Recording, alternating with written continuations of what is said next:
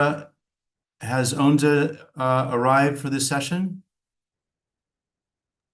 Not yet. Okay. Parthono, it was great to see you in session 2. Well done.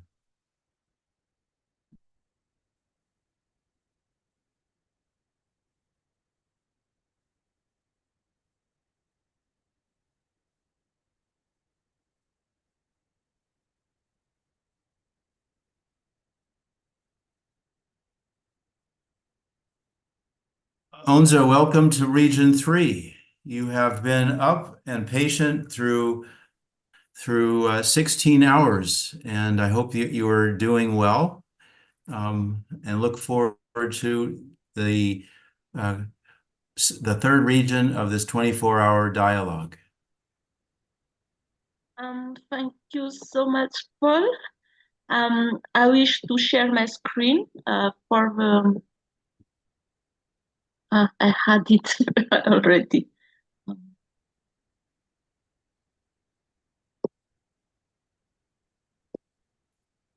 Okay. Do you have my screen? Share? Yes. Yes. Sorry. Voilà. Wish to make it.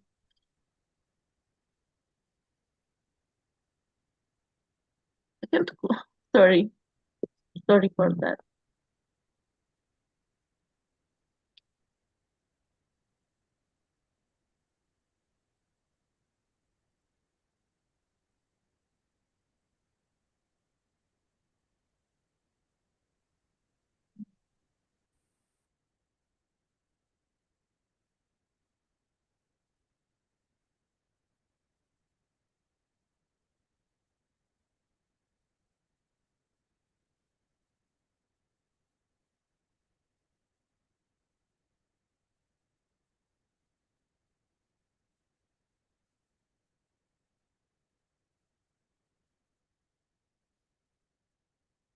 Onza, I'm unable to hear you.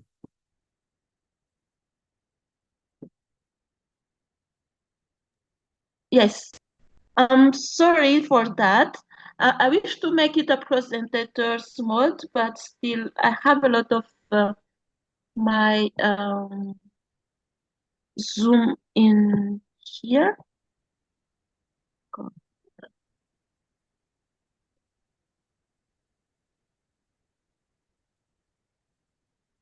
Okay. Thank you so much for giving me an opportunity to have my screen.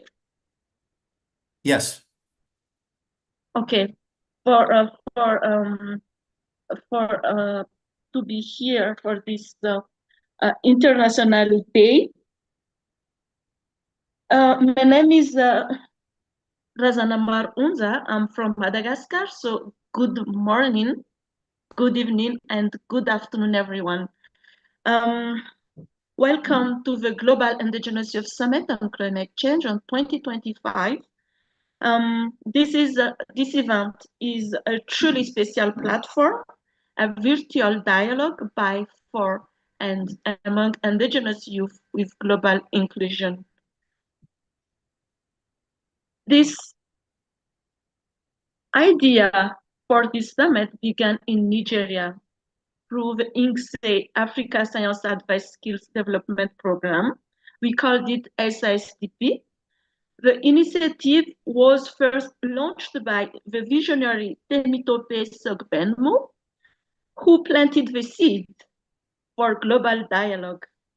It was then carried forward with passion by Dr. Devina Lobin from Mauritius, who helped it grow into a powerful movement. And today, in 2025, I'm so proud to be part of this story. With collaboration with Arnab Chaudhary, Dr. Luisa Maria, and Sabrina Shewonti. So our journey so far on 2023, the Global Indigenous Youth Summit um, will now, for 2 years from now, have 2,100 registrants from 136 nations, representing nearly 2,000 and 2,000 and 2,090 languages. So this achievement shows the power and passion of our global community. We as indigenous people are deeply connected to nature. This profound relationship is the source of our great resilience and our rich indigenous knowledge, which offers unique solutions for a changing world. We are proud to share this knowledge because we believe our commitment has immense value in global dialogue on climate change.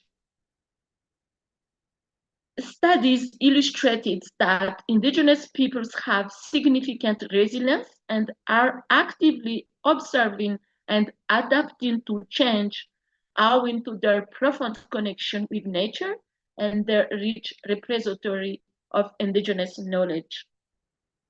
We are at the heart of this dialogue, and our voice must be heard, and need only to be heard, but to be responded as well around the world.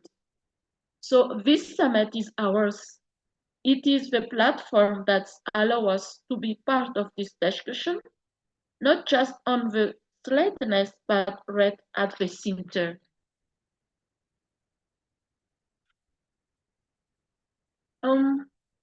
At the GIYSCC, there is a lot of outcomes already for 2 years from now. I wish to showcase, for example, that in 2023, the GIYSCC leaders were invited on the commentary in nature. And in 2025, the indigenous leaders, was an opportunity to organize a session on science diplomacy, on sustainability research and innovation in Congress in Kenya and as well in Chicago. There is a workshop run in Chicago as well, as a part of in-person and um, uh, um, physical workshop to build forward of GIYSCC summit. And now we are so proud to announce that in the book series, two book series are now in process, and the book series focused mainly on indigenous youth leadership, on climate resilience, and also uh, at the historical dimension of climate change. GIYSCC, as you know, is hosted by Future Earth, and with strong collaboration with Science Diplomacy Center and INCSE SISTP program, and with the dedication of indigenous youth leaders. For this summit on 2025, we have again the 24-hour summit during this International Day on Indigenous Youth, on Indigenous Day. And we also have and had a lot of virtual workshops showcasing indigenous knowledge. We have also and already had, because the region 1 and 2 had already an activities on a workshop showcase, art showcase. So this summit is beyond the academic summit, and we wish to be, and our vision to be is inclusive as we can. So the inclusivity is uh, is for this summit, or for this summit uh, also run for this summit. I mean, so before I close my intervention, I want to express my heartfelt thanks to everyone who made this summit possible.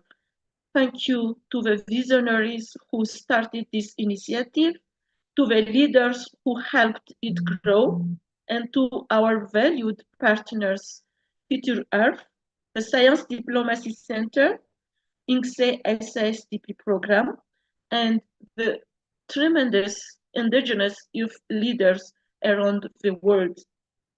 I want to give also a special thank you to you, Paul Berkman in Malagasy, Msocha, for your help, for your kindness, and as well for your support during our mentorship, and as well during our organization of this summit. Thank you so much, Paul. And my sincere gratitude also goes to every single participant for your contributions and your passion for this summit. So for now, I'm very happy to um, uh, tell you happy Indigenous Day for today. And I wish you to have fun during this summit. And I wish you to connect for each other. This is our platform, and we will grow together on this platform. Thank you so much.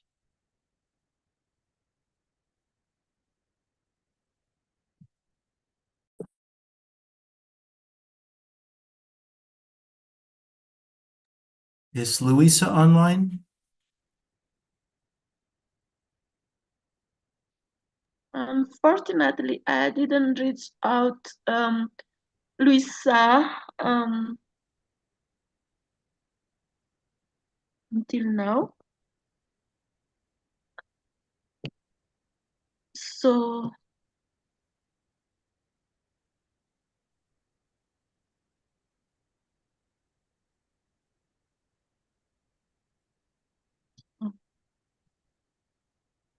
So perhaps I can assist as the interim moderator. Is Warren Flores on to talk about Indigenous data sovereignty?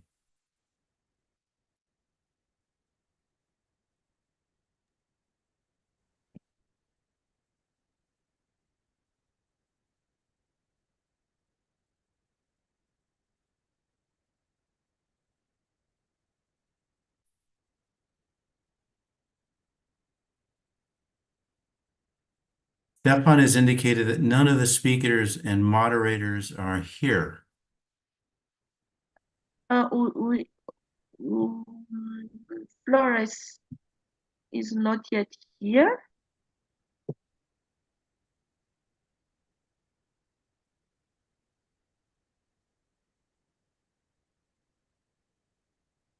Um,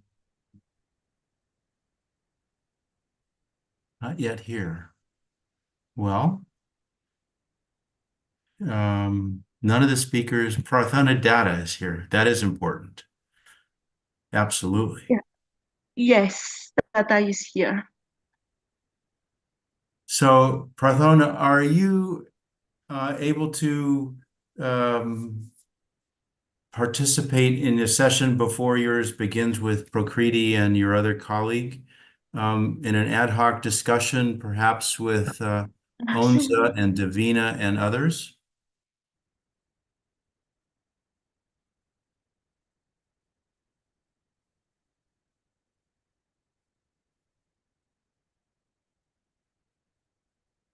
Yes. We have one more person, Soketa Lewis. She's in northern Saskatchewan, so I just need to talk to her to see if she can do that.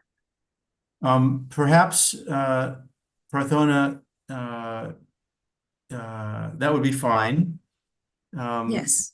But I'm thinking perhaps that you might want to have an open and ad hoc session with Onza and Davina and others in advance of your session.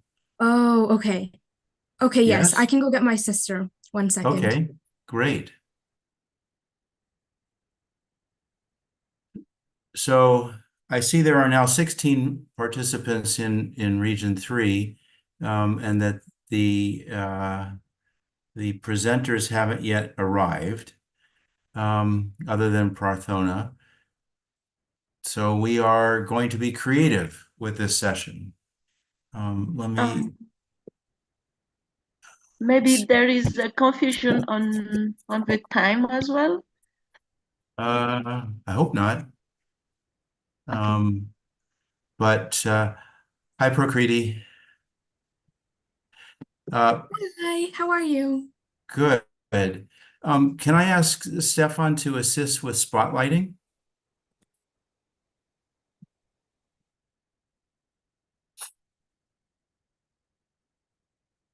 Mhm.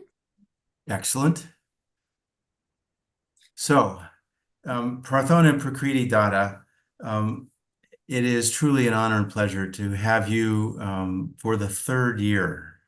You are the youngest of the Indigenous youth leaders that are represented on a global scale with the Global Indigenous Youth Summit on Climate Change. Before your session as prepared, perhaps you could share insights and experiences and feelings from the previous dialogues in terms of contributing to a global dialogue with others. And I think your insights are most appropriate because you are next generation leaders and uh, you are already leading. So I would certainly welcome your observations and comments. Please. I truly appreciate this opportunity. For 3 years. It has been a very eye-opening experience being able to work with all these Indigenous youth and being able to hear their perspectives, and even joining in on the dialogue from Region 2. I learned so much about how climate change is impacting different parts of the world. Since I have lived in North America for my whole life, I feel like it was very interesting to learn from the different regions and the different participants. And I'm just very grateful for this opportunity, especially as a youth. It's our responsibility to take action for climate change. And so it was um, a unique opportunity to be able to learn from other youth who are my age or a bit older, to learn how I can take responsibility for the land. So yeah, thank you. Yeah, I'm also extremely grateful to have this opportunity, because this is not something a lot of people get to do and experience. And I'm so grateful that my sister and we got the opportunity to learn from other youth and learn from everything they have to say. And we get to take that in and we get to take it back to our friends and help them understand as well. And this is just a really unique experience. And I am really grateful. And I feel like climate change is so prevalent today and we can see it all around us. And I feel like we need more discussion about climate change. And this global summit is a great opportunity for not just us to learn, but for everybody who's involved. So yeah. So in thinking about climate change and the many different discussions that are emerging around the world about climate change, what would you share with your cohort, your friends, your colleagues about staying hopeful and what would you say to inspire them with hope across their lifetimes? I think especially with all of the disasters going around the world, I think it's easy to lose hope since there is so much going on.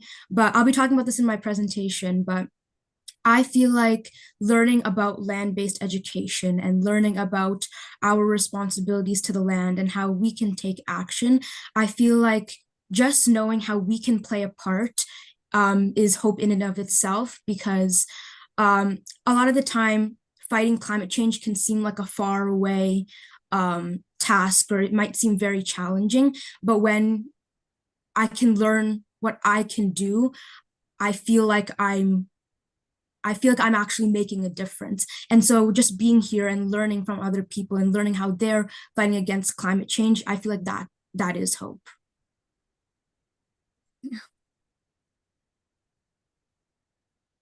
Excellent.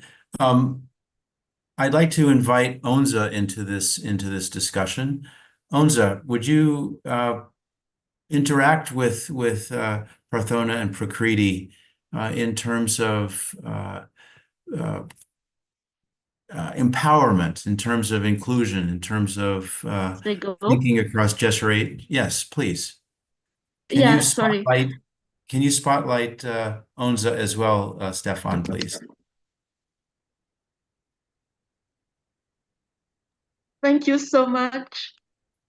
So as I said, during my last minutes with the region 2, having you both on this GIYSCC is very inspiring, Thank you. Thank you. Yeah, in terms of inclusivity and in terms of how the future is not the future is yours. The future is you are the future. So I'm very, I learn a lot where in terms of inclusivity, where I know where I have an opportunity to have you for each meeting during the preparation of this summit. Your dedication, your motivation during the preparation was so incredible, and it gave a lot of hope for every single effort that I've made during the preparation of this summit. So thank you so much for being there and for being an example for all of the children here in the planetary scale. And I think you are not the future, you are the present. So thank you for that. Well, Yeah. thank you for all of your leadership and hard work. Without you, like, this wouldn't even happen. I feel like a lot of children don't usually get this opportunity. And so without you or Paul or all of the other leaders, this would not be possible. So really, I want to thank you. Thank you so much. You are doing a lot of things for this summit, and your presence is very, very important. And I think it makes the strength of this summit and and of this platform. So it is very, I don't know. Yeah, this make the strength of this summit and the strength of the GIYSCC to have you both instead of this discussion. So thank you, and thank you for for your um, efforts to be there for each meeting. It was so wonderful to have you.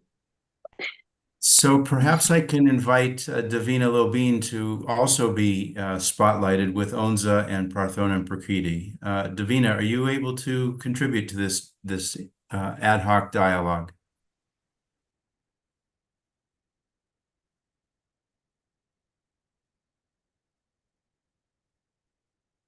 She's silent.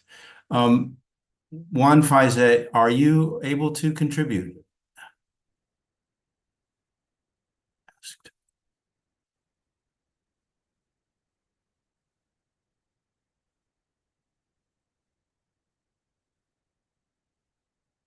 Well, it's important to spotlight both of you. Absolutely. So this is one of the challenges of running a 24-hour dialogue. Juan is muted. Can we unmute Juan, please?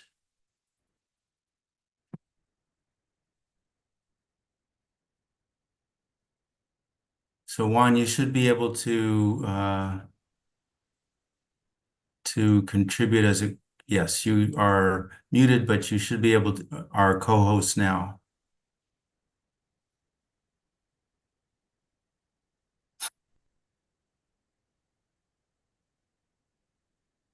Juan, are you able to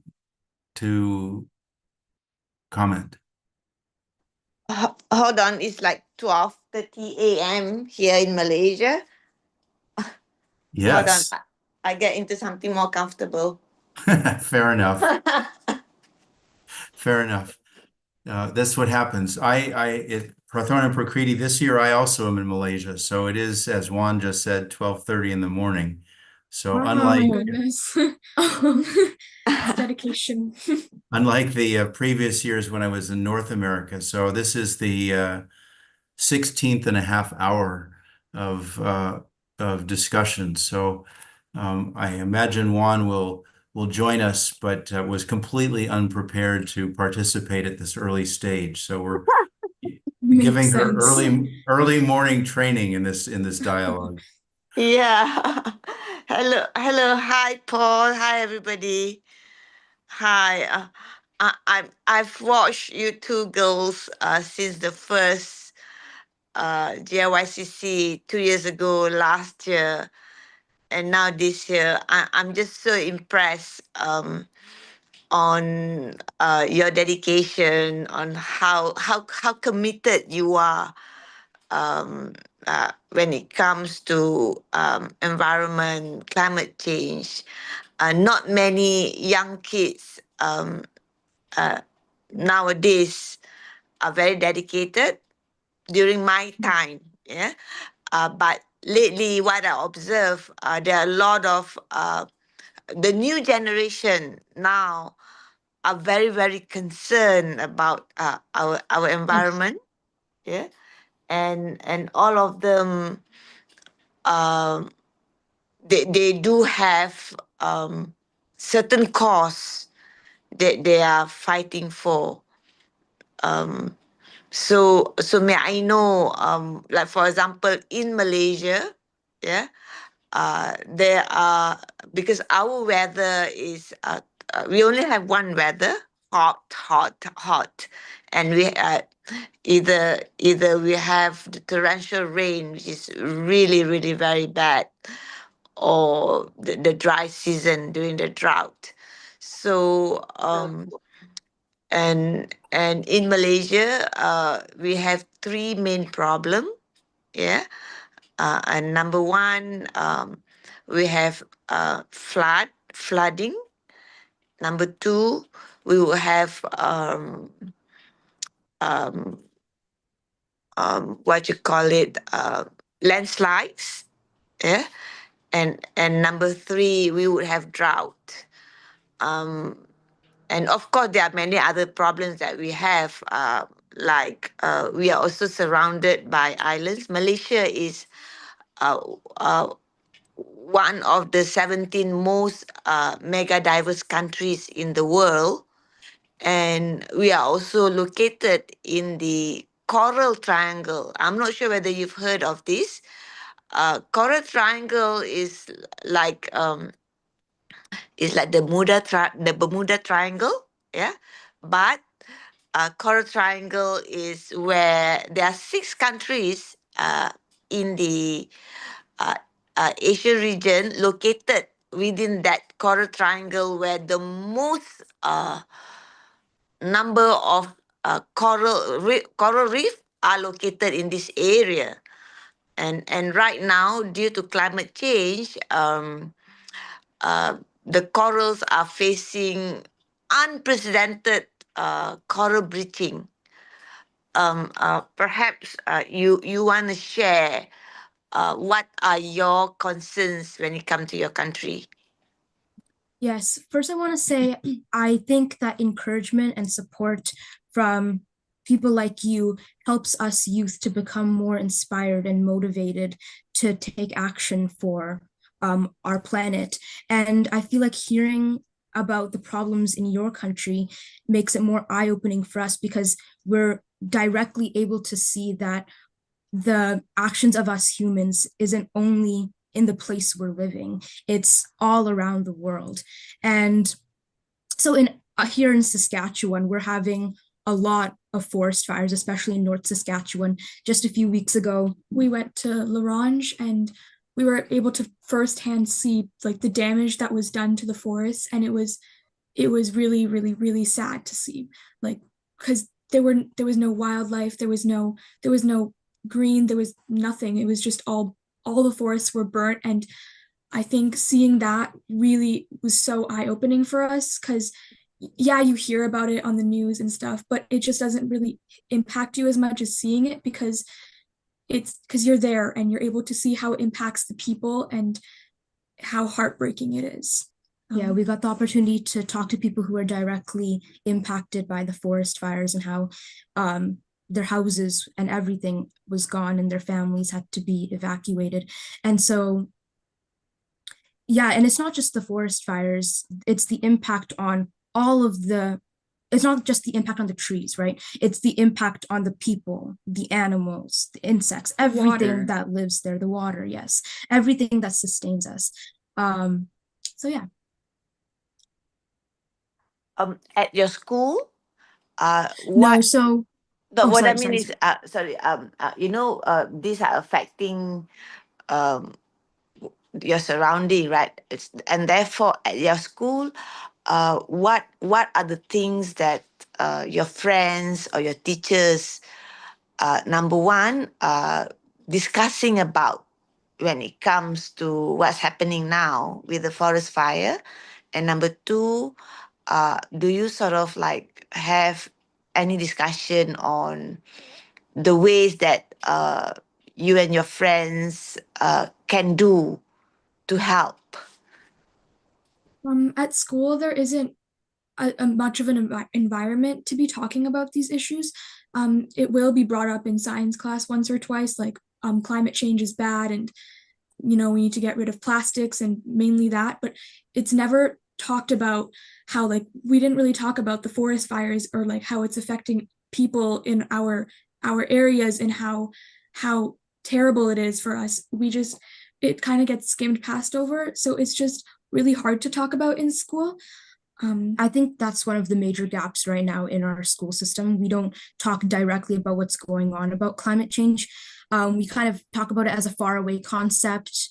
We don't really talk about what maybe we can do. We do talk about like fossil fuels and how they're bad, but we're learning from a textbook. We're not really seeing the direct impacts, which I think is a gap that is seen in a lot of the colonial education system, because it does feel like we're just reading about it in a book. And Yeah. so most of our learnings is when we do go learn from Indigenous people in their communities, because my parents are researchers and academics, so we take part with them and we go learn from communities with them. And so that learning we're able to share with our friends and with our families. Still, when we do share it with our friends, it's to them because they've never gone to cultural camps and actually seen this damage. So when we talk to them about it, it's such a foreign concept to them, because they've read about it in books, but it's not a real thing. Like, it doesn't feel like a real problem when you're reading about it in books. So that's just something that really needs to be incorporated into our school, because it's a big issue, and it needs to be talked about way more.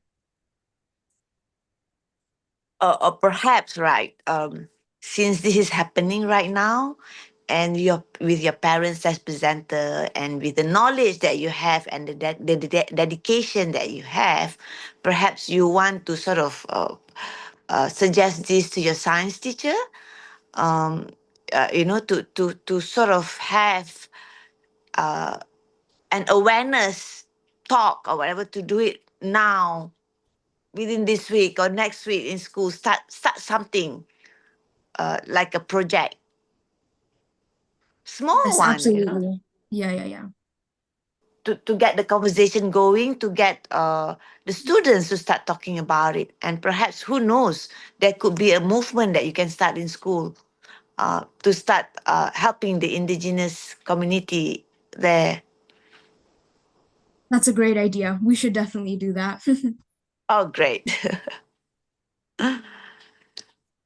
You Oh, certainly have the support of the team listening to assist you in any way possible to but you are both I would say unusually and remarkably and incredibly articulate in the way you speak. Your words are patient, and you think about your concepts, and you're broad in your observations.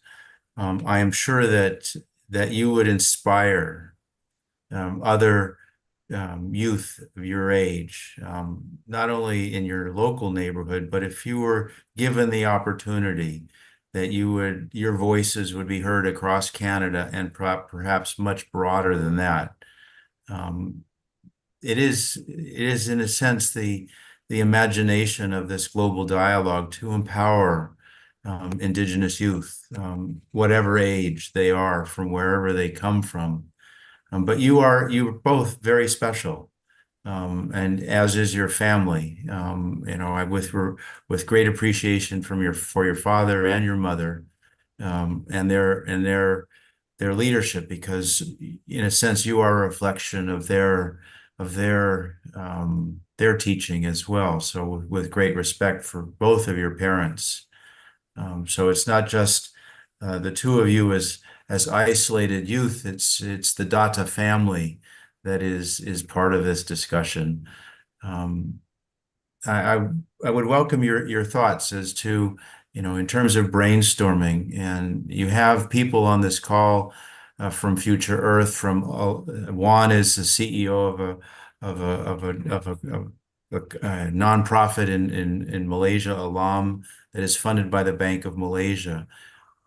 What would you say to a global audience in terms of an opportunity to elevate your observations in ways that empower other Indigenous youth?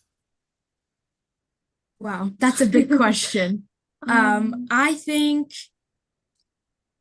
education is number one. Teaching people about land-based education. Without that, we would not have the perspectives we have today. And giving youth like us more opportunities. I feel like there's so many youth that have so much knowledge to share, and I feel like a lot of younger people might feel maybe scared to speak up and maybe don't have that courage. So I feel like having that opportunity open for the younger generation to share their knowledge, especially Indigenous youth, they have so much to share. But right now, I feel like I don't have any concrete ideas apart from that. But more spaces like this, it would be so helpful. Yes, and you're speaking of my parents. They really wish that they could be here, but they're currently in Bangladesh right now working with the Indigenous people there. And so they send their regards. They really wish they could be here, but unfortunately, they don't have any service. So yeah. So that's an interesting segue. Earlier in Region 1, there was very interesting presentation from the lead for Region 1, Sabrina Rishianti, who spoke about the water issues in Bangladesh, which is where your parents come from. And you must have a sensitivity, I would imagine, in terms of Bangladesh. What are your impressions from growing up in Canada and having roots in Bangladesh, thinking about global connections that we have? Well, we haven't really been to Bangladesh that often. We went there once. I was 5 years old. I was 4. Yeah, so our connection to Bangladesh is mainly through our parents and from what we've heard them talk about Bangladesh. And I think from our knowledge in Canada, if we compare it to what we've heard from our parents, my dad comes from a very land-based family. And so I can find the connections when I'm learning from the Indigenous communities here to what my dad is saying that he learned when he was younger.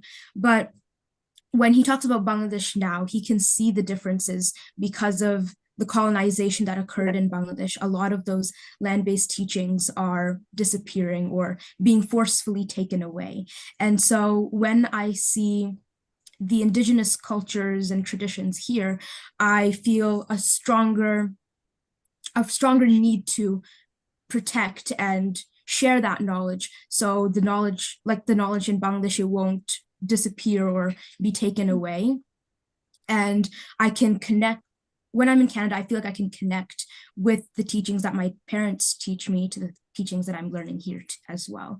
And so, yes, I do have a connection to Bangladesh, but it's more so through my parents since I haven't been there as often, you know? And sometimes our dad talks about how he wished he had talked more, like asked his mom more questions about how, like, about like the land and how their culture revolves around it. And it makes me want to ask more, learn more from the indigenous communities here about the land and what we can do and what our responsibility is on this land. It's truly it's fascinating and I would say important in terms of the message that you have, and my hope is that Future Earth and Alam and others soundbite your segments from the recordings. You're not intimidated. You are speaking from your heart with insights that are well beyond your age. How is that possible? What gave you that ability? Definitely our parents. I feel like we're always surrounded by knowledge and This kind of teachings. environment. So it's definitely from our parents. We're Also, very grateful to them. Growing up, they also, and like we were always involved in these kinds of environments where we were always learning, and it just gives us a new perspective on things that our friends don't, and it's easy to tell that we know things that they don't know, and it just, there's such a difference there, and it kind of hurts to see that they don't know these things. So we try our best to expose them to this knowledge, and it's our responsibility because we had these opportunities, they didn't. So it's our responsibility to take this knowledge and help move it to other people and help other people gain these perspectives. In this discussion and the types of opportunities you're mentioning, do you look across your lifetime? I mean, it is very likely that both of you will be alive in the 22nd century. Do you imagine what you're learning today, that these are insights that you will carry with you with lifelong learning? Oh, absolutely. Because we've been learning from a very young age. And the things I've learned when I was younger, I still carry with me today. So as I'm learning, it'll just carry with me. There are others on the call who perhaps would like to ask you questions. I truly appreciate this and an honor to, as well as pleasure, to be able to talk with you each and every time. But perhaps there are others that would like to dialogue with you. If you raise your hand, if you're online, right, or on the in the audience right now and would like to speak with Parthona and Prokriti Datta, please raise your hand. Otherwise, I will continue to ask questions with pleasure. As long as the two of you are patient with me and are interested to respond to questions, I will continue to learn with you in this discussion. So I don't see anybody raising their hand at the moment. So in terms of you mentioned that your colleagues don't have these types of opportunities, and you have special parents for sure. And that the schools that you're involved with don't talk about current events, they talk from textbooks. If you were to talk to the Prime Minister of Canada, what would you tell him, him? I think we need more talk about climate change included into the curriculum, because I feel like if we talk to our teachers and ask them to talk about climate change, they might be difficult on their part since there is a structured curriculum that they are mandated to follow. So I think it needs to be included maybe in the textbooks, or we need to go learn with the land, and it has to be, I think we need indigenous knowledge keepers to maybe come share with classes, to go on land walks, to go on medicine walks, to learn to learn how to respect the land. So maybe through through elders, if there could be some system set up where children can learn, especially from a young age in elementary school. If little kids start learning, because they will start to care more, and they can take it with them as they grow up. I think that would be very important, actually going to the land and learning from knowledge keepers. So again, following the line of consideration, you're talking with Prime Minister Carney from Canada, and you're thinking about a curriculum for Canada to enrich and empower not just the Indigenous youth, but youth in general. You've both been to Saskatchewan and have seen the devastation of a forest fire, and it's not unique to Saskatchewan. How do you bring that type of current event into a discussion so that the people that are your age think about that and understand it in ways that they can continue to learn as they grow older? So at school right now, we do current events. So students are able to sometimes choose um one news article and then maybe share with the class. I think if we incorporate that idea of current events, like if we do that more often instead of maybe once every Friday, I think that would be more helpful. If maybe our classes, we learn directly from the current events, not just sometimes including them, you know? Yeah. If you were to interview me, what questions would you ask me? About Anything. anything. Um, I would ask, well, since you've been here on this dialogue for 16 hours, what are some of your main takeaways from not just this year, but like all the years that you've been, because I know you stay for the entire 24 hours, so I feel like you have a lot of insight from people all around the world. So what would you say your takeaways are?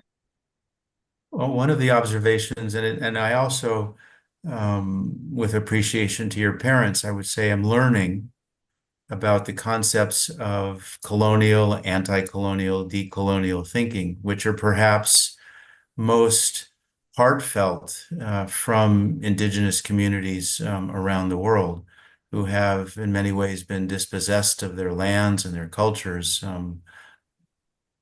thinking about what colonialism means in a very basic sense, and recognizing that all of us, all 8 billion of us, are in a sense challenged by a colonial mindset. That it's not just nations and powers of states that where this mindset exists. It's among individuals that feel they've got the capacity because of who they are, their institutional affiliation or their richness or whatever, to be able to demand certain things from others. And I think there's a risk for all 8 billion of us, really, that the concentration of power is in sense being condensed into fewer and fewer people on a planetary scale, and we're all at risk.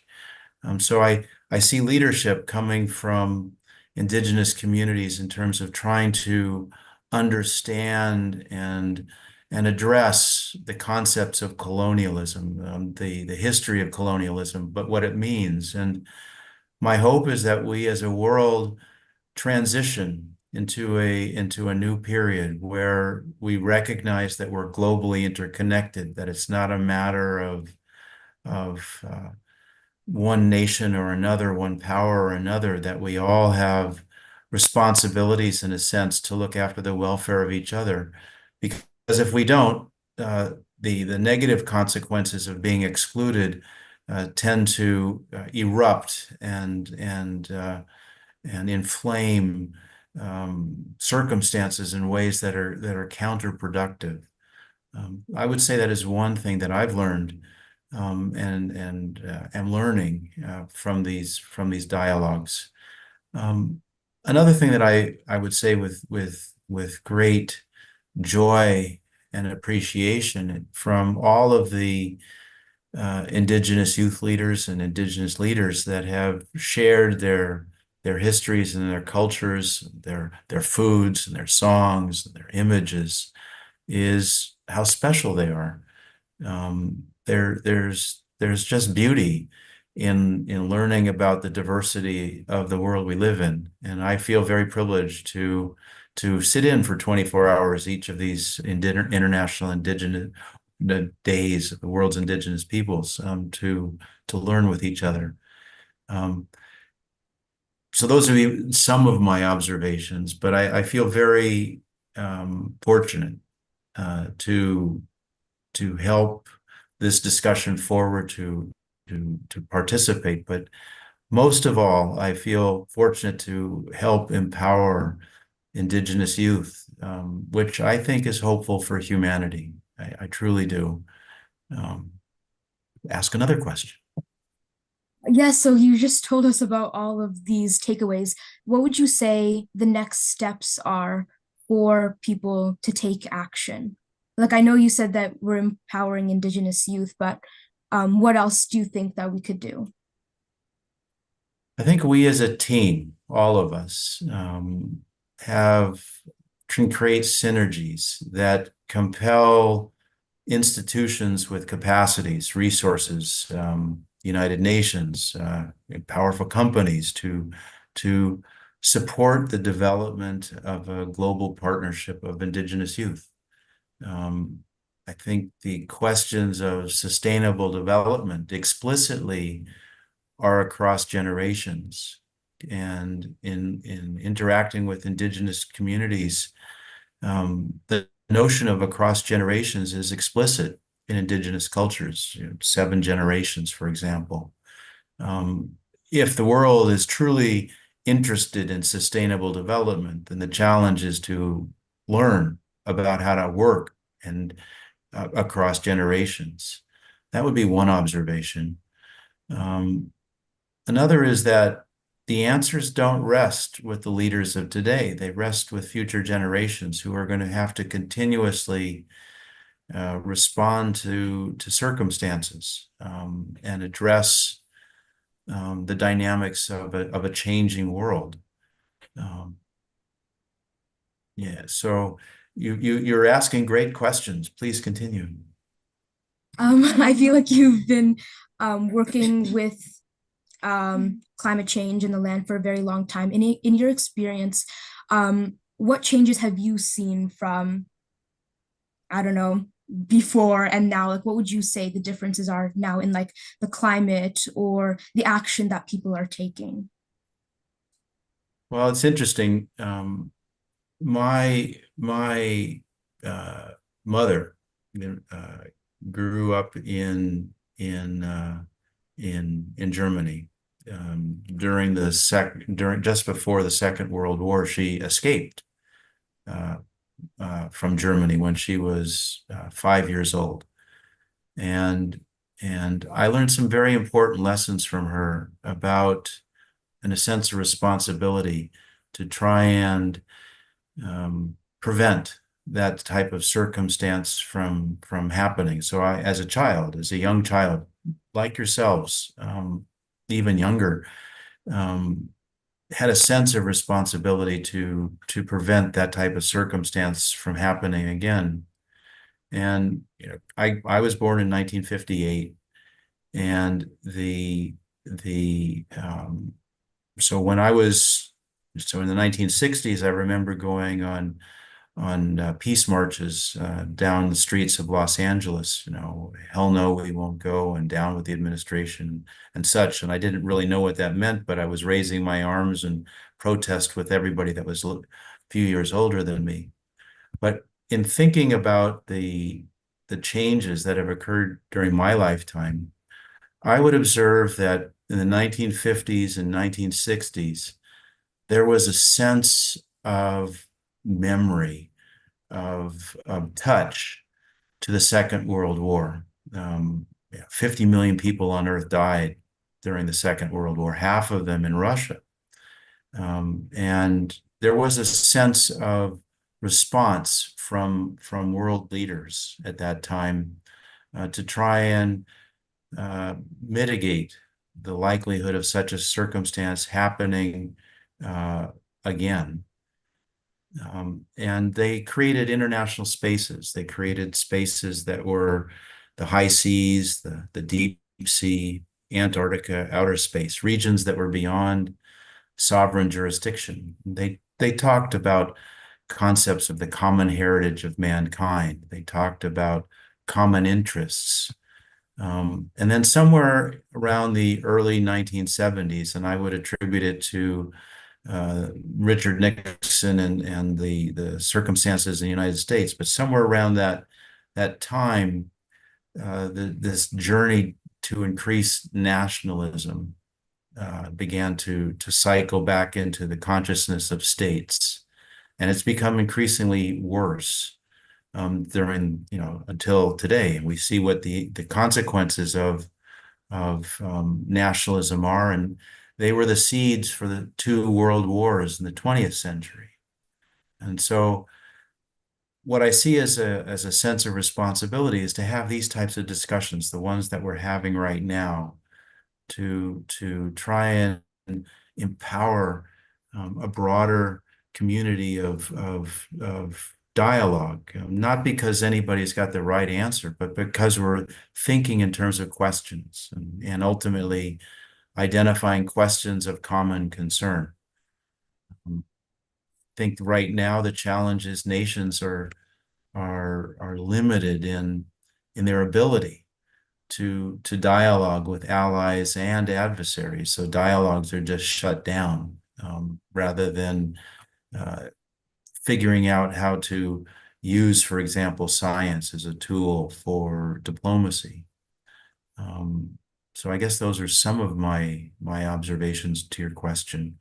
But you've been very patient, and if you're, I'm happy to continue this discussion, but I don't think 8 hours of discussion will quite work. But I would welcome your thoughts as to other questions or to questions that you would ask to any of the other attendees in this small, but I would say powerful discussion. I think I have one more question, one that you gave us, and I want to throw right back at you. The one about how you see hope in this time of climate change. Well, so, it's interesting. You're both clearly going to learn and grow for the rest of your lives. And I'm delighted for you and with you in that journey. You are asking questions, you're intuitive. I think lifelong learning is a journey that makes people happy. And I remember being in Brazil and meeting a lama from Tibet with saffron robes and such, and we were talking about goals. Somehow along the discussion, I said, "Oh, the goal of goals is happiness." And he looked at me and bowed, and he walked away smiling. And I would say the challenge we all face is to figure out how we can be comfortable in this world, and the question of hope is interesting. We learned it from mythology about Pandora's box. She opened the box and all of the evils flew around the world, famines and disease and other such things. And at the bottom of the box was hope. And so, I learned this mythology at an early age, and have thought what hope means. And as an individual, just one among 8 billion, my sense is that hope is the antidote to fear. Fear lives in the present. Fear is a consequence of emotion.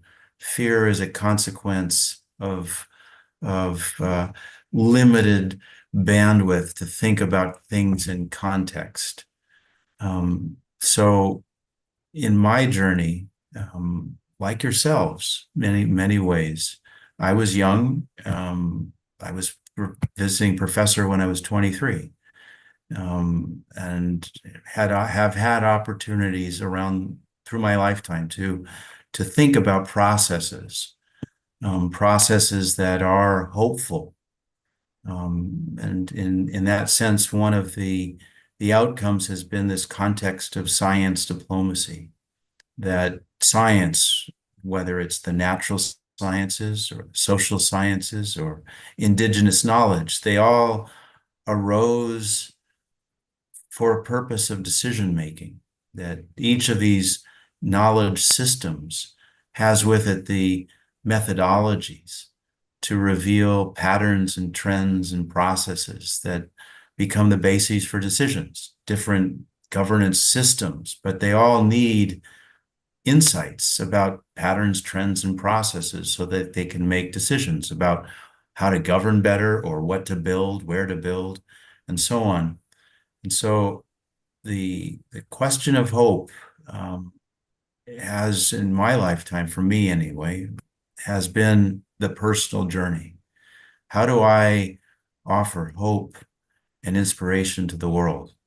And in that sense, it is, I recognize that perhaps one of the most important things I'll do in my life is to help build this virtual dialogue by, for, and among Indigenous youth with global inclusion.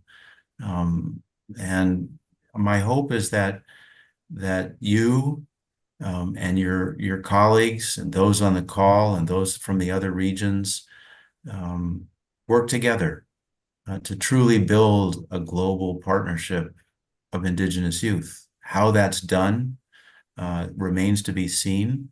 Davina Lobine and others are thinking actively, for example, in terms of the strategic planning to make a global partnership of Indigenous youth possible.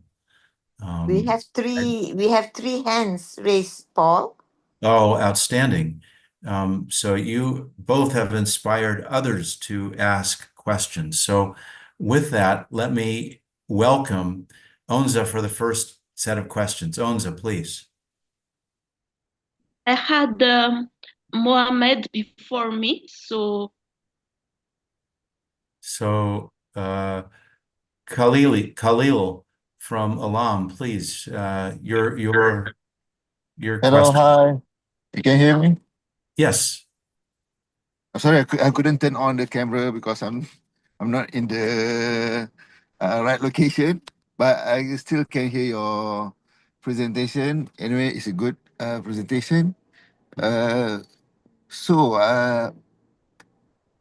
okay, I've been we have since morning for all we have been listening to all the presenters, and but it came to my mind. I want to ask to our young leader here, if you are given a chance to be a minister, what minister you want to be in the future and why? That's my question. I'm not really sure what the different ministers are, so I'm not sure which one I would want to be. Maybe just Because you are one the one that, who going to change. I'm sorry, could you repeat that?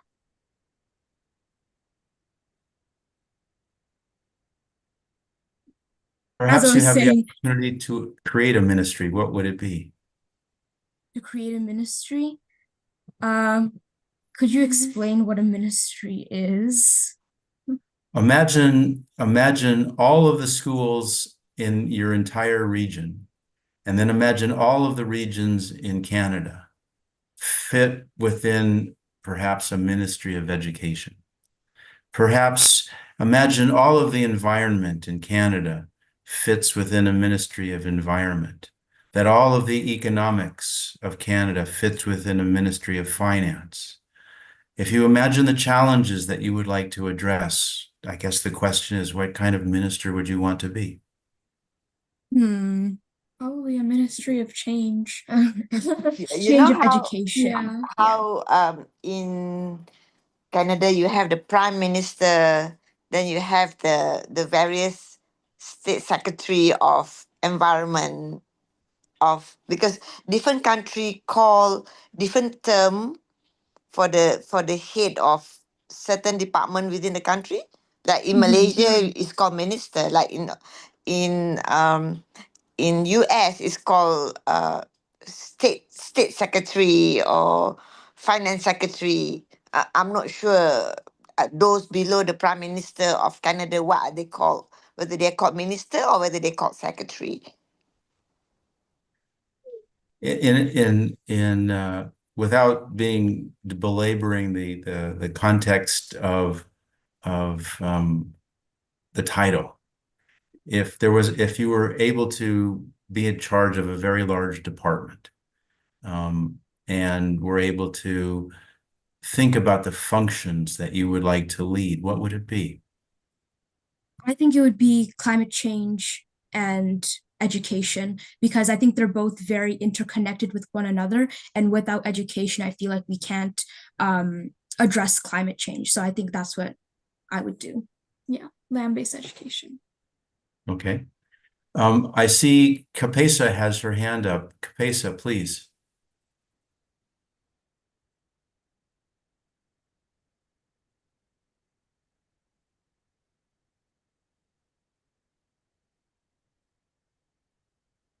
Kapesa, Yes, are you?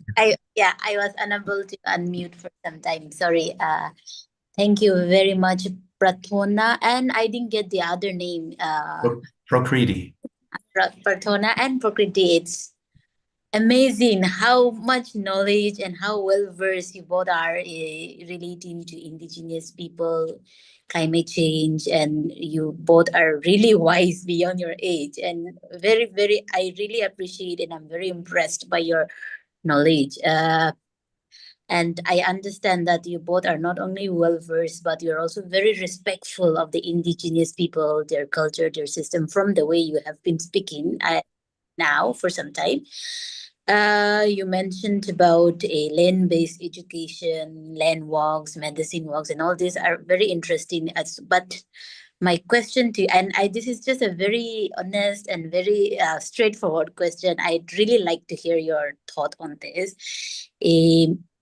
You both and your parents, you all are very conscientious human beings and very respectful of the indigenous people. But during your journey or during your association of learning from the indigenous people, talking about the issues that indigenous people face, have you come across any time, at any time, have you come across where you seem to have a different understanding than what the indigenous people there in Canada understand? And if there was a difference of opinion or difference of understanding, how do you resolve that? How do you address that? Yeah, I just wanted to hear that. Thank you so much.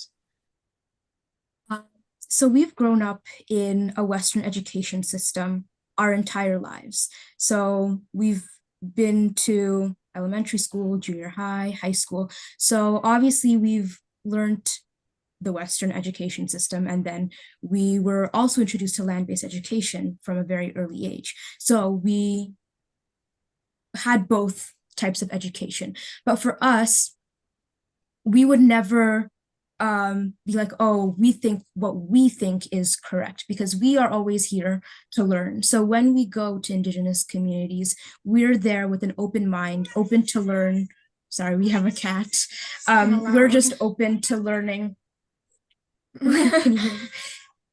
Sorry, one second. We're just open to learning whatever they're willing to teach us. So even if we have different knowledge from a Western education system that we've grown up with, we know that that is a result of colonization, of colonialism. And so when speaking to Indigenous communities, we keep that in mind, and we just take in all the knowledge that we can and try to connect it to what we've learned in the past from our parents, from our schools, and we try to bridge those knowledges instead of trying to find differences. Instead of trying to find what is the correct way of thinking or what is the best way of thinking, So that's what I would say. Wow, thank you so much, Pratona and Prakriti, for your intervention, and thank you so much for having this discussion with with all of attendees for today. It was so inspiring, and my thinking about the creativity is from the children, and the high creativity is from the children. So if you want to learn, speak with them, and you have your information that you need, because the information is so pure. So it's incredible opportunity to have you both during the summit. But now I'm gonna say, Paul, that uh, Wilson is there. Okay. He is um, owner of the workshop. Wilson Alavia with Luisa. We don't know exactly what's happened with Luisa. Even her phone is not working. So I think there is such a big problem. I hope there is not a big problem, I mean. So thank you so much. Maybe it's time to give you, Wilson, a floor, and making the workshop sorry, if I workshop for co-creating an IT tools for indigenous knowledge, preservation and awareness. So the floor is yours. Thank you so much for being here on time. Thank you. Thank you very much, Onjan. Thank you very much, everyone present. For me, it's an honor to be part of this very very good initiative. I've been hearing all the talks and feel already inspired by your words, and I hope our workshop can contribute and also motivate you to be part of the other initiatives. Let me share my presentation.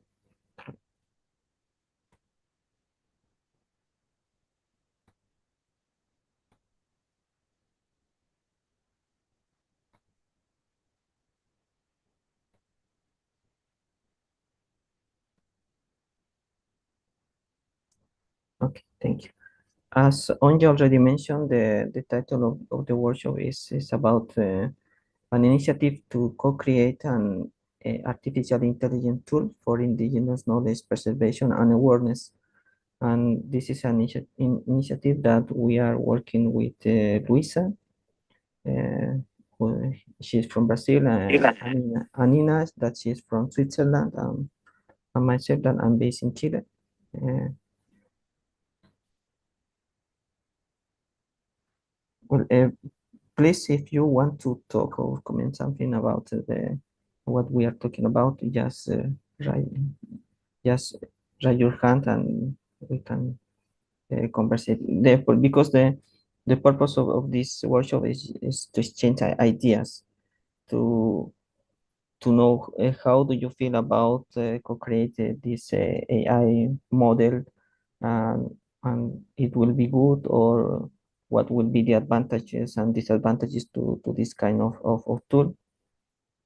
And for this reason, I would like to, as I told you, please raise your hand if you want to participate, or write on the chat. And if you want, turn on your camera. It depends on you, it's your choice. Let's start with one question for you. I like to ask you, please, to define in one word what for you means knowledge. Please join to slido.com with this number and please start writing.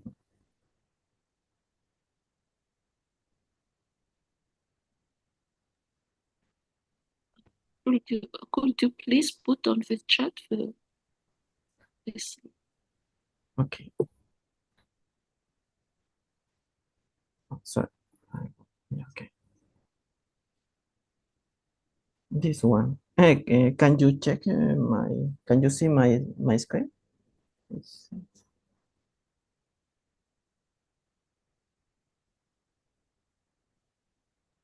Yes, we can. okay, and please join to. You can use a QR code to join this, or go directly to slido.com. Put this number to answer this question. Uh,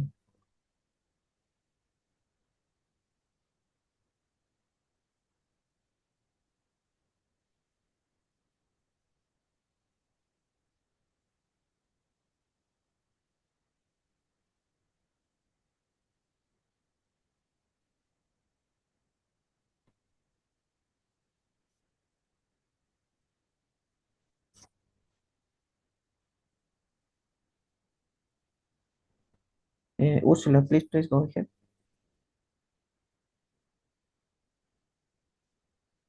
I see you have your hand right.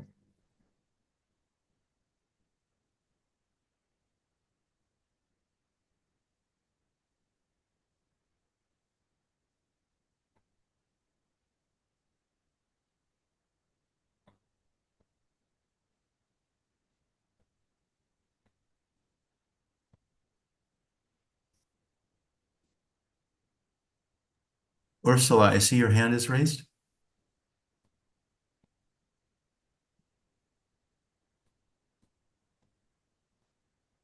I think I was not unmuted. Sorry. No worries.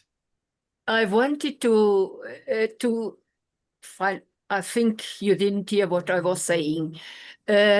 Traditional knowledge is wisdom of indigenous people who for thousands of years have learned to live in their environment, in their society, creating happiness, well-being in very sometimes conditions which are difficult for surviving, but they had the ability to adapt to their very complicated conditions and to survive in this process. Thank you.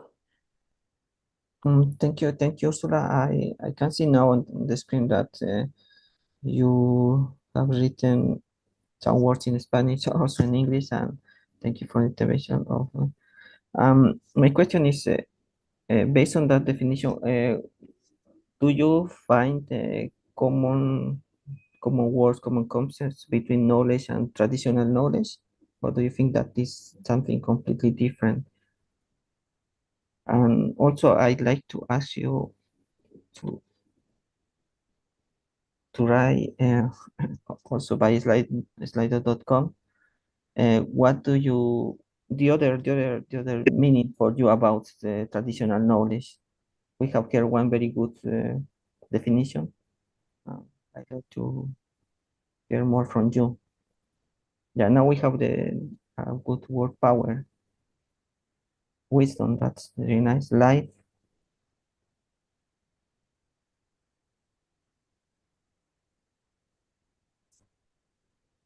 nature. Yeah, that's very good because traditional knowledge is very related to nature. Because as a native and indigenous people, they are very connected to nature. Okay, okay, basic. Okay, that's the start for the other kind of knowledge, for the most Western knowledge. Okay.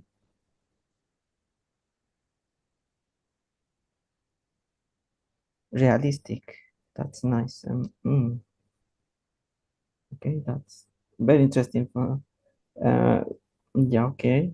More medicinal. Okay, that is very related to the indigenous medicine. That is very good. Life.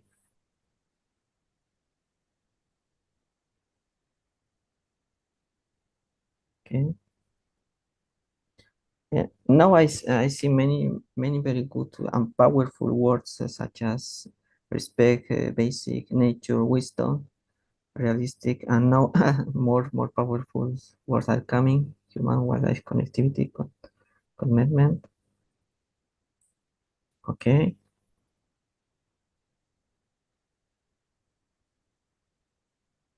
Okay, and do you have more powerful words like those? Respect. That's a very good one. Okay. Now I like to ask you, please raise your hands and elaborate um, some words about respect. What for you means respect? Because fortunately we have people from different uh, communities, from different uh, countries and also background. And I'd like to ask you to elaborate, what do you mean for you respect and how this is related to traditional knowledge? Maybe I can share because this is one from Malaysia. I can share the project that we were doing with the indigenous people deep in our rainforest. It is one of the oldest rainforests in the world, 130 million year old rainforest. We were working with this Jahai community. They are known to be one of the oldest indigenous people in Malaysia. Right now, although in Malaysia, we already have like one of the tallest twin tower in the world. We have all the high tech infrastructure, digitalization, etc., etc. Good highways, good bridges. We have tunnels across various locations. Yeah, the indigenous people that we are working with uh, in the Jahai community in the Royal Belum, they are nomadic. Uh, they live together with the elephants and the tigers. But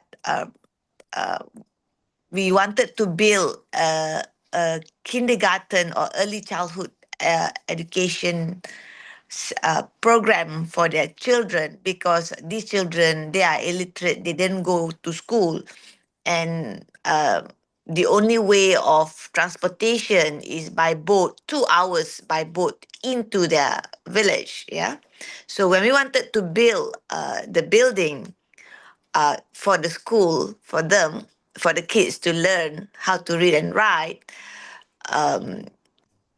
because their houses are made of bamboos, there's no electricity, etc. Yeah. So when we wanted to build, Alam wanted to build the house there. We wanted to do like the normal, usual construction that use mortar, brick and mortar. However, the head of the village said that no, uh, if you build that is not part of nature. Yeah, you have to respect nature, because if you don't respect nature, you build something that is not part of nature, nature will get angry. If nature get angry, then there would be calamity like landslides or hurricane or storm. And when that happen, there will be landslide. And when the landslide, then the house would collapse. Uh, so that they respect their surrounding, they respect nature, and they do not want to have to bring something that is not part of nature. And in the modern world, yeah, if you build something that is not aligned, when we want to build any construction, you have to do soil testing, etc., etc. Here we have, this head of the indigenous people in that village, yeah, talking about respecting nature, be part of nature, when in actual fact, if you're an engineer to build a building, you will be talking about soil testing, engineering bits before, to have all the thing done first before a construction can be built. That is one. Yeah, why I mentioned respect in terms of construction engineering. Another one that I learned when we did this project was actually I was asking them, how come, there, because they're nomadic, they don't have um any uh, they don't rear any animals, they don't plant any sort of vegetables, etc. And then we ask them, why don't they do that? And then they tell us that if they plant all these vegetables for them to live, because they go and hunt, they go and pick fruits in the forest. So they said, if we plant the vegetables, the elephant will come and destroy their village, come and eat and destroy it, yeah.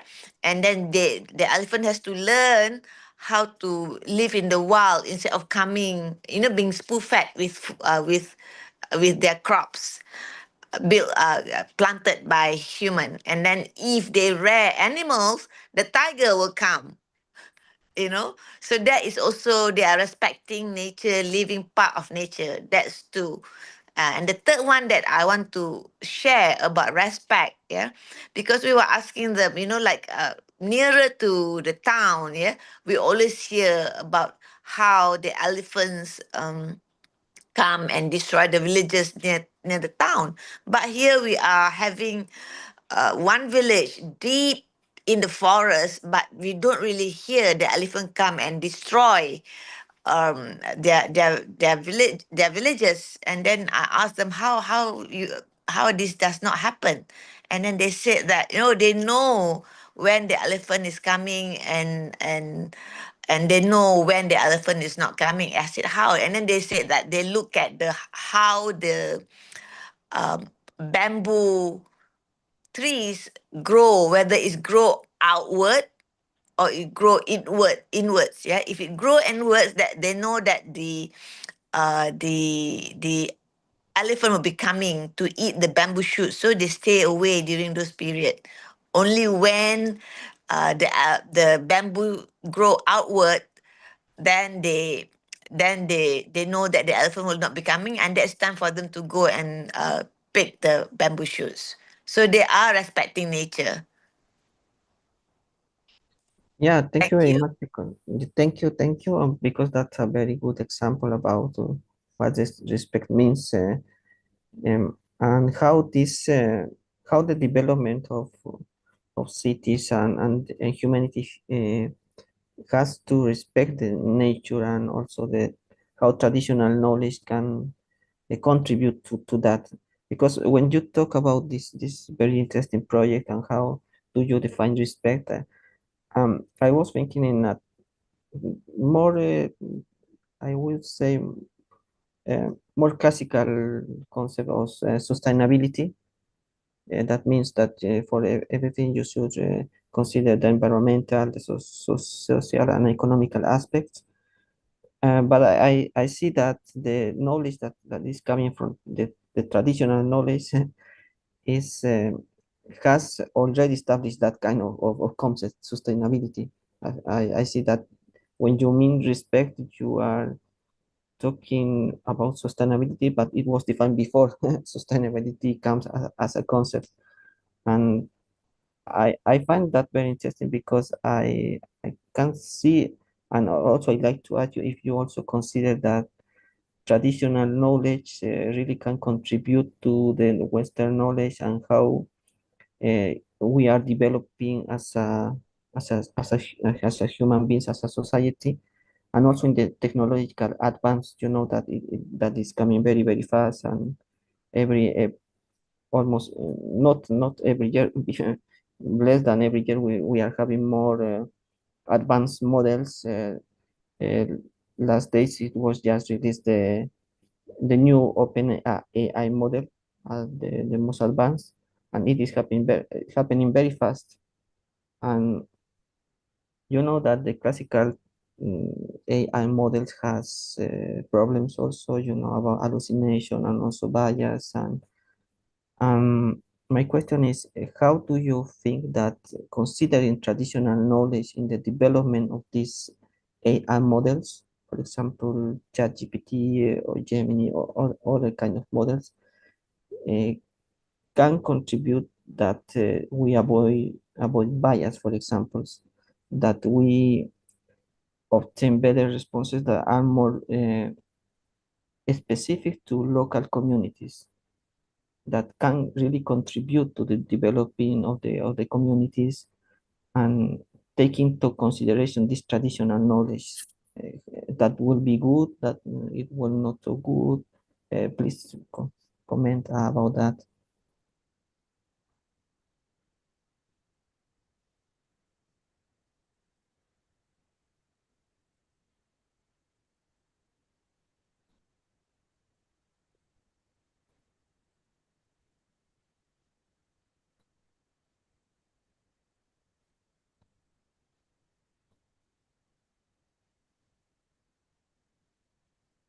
Yeah, because I see that the most of you agree with the when we talk about traditional knowledge, you agree that a very important concept is respect. Do you consider that the developing of the digital technologies, the most relevant there, that is artificial intelligence, is respecting the traditional knowledge, is respecting the Oh, oh, you mean indigenous the knowledge? question is meant for me, is it? Sorry. Yeah, yeah, yeah, for I thought you you. asked a general question to everybody. If Oh, you want to start, please, please. okay. Actually, I was involved in one panel discussion last year regarding large language model in relation to traditional knowledge. Yeah, and I believe that uh, AI would play an important role when it comes to traditional knowledge.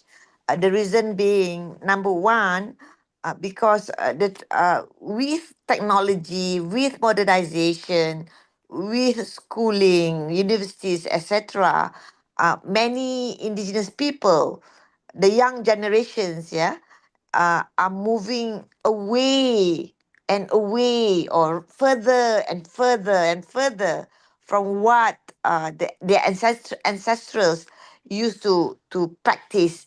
And this was also a conversation that took place at GIYCC. I'm not sure whether it's 2023 or 2024, where the concerns were raised when uh, it says that the newer generation of our indigenous people are forgetting the traditional knowledge, and therefore by having AI, yeah, by having all this traditional knowledge put in a data that could actually keep all this knowledge. Like for example, in Malaysia, many of our trees deep in the forest have a lot of medicinal component that that where our scientists has used to produce many things.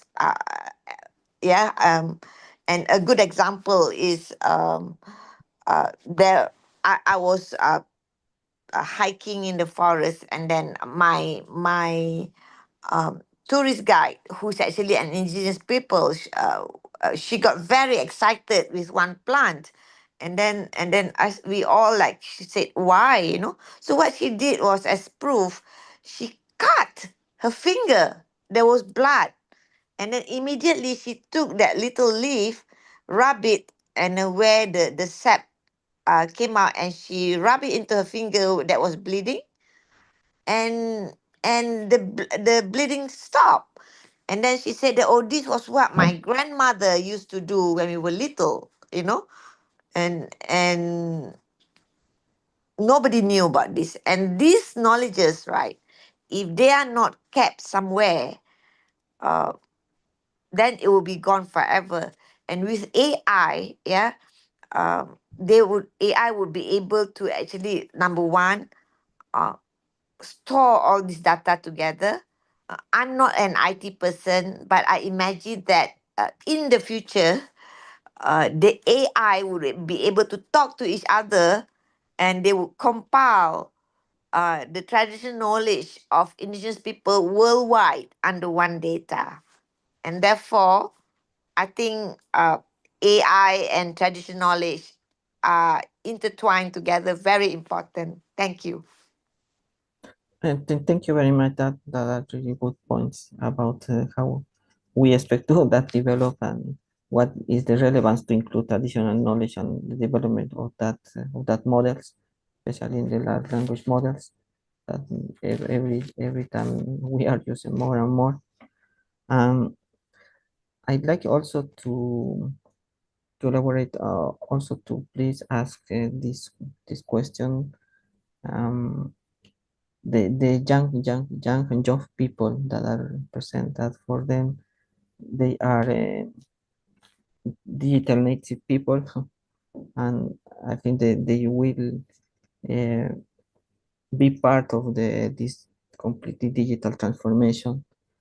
And could you please elaborate what do you think about this? If the development of these new models should include traditional knowledge, how important is it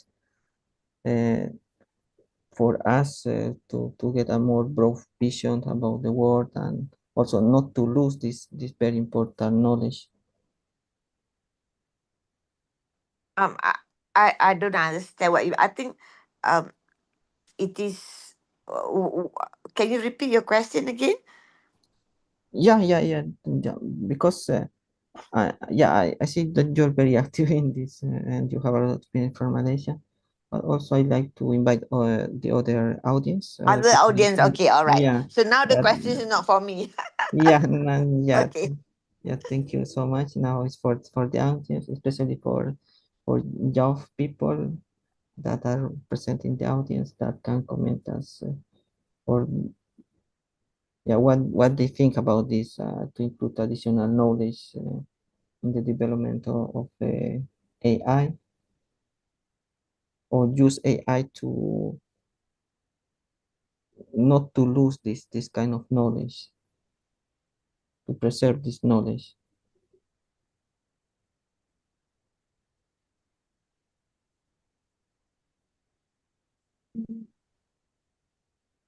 Paul, Can I what do go? you think?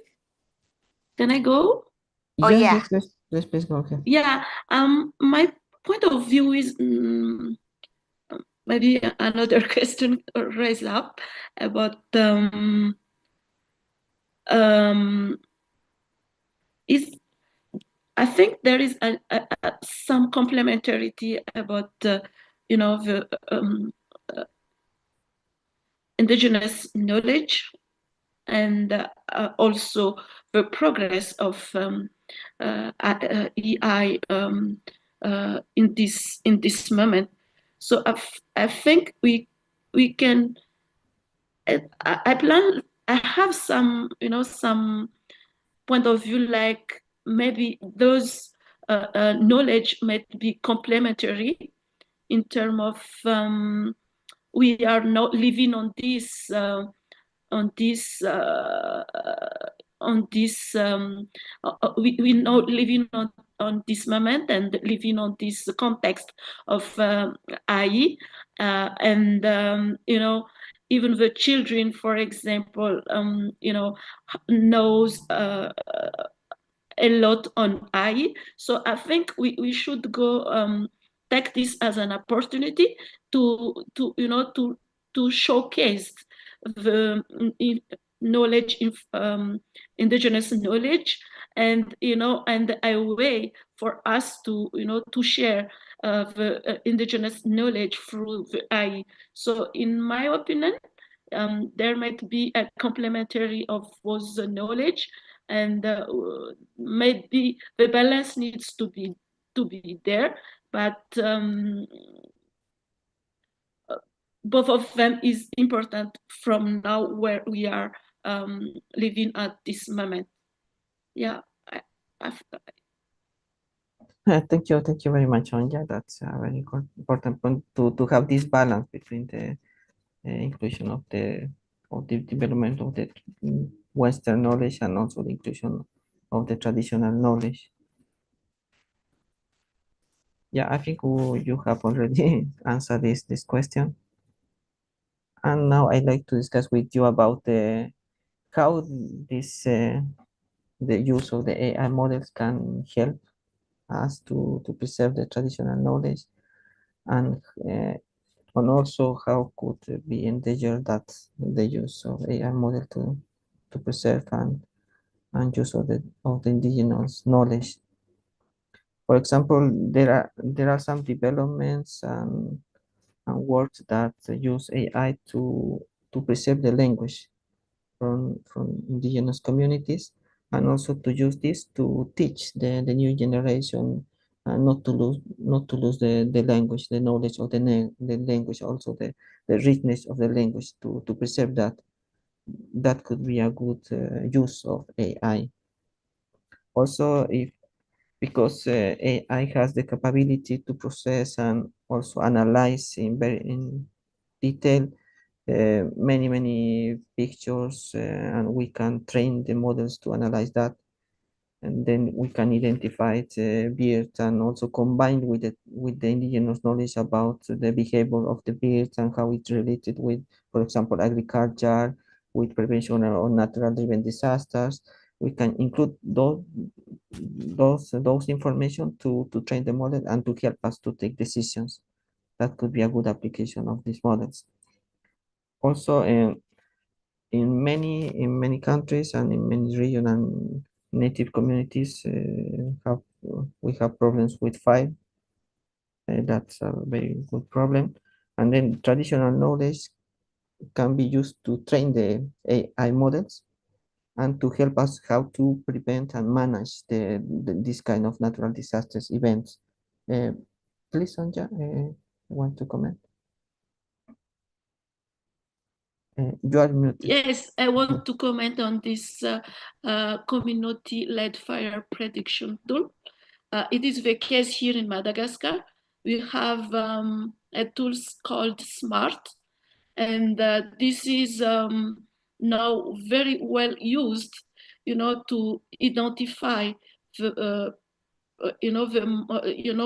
the sets where there is a wildfire, and then some organization, I mean, conservation, the manager of conservation areas, in a protected area, they have an opportunity, to prevent this fire, and also to, for example, to let the rangers to in the set where the fire is beginning, because with wildfire, if the fire goes, it is very difficult to halt the fire into the protected area. So at the moment where the SMART identified the beginning of a fire, they can manage it very well. So this is the way I said that,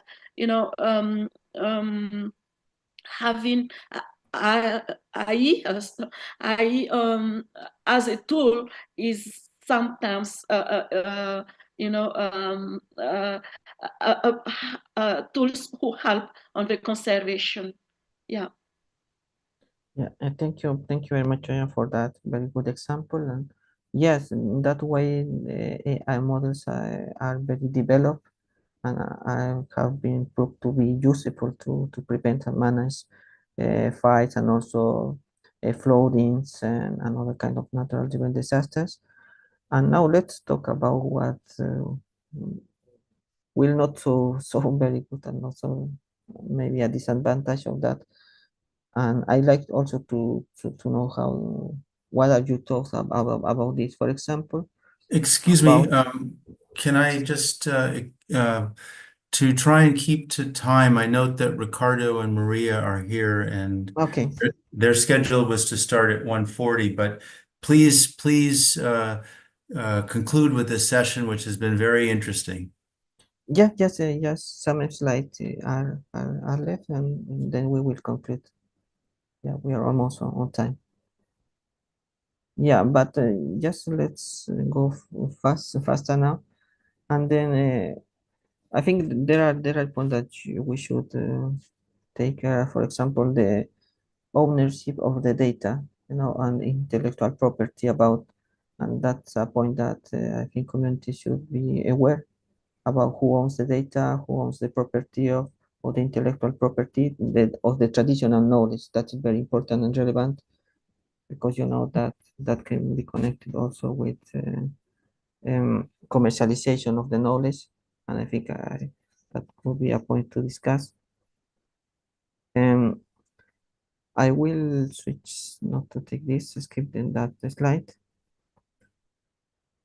Yeah, and I'd like to invite you to fill in a survey that we have more detailed questions about that, and I'd like to not also me but the other people involved in it. We would like to know how do you think that the development of AI model an AI model could help you to address the issues and also concerns or worries that you have about your communities, the preservation of for example, the language, the culture, the animals, all the traditional knowledge, for example.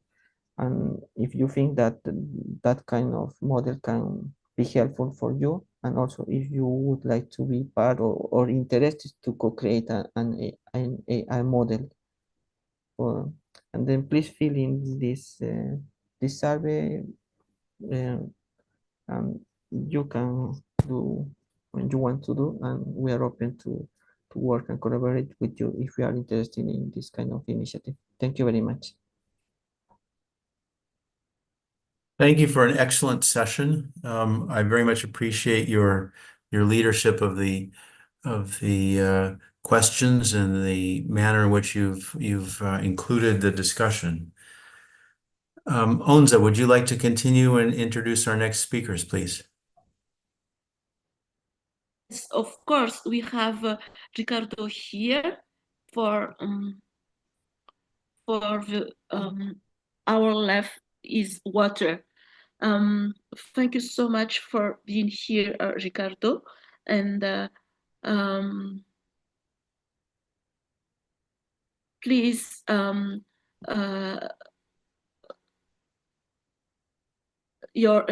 floor is yours. And thank you so much for being part of this summit.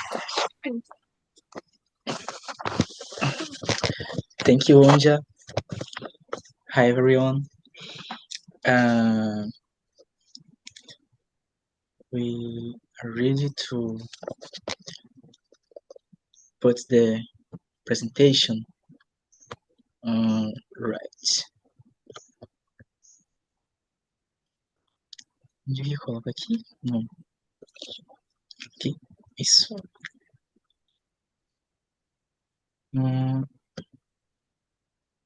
Já não lembro. Eu vou apresentar essa aqui.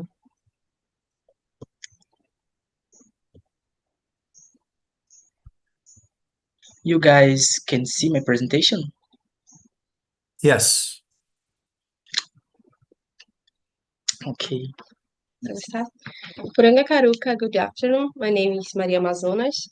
I'm an indigenous woman from the Amazon. I'm an activist, anthropologist, and a young leader at the Global Indigenous Youth Summit on Climate Change 25. Puranga Karuka, good afternoon in our language. My name is Ricardo. I'm indigenous from Bahia. I'm biologist and youth leader of the Global Indigenous Youth Summit on Climate Change. And we're deeply grateful for the opportunity to share our voice on this conference.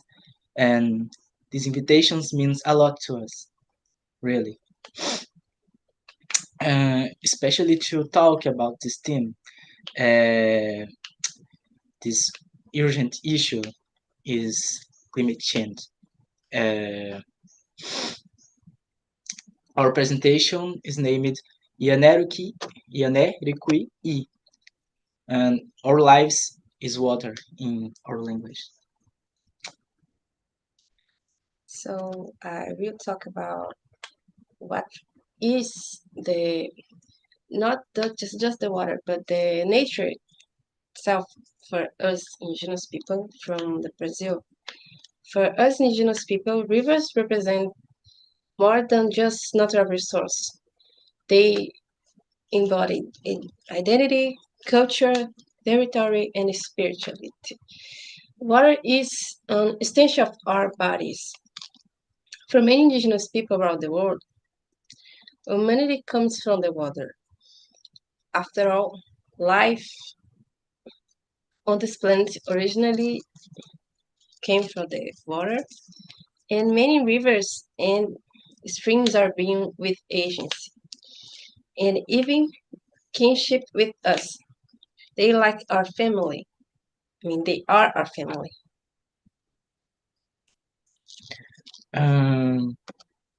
Okay.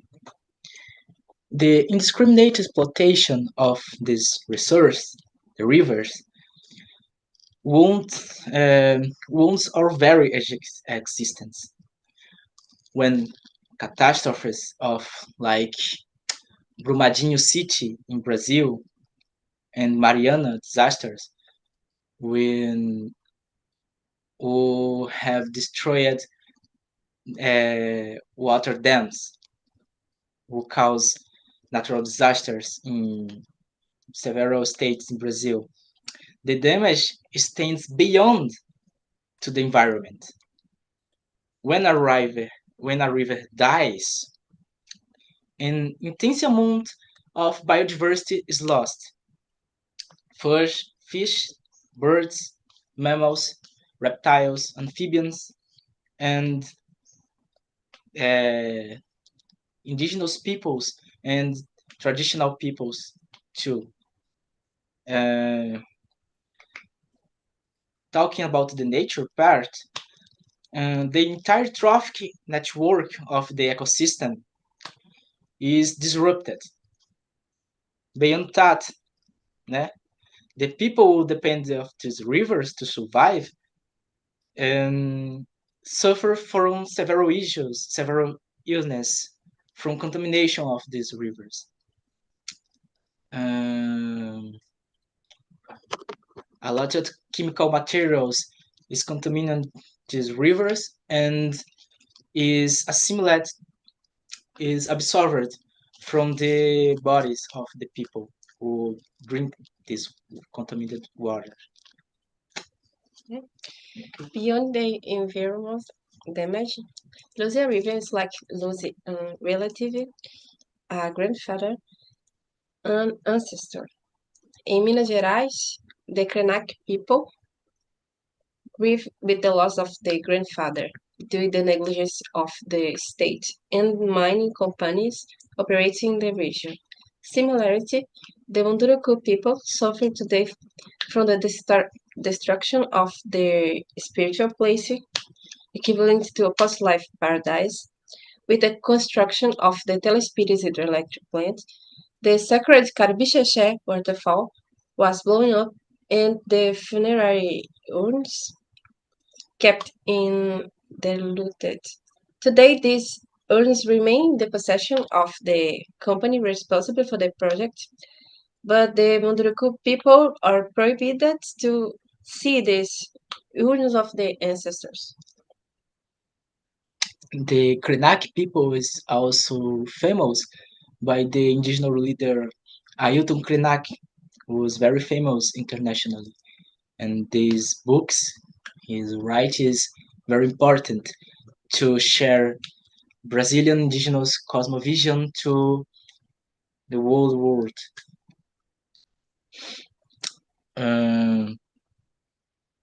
Brazil, called Pindorama, and our language is mean land of the palmeiras. And it's kind of country of the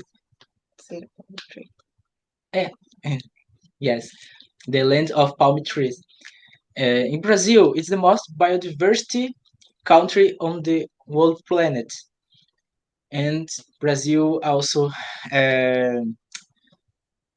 has the largest freshwater uh, reservoir in the world, which is Aquífero Guarani and Aquífero Alter do Chão in Pará State. And in this contest, indigenous peoples of Brazil are the guardians of the climate and the biodiversity. The indigenous peoples of Brazil protecting 25% of the planet's vertebrate biodiversity in their territories, né? The way of the life of the indigenous peoples is considered the perfect way of the conservation, because our life is very harmonical with nature, and the rivers to us are crucial for the worldview. They're defining the territorial limits and boundaries and the sense of belonging, né? Is part of our identity, territory, and every else which is around it. Climate change has been affecting Brazilian biomes. In the Amazon region, the dry season has brought much more severe and intense droughts. Some rivers have completely dried up, leaving communities in precarious conditions. Furthermore, many criminal fires resulting from the land grabbing and industrial agribusiness have reached enormous proportions, severely harming the air quality. Last year, Santarém, there we are right now in Pará state, our pollution levels reached the highest in the world. For months, the respiratory illness have increased in the region for months, and smoke covered the Amazon. And there is a law about the criminal fire,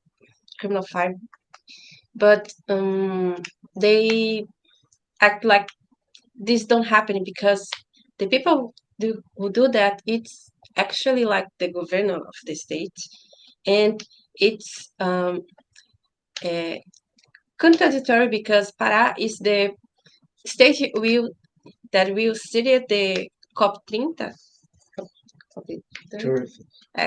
COP30 this year, but the governor is one of the men with more land with agro industry in the state, and also it has a what you call garimpo? Illegal mine in the state.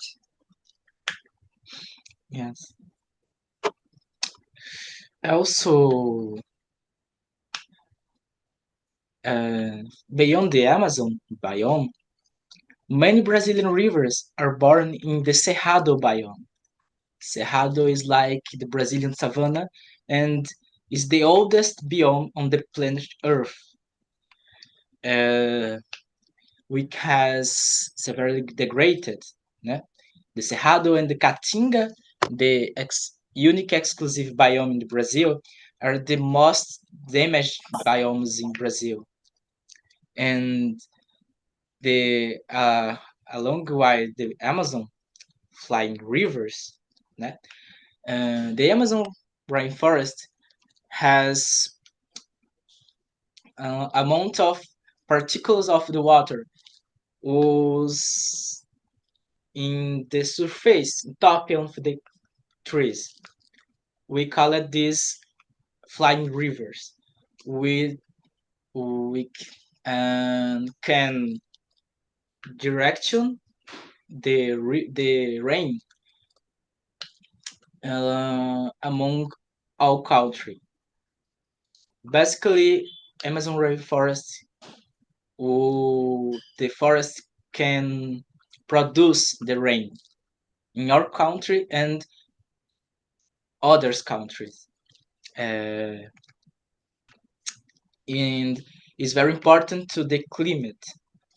And deforestation that occurs now in the Amazon is a urgent problem because it's causing several climate problems in your lives. Loss of of rain and death of forests, plants, animals, and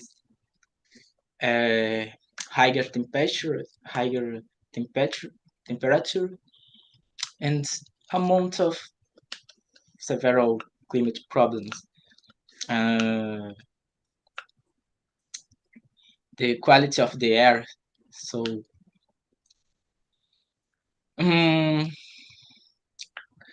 along with the last 50 years, we can perceive amount of drastic climate changes in our country.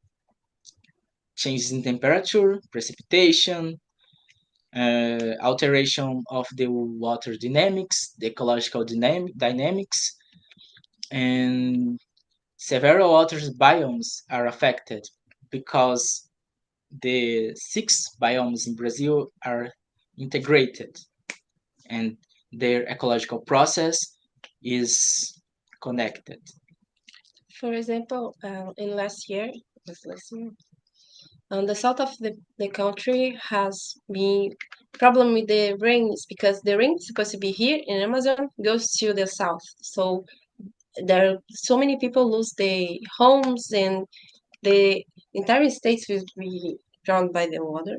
So was really a big problem when this caused by the smoke that came they make the rain goes to the south and here was dried and there was drowned basically.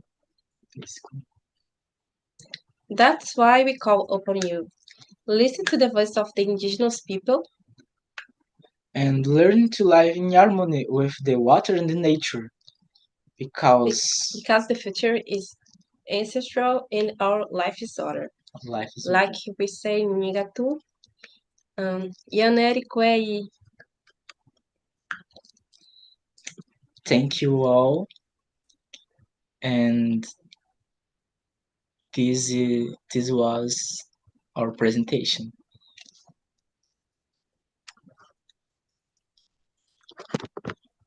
You guys are free to questions and appointments.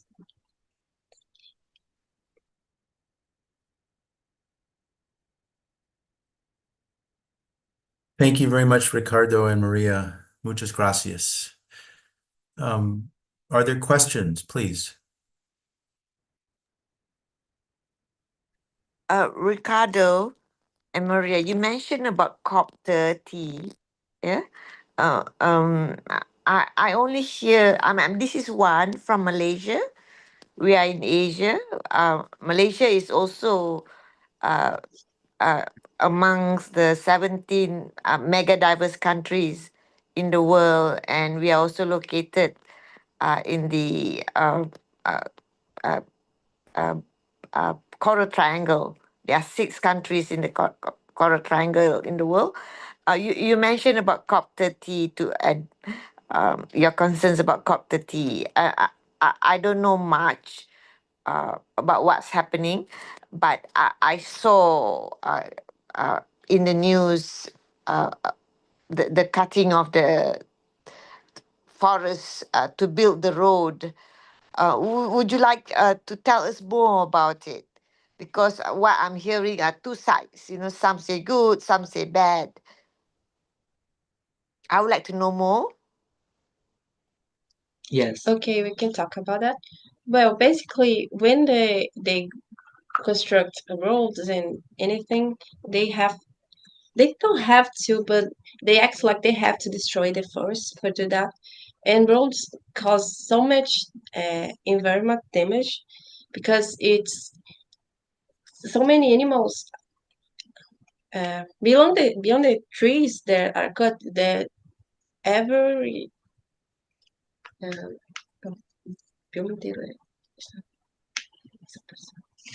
the Devastated. uh, the biome entirely is devastated and they cause some damage to the The fauna, fauna fauna and the flora. flora. Yes. Is any And river affected?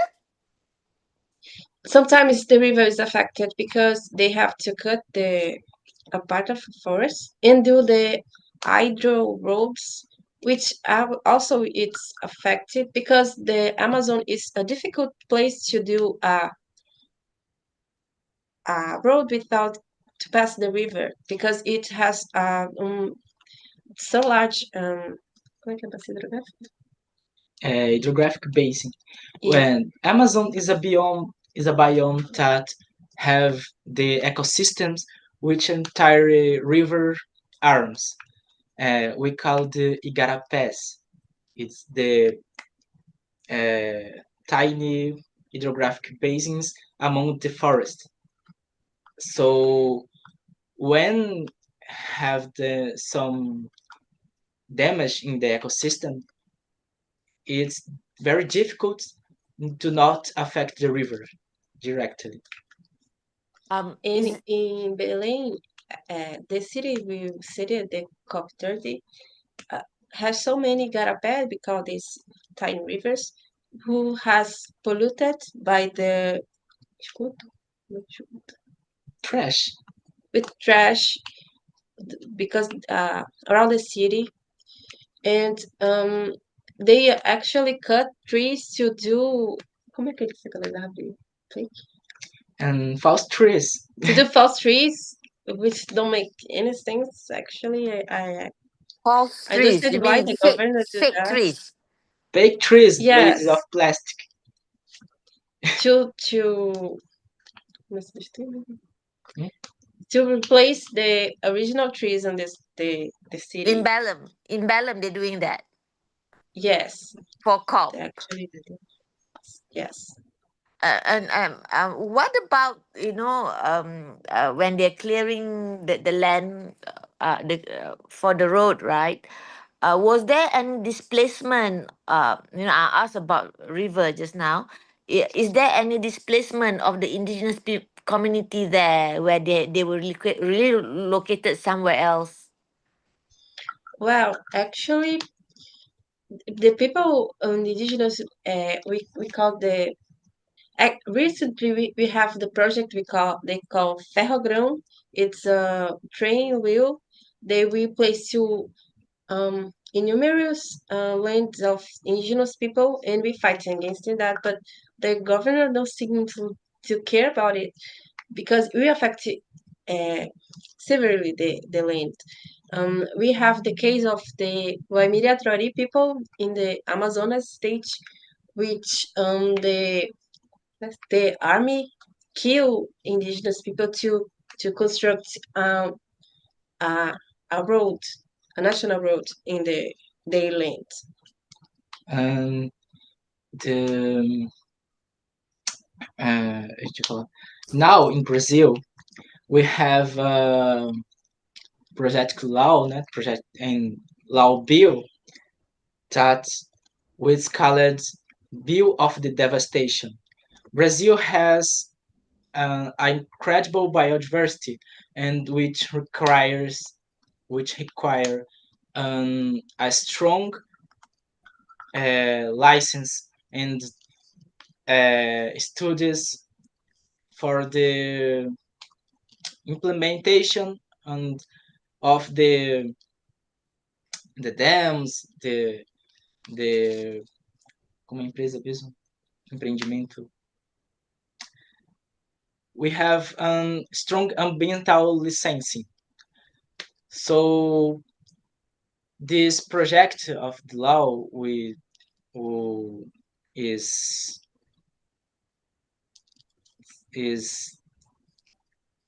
passing the Congress right now. Is trying to como enfraquecer em inglês? Is trying to turn the ambiental protections of law in Brazil more weak, to facilitate the construction of trains and big projects that will cut several parts of the Amazon and the other biomes.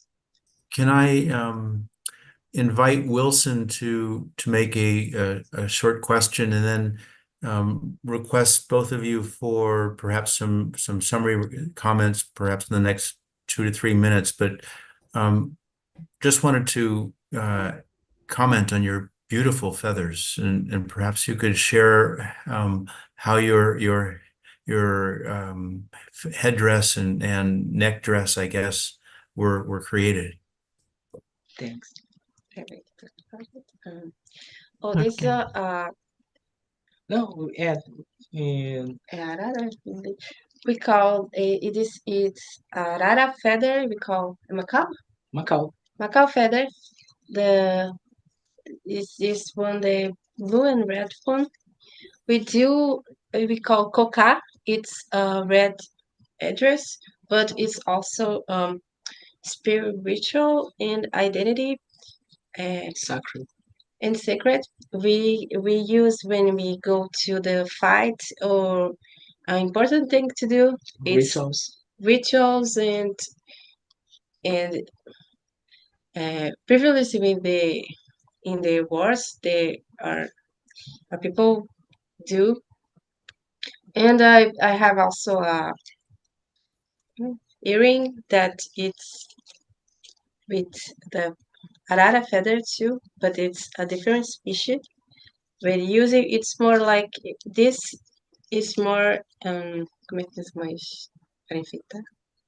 Address. It's more a beauty address. It's not like a cocac that it's sacred. It's to make us more. The mine is the parrot feathers, and this necklace is inspired by the coral snake, venomous snake, and it's a symbol of the power of indigenous peoples of Brazil. And it's açaí seed. We painted with red, and more. This one it's other seed is with it's more mocototó. We painted red too to do a beauty necklace. A necklace, yes. They are beautiful, and you honor us with your wearing them. Thank you. Wilson, please, you have a question.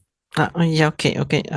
I first I would like to congratulate them, because I see that as in many parts of Latin America, there is a big problem between big activities like in mining, for forest industry, and also the biodiversity and the protection of the indigenous communities.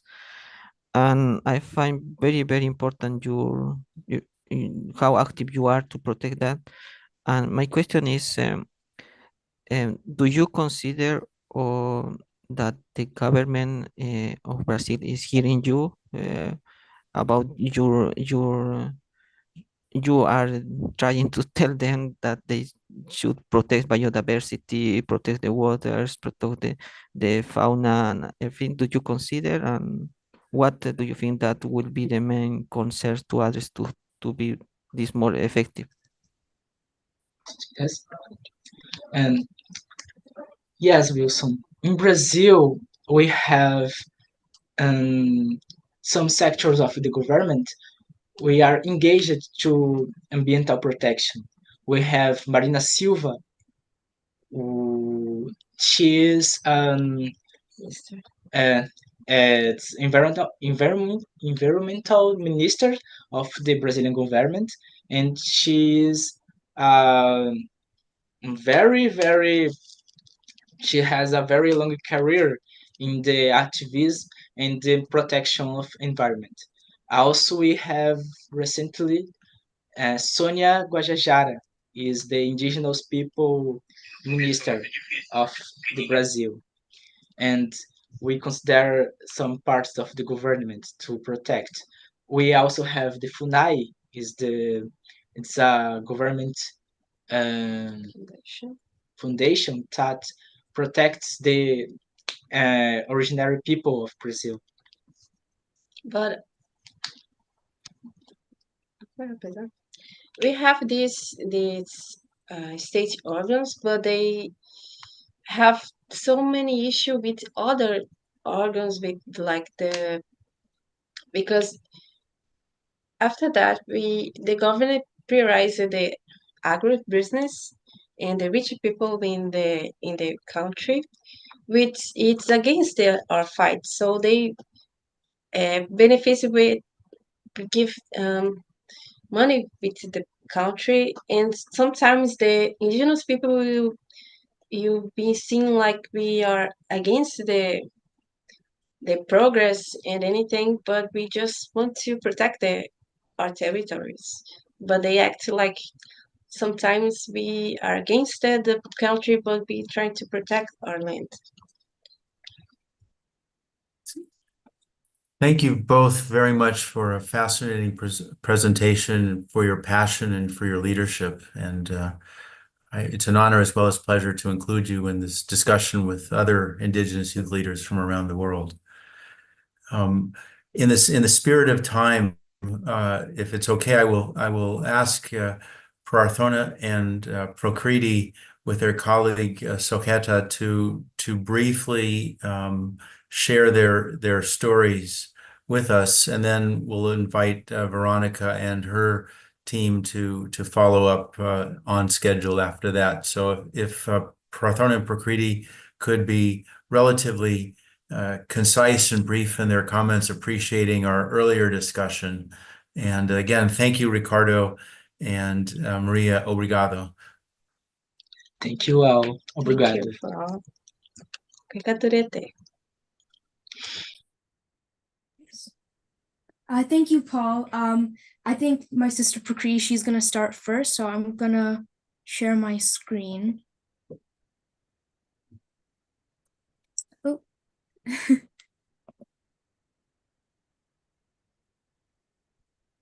Okay. So, I acknowledge that I have lived on Treaty 6 territory for 10 years, and I now reside in Treaty 7 territory. I thank the Indigenous peoples of Treaty 6 and 7, GIYSCC, Kainai, Pagani, Sutina, Cree, and Stony Nakota, for allowing me to live here and for offering their friendship. As a racialized youth, my life benefits from being able to live on this land, and thank you to the Indigenous people for allowing me to live here. My name is Pokriti Dada. I'm a racialized youth. I'm going into grade 12 in Calgary, Canada at Central Memorial High School. I'm a youth who works with anti-racism, youth-led actions to build resilience against this climate change disaster. And both of my parents are land-based anti-racist climate change activists. And because of this, I was given the opportunity to go to a lot of different cultural camps where I learned from Indigenous elders, community members, hands-on land-based activities, and cultural practices. Since a very young age, I've always been involved in community activities to help reduce the impacts of climate change and help build resilience against the ongoing problem. Being able to learn from Indigenous elders and their teachings really allowed me to understand how important it is to have a relationship to the land, to keep climate change from progressing, and to understand my role and responsibility on the stolen land. Alongside the cultural camps, I grew up learning from a community garden based in Saskatoon, Saskatchewan, that allowed me to build a stronger connection with the land, insects, people, and the people and culture around us. At the community garden, there were lots of different activities, and that included Indigenous storytelling, art, music, and dance workshops. Being able to learn from elders and their teachings really allowed me to understand how important it is to have a relationship to the land to keep things like climate change from progressing. They taught me how I can be resilient towards climate issues. I was able to learn my responsibility for the land through the community garden and through Indigenous cultural camps. This July, I had the opportunity to go to a cultural camp with my family. I had the opportunity to learn about the land and the water through different kinds of land-based activities and teachings. I learned from Indigenous elders through storytelling, and through learning these teachings, I'm able to better understand the disconnect and difference between the Western education system and Indigenous teachings. In school, as I've kind of talked about a little bit more before when we were talking with Paul, but in school we don't learn as much about what's going on now in our current world and like the current events that are happening now, and we just learn more about what's going on in textbooks. And it's such a foreign concept, like in the westernized, colonized learning settings, and it's not something that we learn as much, which we definitely should. And learning from the land and seeing some of the damage from the forest fires to the people, to all the damage that has been done to our world, it's been very eye-opening. And it was really impactful seeing that and learning from the community members. At the camp, one of the things the elders kept bringing up is the importance and significance of the youth connecting to the land and their culture. Through land-based learning and storytelling, youth can learn how to respect the earth and learn what their responsibility is on the land to protect it. And learning from storytelling and from these elders is what will help us connect back to the land and help prevent climate change. Another cultural camp, I had the chance to watch and participate in many Indigenous land-based activities. I saw how fish were carefully cut and cooked, how hides were tanned using traditional methods, how berries were picked, and I learned about different medicines found in nature.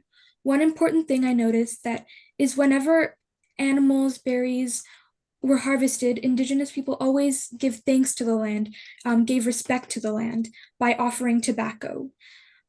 It's more than just a ceremony. It creates a strong connection and deep respect for the land.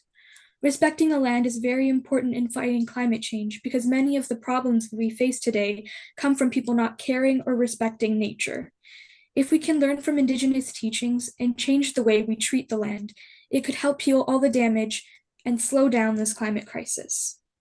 Another important teaching I've learned is not to waste anything.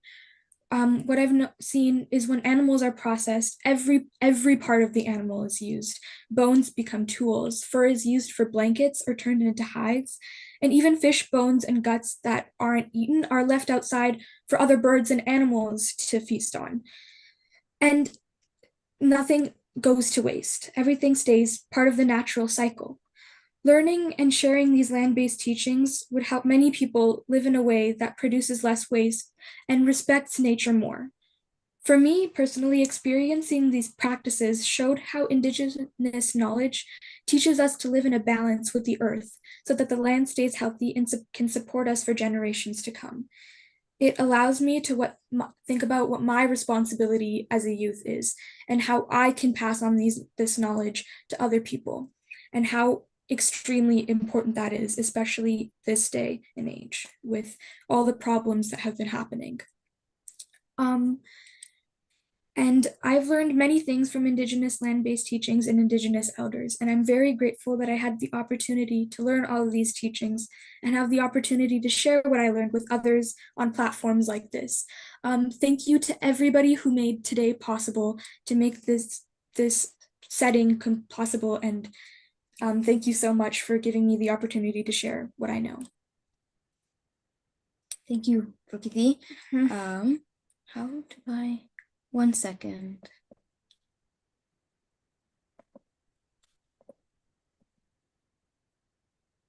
I'm not sure how to move this. Here. Cut it up. Okay.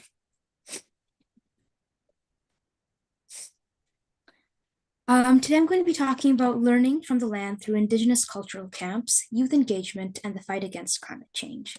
So first I want to start with the land acknowledgement. I acknowledge that I live in Treaty 7 territory, Treaty 7 traditional territories of the Blackfoot Confederacy, Tsuut'ina, Siksika, Kainai, Piikani in Calgary, Alberta.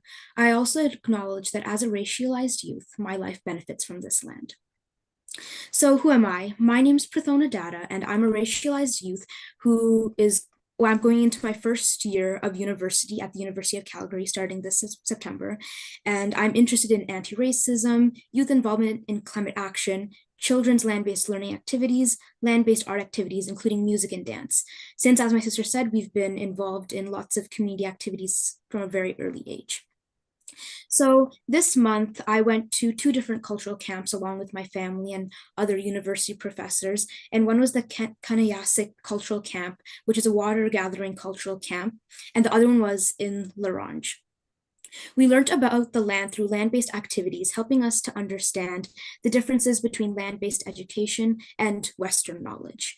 We were able to learn from Indigenous elders and knowledge keepers. And there was also youth collaboration through cross-cultural learning, which were powerful tools for us to create respect and understanding between Indigenous and non-Indigenous communities. I learned that bringing young people together from diverse backgrounds, centering Indigenous knowledge, can create a shared space where youth can learn from one another, exchange ideas, and practice these initiatives. And through camps like these, youth like me have the opportunity to gain a deeper appreciation for Indigenous knowledge. So first I want to talk about how climate change is already impacting traditional knowledge and practices. So when I was in La Ronge, I was able to, as I said earlier, I don't want to repeat too much, I was able to see the forest fires around me. As you can see in this picture, we directly saw the burnt forests. And they're difficult stories because we heard people talking about how they watched all of their belongings get burnt and how they had to leave their families. And forest fires can be a good thing because it brings new growth and regeneration. However, it's becoming more excessive now and becoming dangerous for everyone to live there. And the climate is changing. It's not just the forests that are impacted. From the elders, we learned about the warming of the winters. Species are starting to disappear and cycles of different plants are starting to change. They're not just stories, but real life experiences that we got to hear from, as you can see in my other photo. Climate change is already impacting the world as we know it, and elders and knowledge keepers observe that harvesting, medicine timing have changed and are directly affecting cultural and survival practices. Youth are now faced with the challenge of learning traditional knowledges and then adapting it to the changing land right now. So another thing that we've learned is that Indigenous youth are central to climate leadership. Land-based learning from Indigenous elders and knowledge keepers can help teach youth about their relationships with the land and the importance of connecting to the land, because land-based education reconnects youth to identity and responsibility. Youth learn more than just survival skills from the land. They learn teachings about relationality, responsibility, and respect. And being on the land helped me to learn who I am, where I come from, and what my role is to the land. For example, when we were talking to Indigenous elders, we learned that youth are encouraged to listen to the land, observe the cycles of the land, and understand our place and relationship as part of the cycle.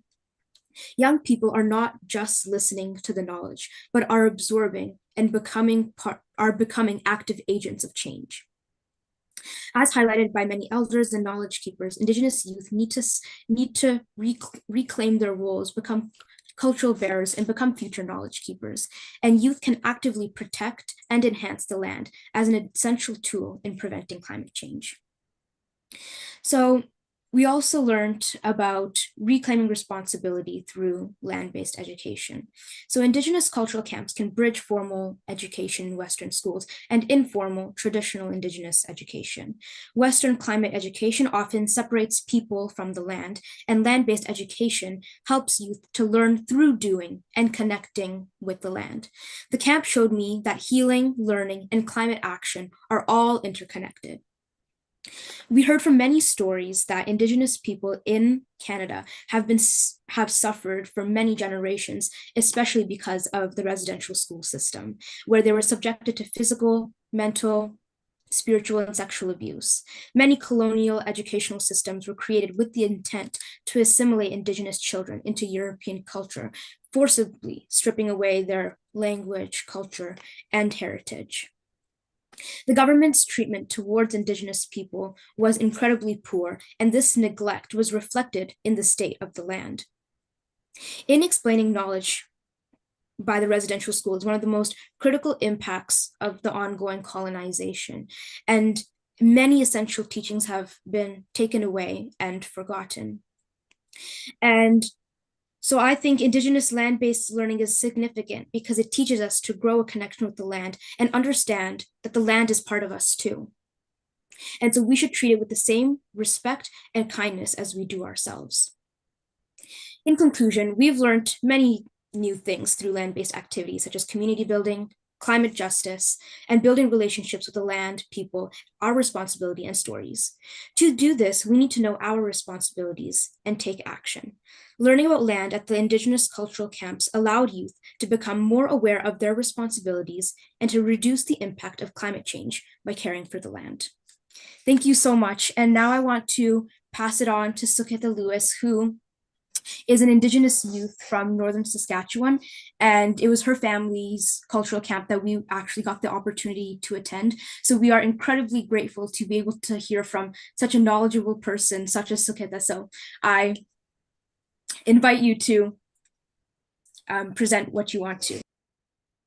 Okay, hello, I am Sugita, and I'm gonna try figuring out how to share my screen here.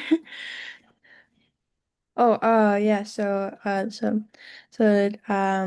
I'll introduce myself. Danse and Sega son Sugita Lewis. Tantio Jinia Michigoska Wese, Jinia. And Nikki Sigaswak Kevin Lewis Jody Hool. Hello, my name is Sugita Lewis. I am from Minnesota First Nation. It's located in northern Saskatchewan. And my parents are Kevin Lewis and Jody Hool, and they run the culture camp here at home called GIYSCC. And it's just where we teach old style like traditions and like knowledge. So we do a bunch of like culture camps, including like hides, scraping hides, and like a bunch of other stuff. So here I'm just gonna figure out how to On the bottom of the screen, so Heather, there's a green button that says share. And if you push that, then you should be able to share your screen. oh, okay, I got it. There you go. All right, can you see it? Yes. Hold on. All right. So, Indigenous youth-led forest fire. So my guiding questions here are number one, what teachings or stories from your community help guide your understanding of of fire as both a threat and a life-giving force on land? And two, can you share a time when your community responded to a forest fire using traditional knowledge or land-based practices? And what did I learn, or what did you learn? And number three, how have you seen elders or land-based mentors use fire for healing, renewal, and forest management uh, in safe ways and intentional ways? What role do you see yourself playing in protecting your land and community from future forest fires? And what does your understanding of Wakutawin shape your approach of disaster risk reduction? So, number one, what teachings or stories from your community help guide your understanding of fire as both a threat and a life-giving force on land? So the life-giving force of on the land in Cree is Kotewan, also is the home fire, but some knowledge keepers also acknowledge it as the woman's heart, Iskoteo. So Escoteo is the woman's is woman, and there are also some more knowledge keepers that say Isque and Isque is the center of our lodges lodges. So the TP represents our woman our woman, and the TP poles represents our creation story.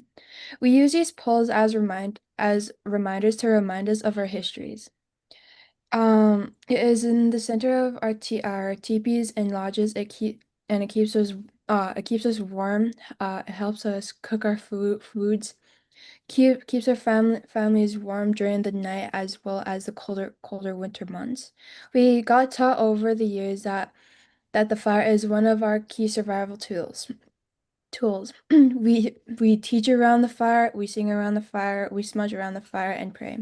We give thanks to our past and the days that we're given. So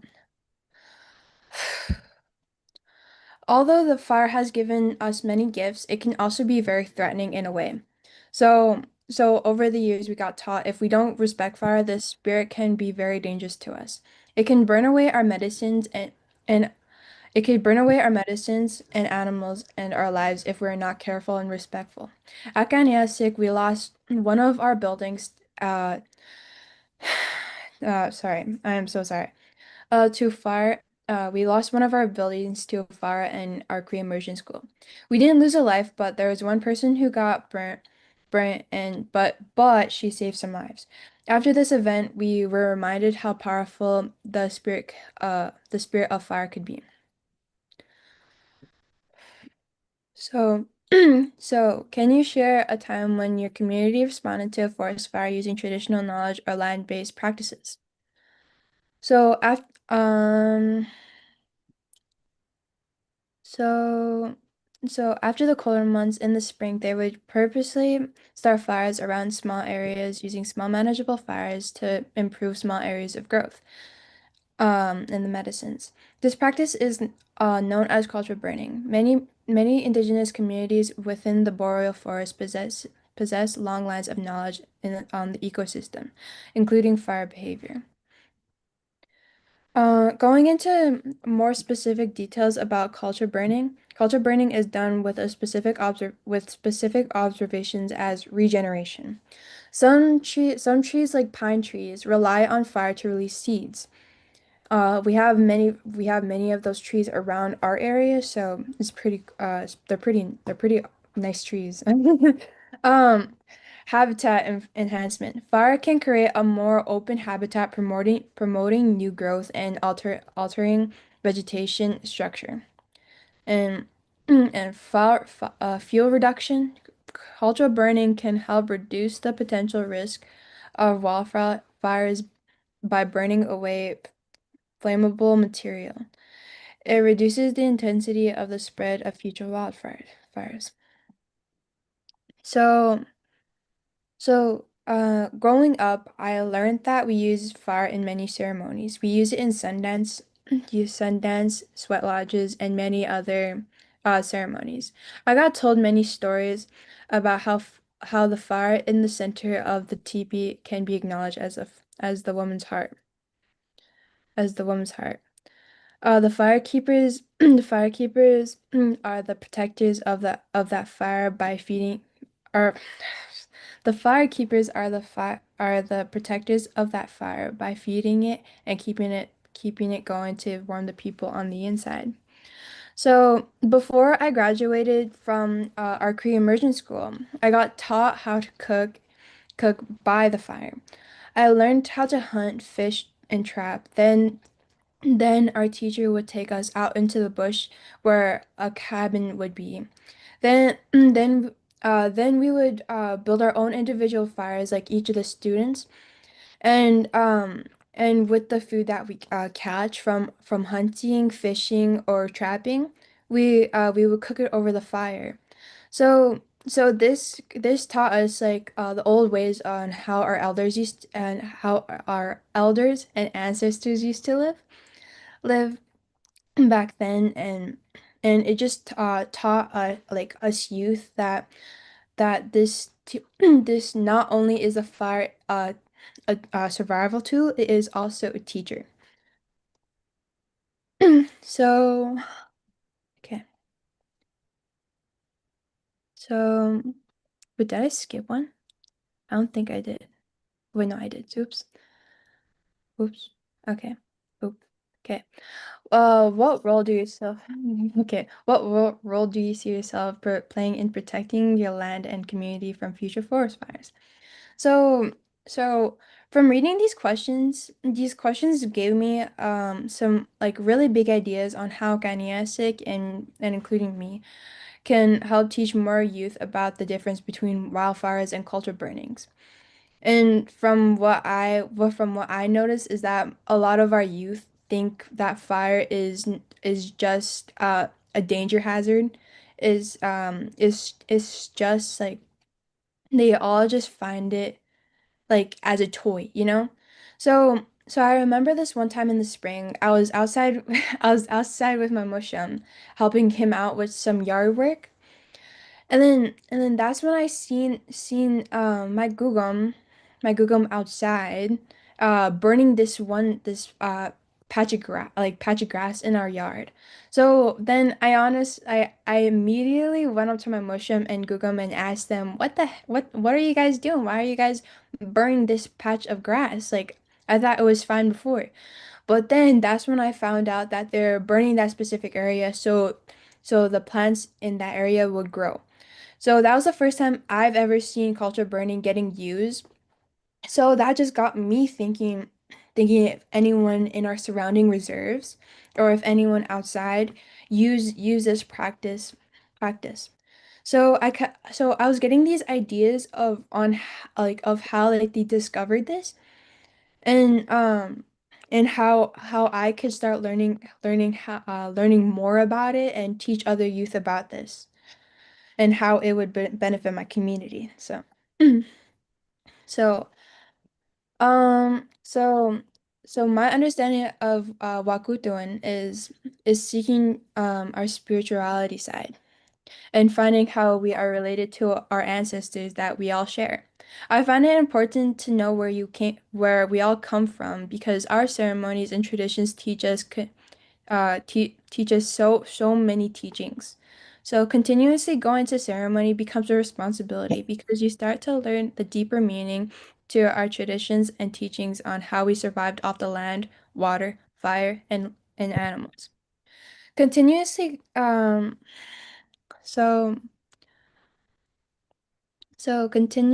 like I said, continuously going to ceremony becomes a responsibility because we start to learn the deeper meanings of our traditions. It is the understanding on how to be respectful towards these spirits and beings and live in a way that honors them. Going to Sundance is one that many people go to give thanks to our Creator for our days and the water and the land He gave us. I learned that going to ceremony, I feel more connected to these spirits and livelier.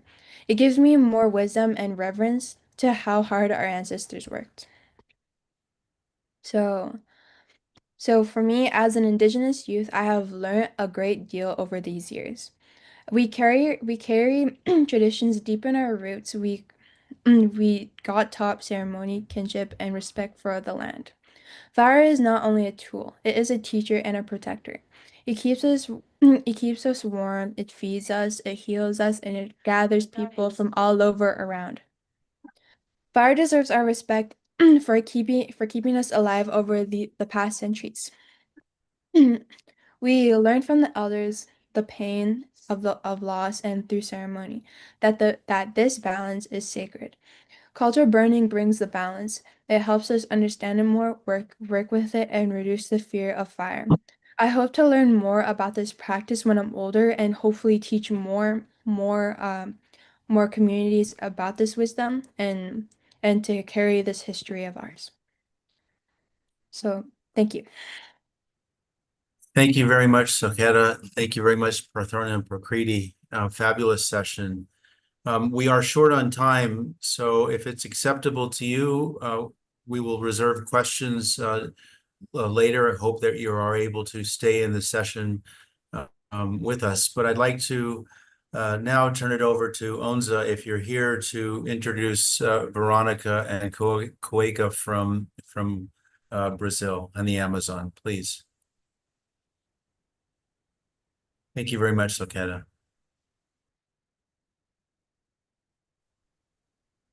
Paul, I don't see Onza being able to, she's raised her hand. So I'll let Onza introduce you, Veronica, and appreciate your patience with the session. Thank you. don't worry, Paul. Actually, I think I'm also sorry I didn't see your message and I didn't send your bio. I can do my own presentation. I introduce Joel because I have the bio for him. Okay. So if that's okay with you guys, so thanks for the Sure. opportunity. Sure, it's Absolutely. okay. Thank you so much, Veronica. No worries. Hello, everyone. My name is Veronica Santa Fe, and I will be your facilitator.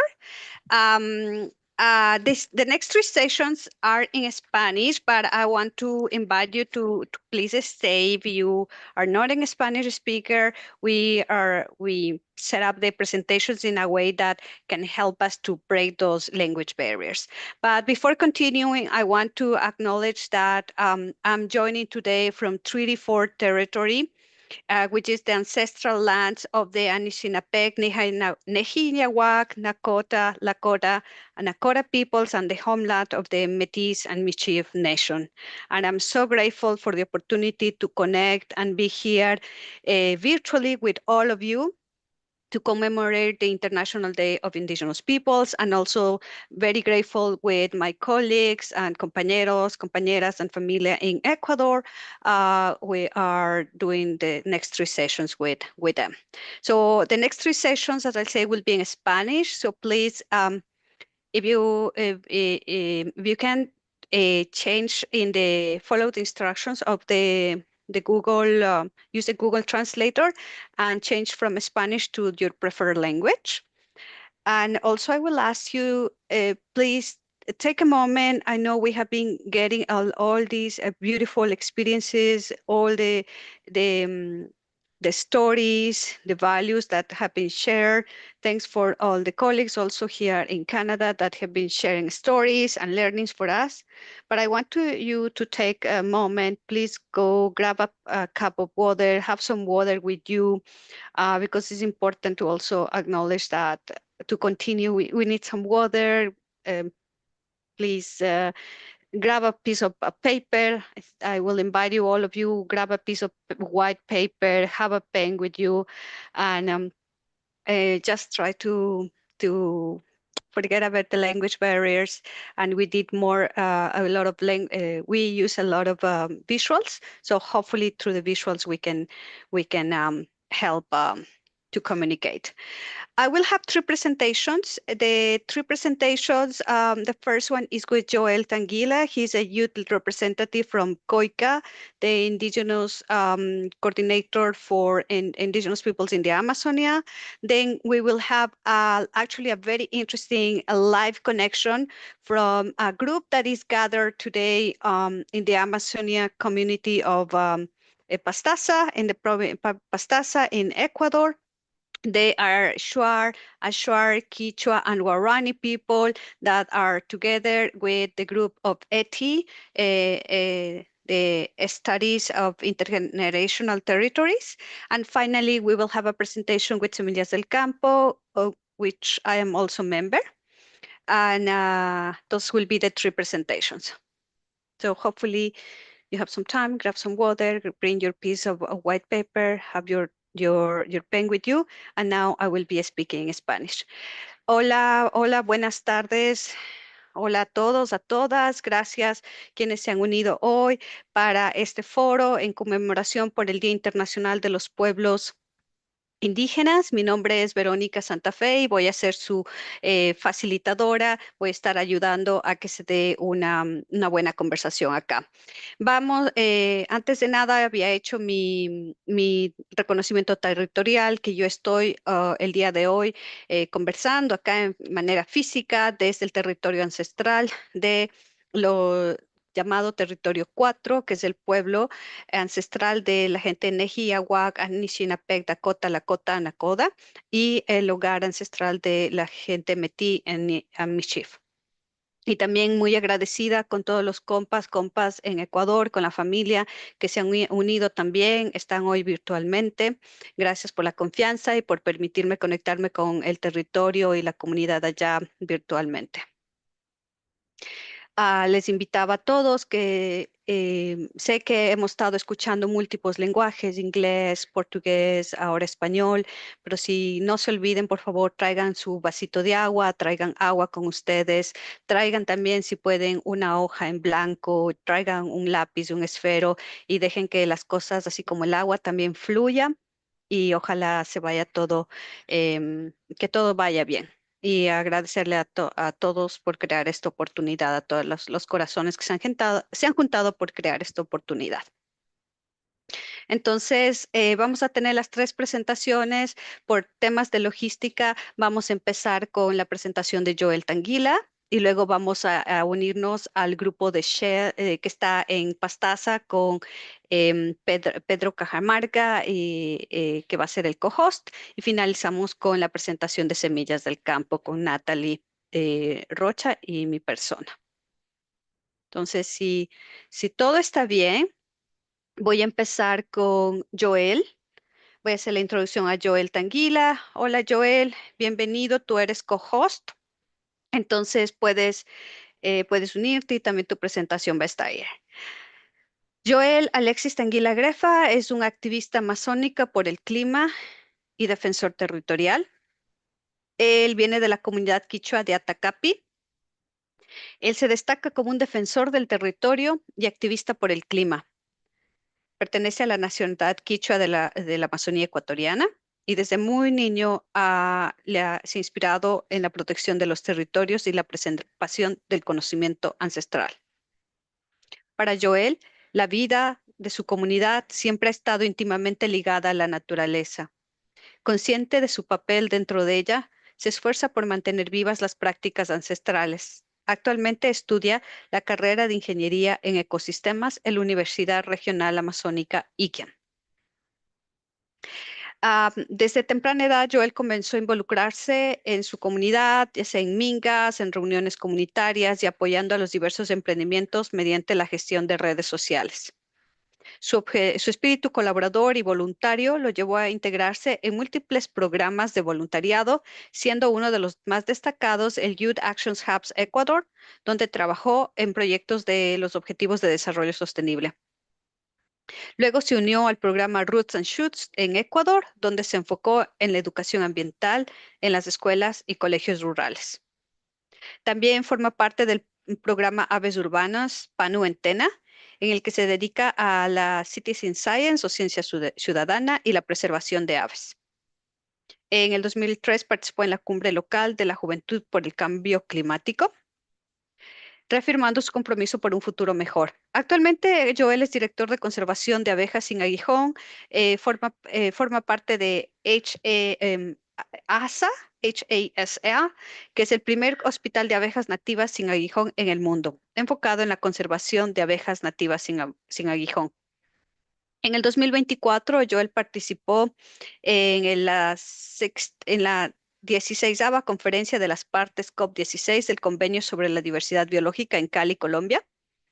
Luego se incorporó a la organización Tierra Nuestra, que es una organización juvenil y de conexión y fortalecimiento que facilita la articulación efectiva en un esfuerzo conjunto para abordar los desafíos socioambientales globales a través de acciones interseccionales, participativas y holísticas desde una perspectiva de equidad intergeneracional y juventudes.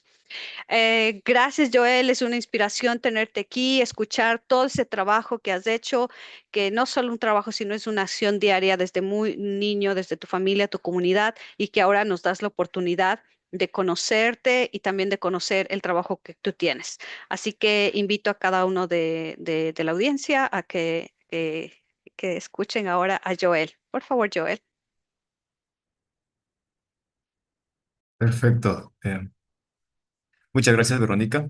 Buenas tardes, buenas noches, buenos días con los que estén en las diferentes regiones. Mi nombre es Joel Tanguila.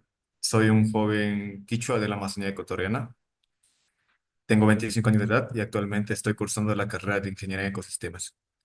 Bueno, primeramente agradecer esta oportunidad de participar en esta reunión de incidencia climática, que para nosotros como jóvenes indígenas es muy importante la participación, debido a que estos procesos son muy importantes y están enmarcadas a la defensa de nuestros territorios y al cuidado de los ríos y del agua. Voy a compartir mi presentación, del cual voy a estar hablando un poquito.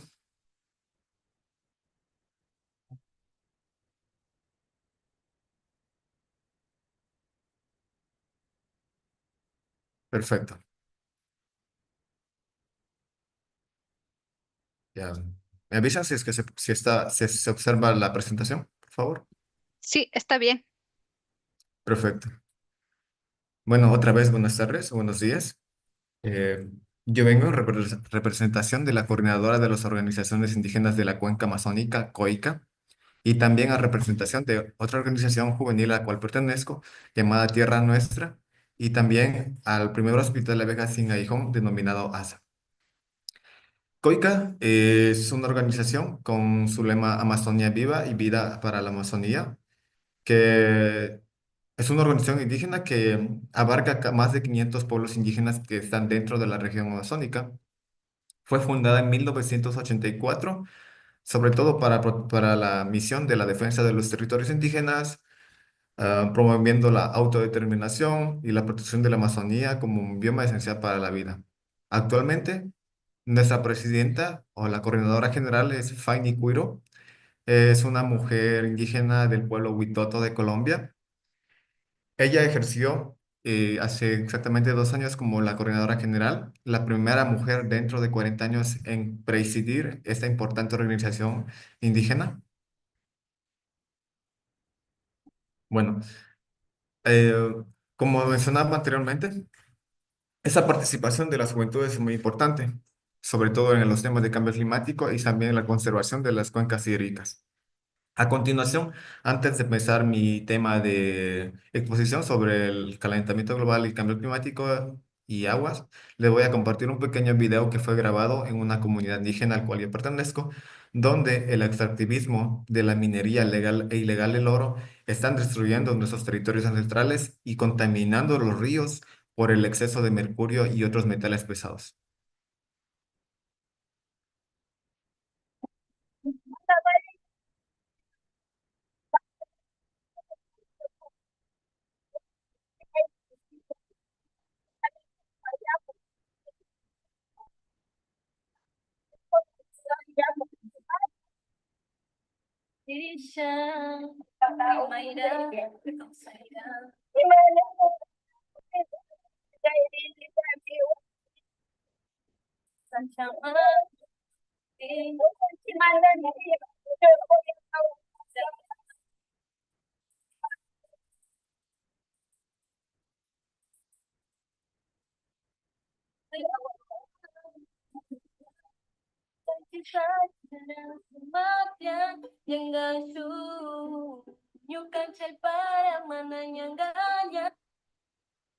Bueno, este es un video introductorio de cómo las personas, las comunidades indígenas que están siendo afectadas por el incremento de la minería ilegal del oro, que en estos momentos en Ecuador es un auge.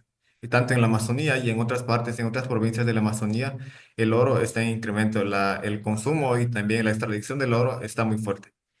Este video fue grabado en una comunidad indígena donde podemos ver a una sabia, a una compañera que está sufriendo porque sus ríos están contaminados, porque ella no tiene dónde consumir, no tiene dónde ir a llevar su agua para poder preparar su alimento, para poder a realizar sus higienes, bañarse, etcétera. Ya. En la Amazonía ecuatoriana, una de las problemáticas, aparte del incremento de la explotación petrolera, el aumento de la expansión agrícola y ganadera, otra de las problemáticas más grandes que existe es la minería ilegal del oro. Esta minería ilegal del oro se encuentra en algunas provincias del Ecuador, en Napo, donde yo vivo actualmente, Napo, en otras provincias como Orellana, Pastaza y Sucumbíos. Pero en Napo la minería ilegal está descontrolada debido a que estas concesiones mineras ilegales, ilegales también de empresas extranjeras, están provocando que esas comunidades indígenas se vayan destruyendo por el incremento de la expansión de la minera. En las comunidades de Napo actualmente existe una gran cantidad de empresas que están trabajando día y noche, destruyendo los territorios ancestrales, destruyendo los ríos, contaminando los ríos. Están provocando estas situaciones. La minería ilegal en Napo actualmente está afectando a muchas comunidades indígenas, dentro de los cuales están Yutsupino, Naranjalito, Dorado Guambuno, Puñicotona, Puñibocana y así otras comunidades que están afectadas por eso. Este modelo extractivista no solo provoca el despojo de las comunidades indígenas, sino también provoca la separación de las comunidades. Dentro de una comunidad existe esa lucha para que un grupo esté a favor del extractivismo y el otro grupo esté en contra porque quieren proteger la naturaleza. Entonces, estas situaciones están descontroladas y actualmente, en 2025, con investigaciones que se han realizado a través de Science of the Total Environment, que es una agencia de investigación, sobre todo para metales pesados, se determinó que no solo el río está muerto, contaminado, sino que los peces de agua dulce que están dentro de estos ríos tienen eh, un alto porcentaje de metales pesados dentro de su cuerpo.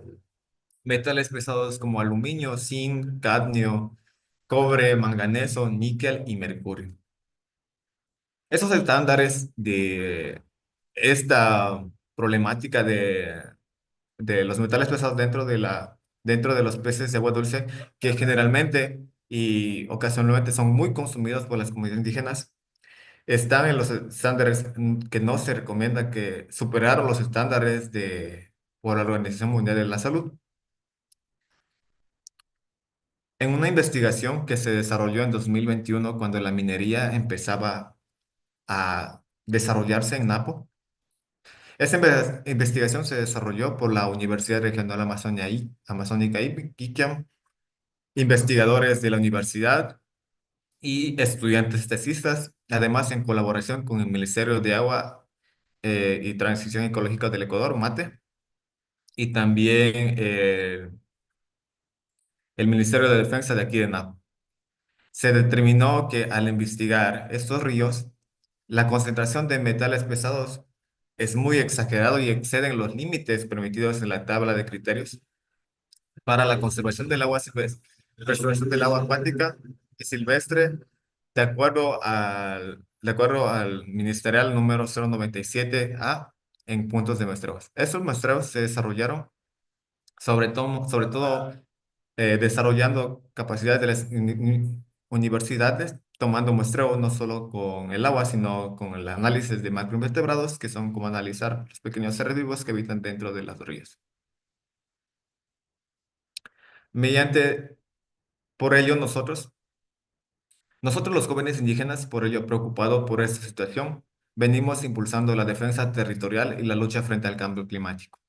Nuestros ríos, nuestros bosques, lagunas, lagos están contaminados por el exceso de mercurio utilizado en la minería legal e ilegal a gran escala. Los constantes derrames petroleros, la expansión agrícola y ganadera están provocando la disminución y también destruyendo nuestra autodeterminación como pueblos indígenas. Por ello, nosotros venimos impulsando y liderando procesos de conservación mediante proyectos sostenibles que nos ayudan a impulsar la bioeconomía indígena dentro de nuestros territorios para que sea una alternativa sustentable y que pueda generar ingresos económicos dentro de las familias quichuas. Por ello, nosotros como jóvenes indígenas, a través de COICA, estamos fortaleciendo mecanismos que permitan a los territorios indígenas, a los pueblos indígenas, para que puedan gestionar fondos climáticos, fondos de biodiversidad, también que mediante esos fondos se garantice una distribución justa y equitativa para los pueblos indígenas y también que sean prioritarias, sobre todo para la autogobernanza y la autodeterminación. A través de COICA como jóvenes indígenas se ha participado en diferentes eventos paralelos, conferencias internacionales como la COP16 de biodiversidad y la COP29, donde se defendió el acceso directo en espacios sobre temas de cambio climático, biodiversidad y finanzas. También esta oportunidad de participar en esas conferencias es una alternativa de generar desarrollos y también alianzas estratégicas con fondos internacionales y organizaciones aliadas que nos ayuden a conservar nuestros territorios indígenas. A través de COICA, como Juventudes Indígenas, venimos impulsando estas iniciativas para la conservación de las cuencas hídricas, para la conservación del agua, a través de procesos, a través de proyectos, bioemprendimientos, como mencionaba anteriormente, que sean una forma de que generen ingresos económicos para que ya no vean a la minería del oro como una oportunidad de generar ingresos económicos, sino más allá de ver para la protección de los territorios, para el cuidado de la naturaleza, cuidado de la biodiversidad y así evitar el incremento del cambio climático, esto mediante la ejecución de proyectos sostenibles. Uno de los modelos impulsados por COICA a través de las juventudes indígenas es el turismo sostenible. Este proyecto de turismo sostenible es un modelo de equilibrar el bienestar comunitario, conservación del territorio basado en la cosmovisión y saberes ancestrales. Esto quiere decir que a través de ello nosotros mostramos nuestra cultura, nuestra gastronomía, nuestra autodeterminación que tenemos dentro de los territorios y que mediante ello sabemos cómo se conservan nuestros territorios y cómo podemos evitar de que el cambio climático esté en aumento. También impulsamos un proyecto denominado Conservación de Abejas sin Aguijón, con las siglas HASA, que es un proyecto que se creó hace 5 años porque vimos la necesidad de proteger a los principales polinizadores que tenemos aquí dentro de la Amazonía, que son las abejas sin aguijón. ¿Han escuchado alguna vez de las abejas que no tienen aguijón? Es una de las preguntas que hacemos a todas las personas que nos acercan para preguntar. Pues sí, en la Amazonía existe una variedad de insectos polinizadores dentro de los cuales están las abejas sin aguijón. Estas abejas que son endémicas de la Amazonía no tienen aguijón y cumplen un rol muy fundamental dentro de los ecosistemas al polinizar el 80% de las plantas dentro de la Amazonía.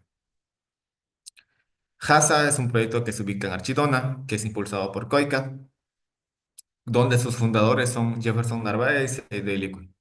Actualmente, no solo trabajamos en la conservación de abejas, sino que mediante ello trabajamos en la reforestación de zonas degradadas, en la ciencia ciudadana y educación ambiental en comunidades, escuelas, colegios y todo. También impulsamos los bioemprendimientos. Dentro de esos bioemprendimientos nace el proyecto Con Amazonía, que es impulsada por COICA.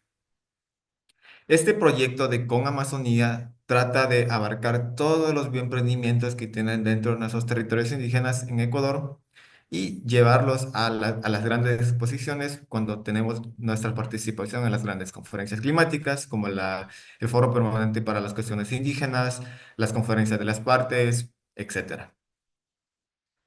Los bioemprendimientos que se utilizan acá, sobre todo, son eh, el proyecto de Con Amazonía trata de que sea una plataforma que conecta todos los proyectos con inversores internacionales, que también es obviamente ayuda a impulsar la bioeconomía indígena y la conservación de la biodiversidad. Ya. ¿Y cómo cumplimos nosotros como juventudes en estas incidencias climáticas, en la participación de las conferencias? Las juventudes indígenas dentro de la academia. Nosotros como jóvenes indígenas tenemos nuestro propio conocimiento ancestral que nos han sido transmitidos desde muchas generaciones por nuestros padres, por nuestros abuelos, por nuestros bisabuelos, pero también es de gran importancia cooperar y coordinar no solo el conocimiento ancestral, sino el conocimiento de la academia, que en este caso son las universidades, centros de investigación, etcétera. El objetivo de estas iniciativas es capacitar a líderes indígenas y a las juventudes a posicionarse y participar en esas grandes conferencias para alzar sus voces y, y también luchar por un espacio donde sean reconocidos y que ese trabajo que se realiza dentro de las comunidades sea visibilizado. El enfoque, obviamente, de la conferencia de las partes, el acuerdo de Escazú y, lo más importante, la protección de los defensores ambientales y pueblos indígenas. 3 de cada 10 defensores indígenas son asesinados por defender el territorio, o 4. Esas problemáticas son muy grandes a nivel de Latinoamérica. En 2024, un compañero indígena de la nacionalidad Siona fue asesinado por defender su territorio.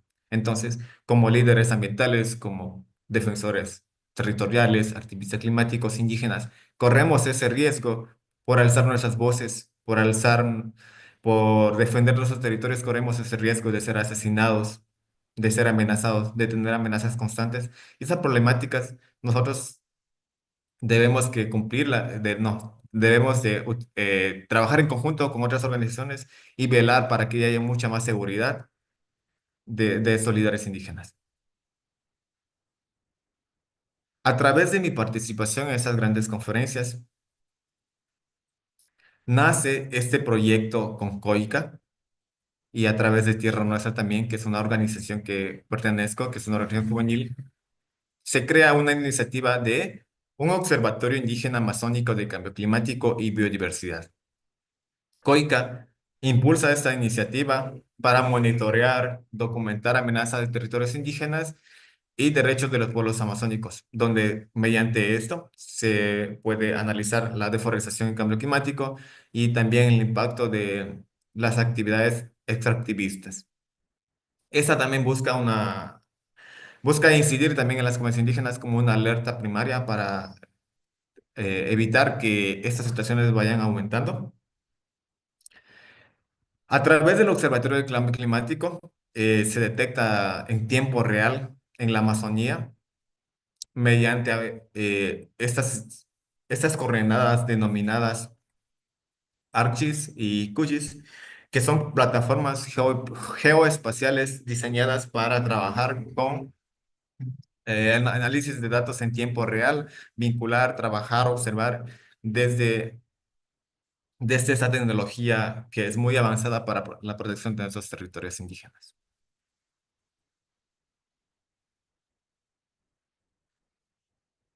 Aquí es la pregunta.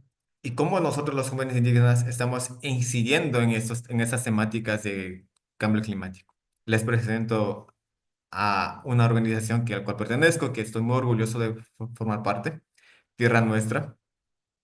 Tierra Nuestra es una organización juvenil que nosotros la creamos después de nuestra participación en la conferencia de las partes sobre biodiversidad en Cali. Estamos involucrados varios jóvenes a nivel latinoamericano que estamos trabajando en un espacio concreto para buscar esas alternativas de que haya un esfuerzo conjunto, de que la juventud, la niñez, la adolescencia participen en espacios de incidencia climática y también en ese liderazgo de la conservación de los territorios. Esta plataforma busca hacer una conexión de fortalecimiento que facilite no solo la articulación conjunta de las juventudes, sino también abordar los desafíos socioambientales globales a través de acciones interseccionales, que busca una perspectiva intergeneral y que haya esa participación de muchas juventudes. Como juventudes tenemos esa capacidad de trabajar en conjunto, tenemos esa conexión con la Pachamama, de participación en estos espacios de incidencias climáticas como las grandes conferencias, la COP de cambio climático, la COP de biodiversidad, el Acuerdo de Escazú. Y también esto promueve a que esas políticas reconozcan la conservación de la Amazonía y la defensa de los derechos humanos.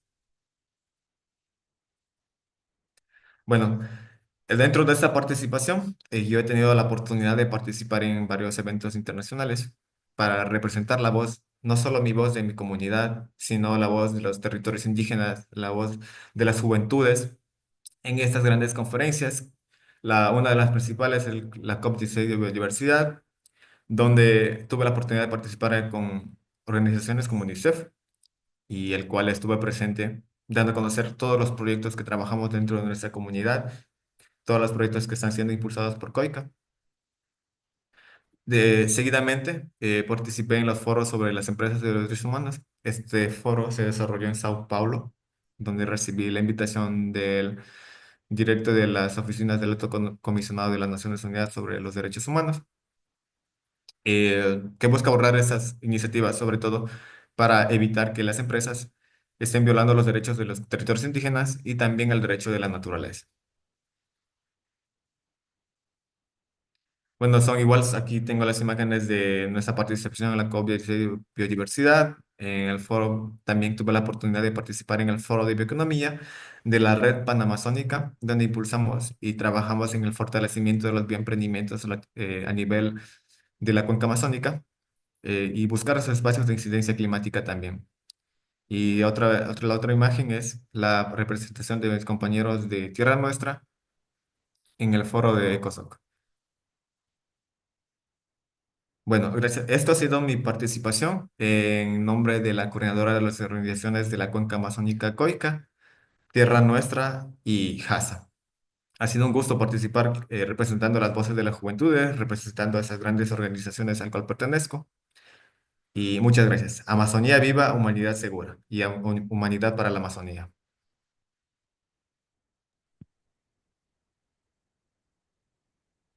Muchas gracias, Joel. Te doy aplausos a nombre de todos. Si pueden enviarle sus, ¿cómo se llama? Sus reacciones, aplausos para Joel, porque ha sido una presentación muy buena.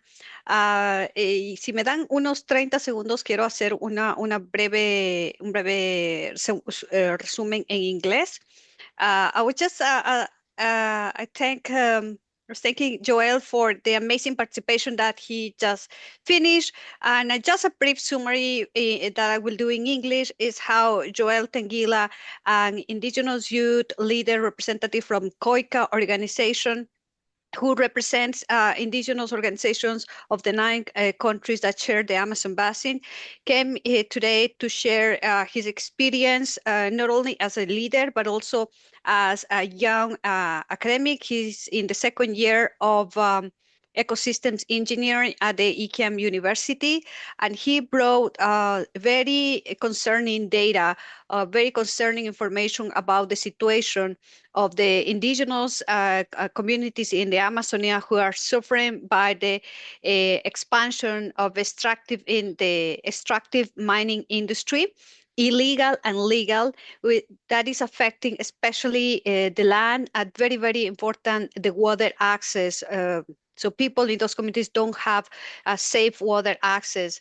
And also he highlighted how the mining industry is creating big internal conflicts in the communities, and is making this creating a lot of violence, separation in the communities, which are social and ecological conflicts happening there. He also acknowledged how the lives of the land defenders are being lost in this process of expansion of extractive industries there. And also he showed how COICA and other indigenous and youth organizations are proposing alternatives that are more sustainable and that care for the environment, such as what they call the bioeconomies. And he also highlighted importance for the indigenous and you to be on these spaces that have a global impact. Thanks again to Joel.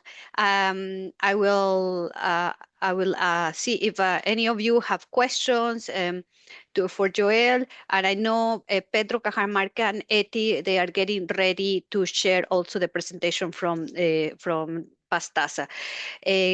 Por favor, si tienen preguntas luego de esta presentación con Joel, on chat, I see your hands raised. Thank you so much, Veronica, and thank you so much, Joel, for this presentation. My question is going with your experience of tourism, and how you can convince local community, go making the swift from auriferous gold mining into exploitation into tourism activities, because the balance of economy is not it's difficult to make the balance of resources having from gold mining than from tourism. So my question is on that point, how you, if you can share this experience, because I had the same context here in Madagascar as well. So this is my question on that. Thank you, Joel. Joel, ¿puedo hacerte la pregunta en español o tú está bien en inglés? ¿Puedes hacerlo en español, por favor? Claro, mira, Oya, ella es de Madagascar y nos cuenta que cuál es la pregunta que ella tiene es cómo las comunidades presentan al turismo como una alternativa ante la explotación minera, especialmente de oro. ¿Cuáles son los argumentos que se presentan para cambiar, digamos, los beneficios, los supuestamente beneficios económicos de la explotación minera? Por el turismo. ¿Cuáles son esos otros beneficios que el turismo trae? Y claro, un turismo sostenible en lugar de la minería. Si puedes explicar el proceso en cómo ustedes em, argumentan a favor del turismo en lugar de la minería. Ok, sí, muchas gracias por la pregunta, compañera. Nosotros, como parte de los territorios indígenas, al impulsar este proyecto de turismo, no solo protegemos la biodiversidad, no solo protegemos la vida, protegemos todo lo que está alrededor. Al estar dentro de estos espacios, el turismo sostenible nos ayuda a dar a conocer cuán valiosa es la biodiversidad en la Amazonía. Entonces, a través de esto, nosotros no solo damos a conocer lo que tenemos dentro de nuestra biodiversidad, sino que también damos a conocer nuestra cultura, nuestra gastronomía, nuestra autodeterminación como pueblos indígenas, que esto es como una alternativa que nos ayuda a solventar y a disminuir los impactos de la minería ilegal del oro. Por ejemplo, a través de COICA, estos proyectos de turismo sostenible es dar a conocer eh, sobre la gran biodiversidad que tenemos aquí en la Amazonía. Y sobre todo, ya que la Amazonía es el pulmón del mundo, como generalmente se lo conoce, esto impulsa a que nosotros tengamos esa determinación de proteger nuestros territorios indígenas ante esas amenazas del incremento de la minería ilegal. Muchas gracias, Joel. Em, Le agradezco a Ancha por la pregunta, Joel por la respuesta. Nuevamente, ¿hay alguien que quisiera hacer otra pregunta, quizás en la comunidad en español? Sé que ya se están uniendo más gente desde Ecuador, que les agradezco. Si no tenemos otra pregunta, por favor, sigan los canales, las redes sociales de COICA. Ahí también, si puede dejar en el chat, Joel, su contacto, ya sea en Instagram o en LinkedIn, para que puedan seguir el trabajo que tienen, o las redes sociales de las organizaciones que usted pertenece. Joel, por favor, déjenlo. Y sin más, ahora voy a presentar a la siguiente organización, que es ETI. Now we are going to the next group, which is ETI, that are joining with the communities in the Amazon in Pastaza.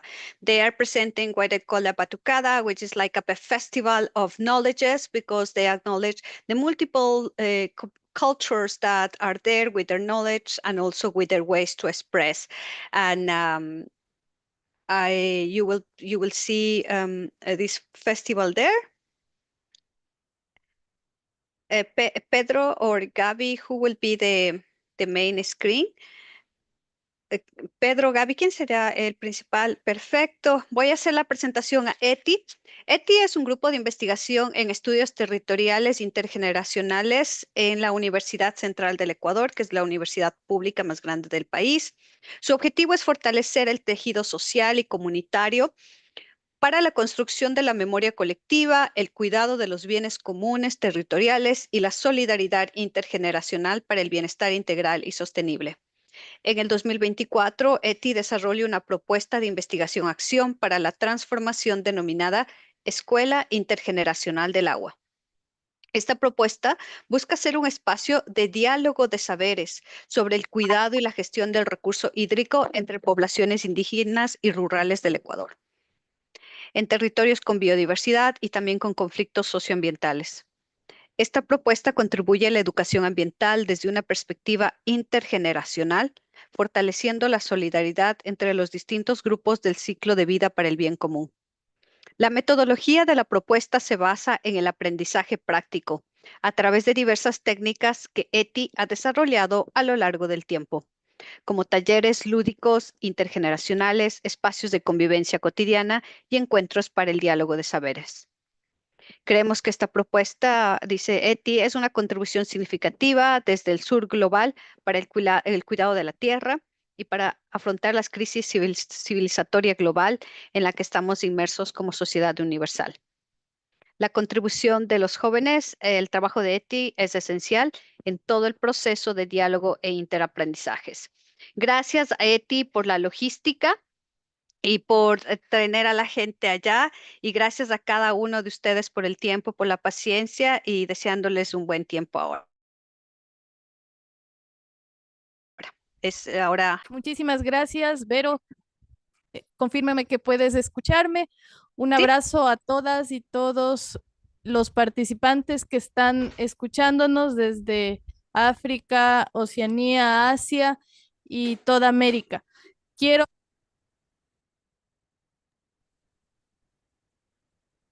Ahora te perdí, Gaby, no escuchamos.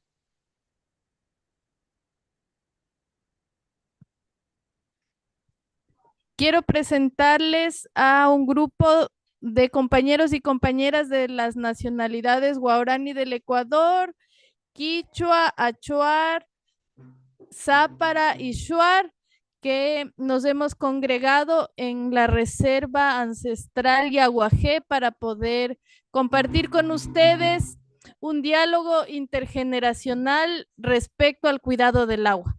Entonces, ahora vamos a empezar este tiempo con una batucada, con una fiesta que entona y convoca a los ancestros, ancestras, para poder empezar.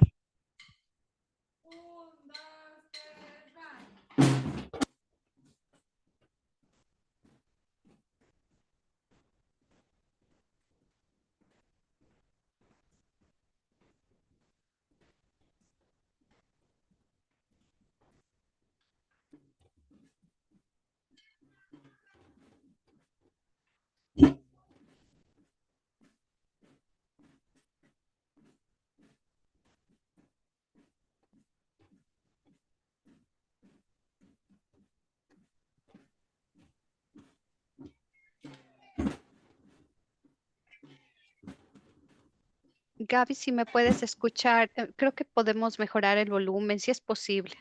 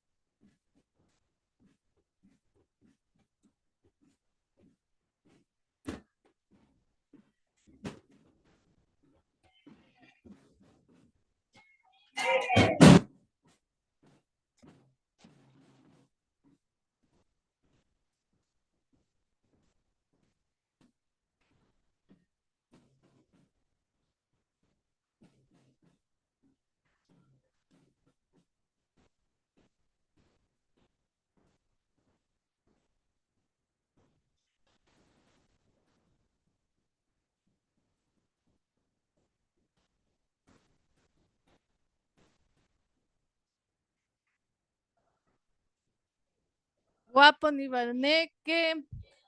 Gracias. Alipunja. Les pedimos disculpas si el sonido no logró captar lo que está pasando aquí. Sin embargo, como ustedes ven, esta es una fiesta y quisiéramos ahora dar paso y que ustedes puedan escuchar estas conversaciones que hemos tenido de manera intergeneracional. La apuesta de Eti es que la juventud necesita entrar en diálogo con niños, con niñas, con personas adultas mayores, con adultos, con hombres y mujeres, porque realmente ahí vamos a ir construyendo soluciones posibles para enfrentar el cambio climático. Entonces, quisiera empezar dando la palabra a Gilberto Nenquimo. Él es representante de la nacionalidad guaraní y empezar abriendo este diálogo.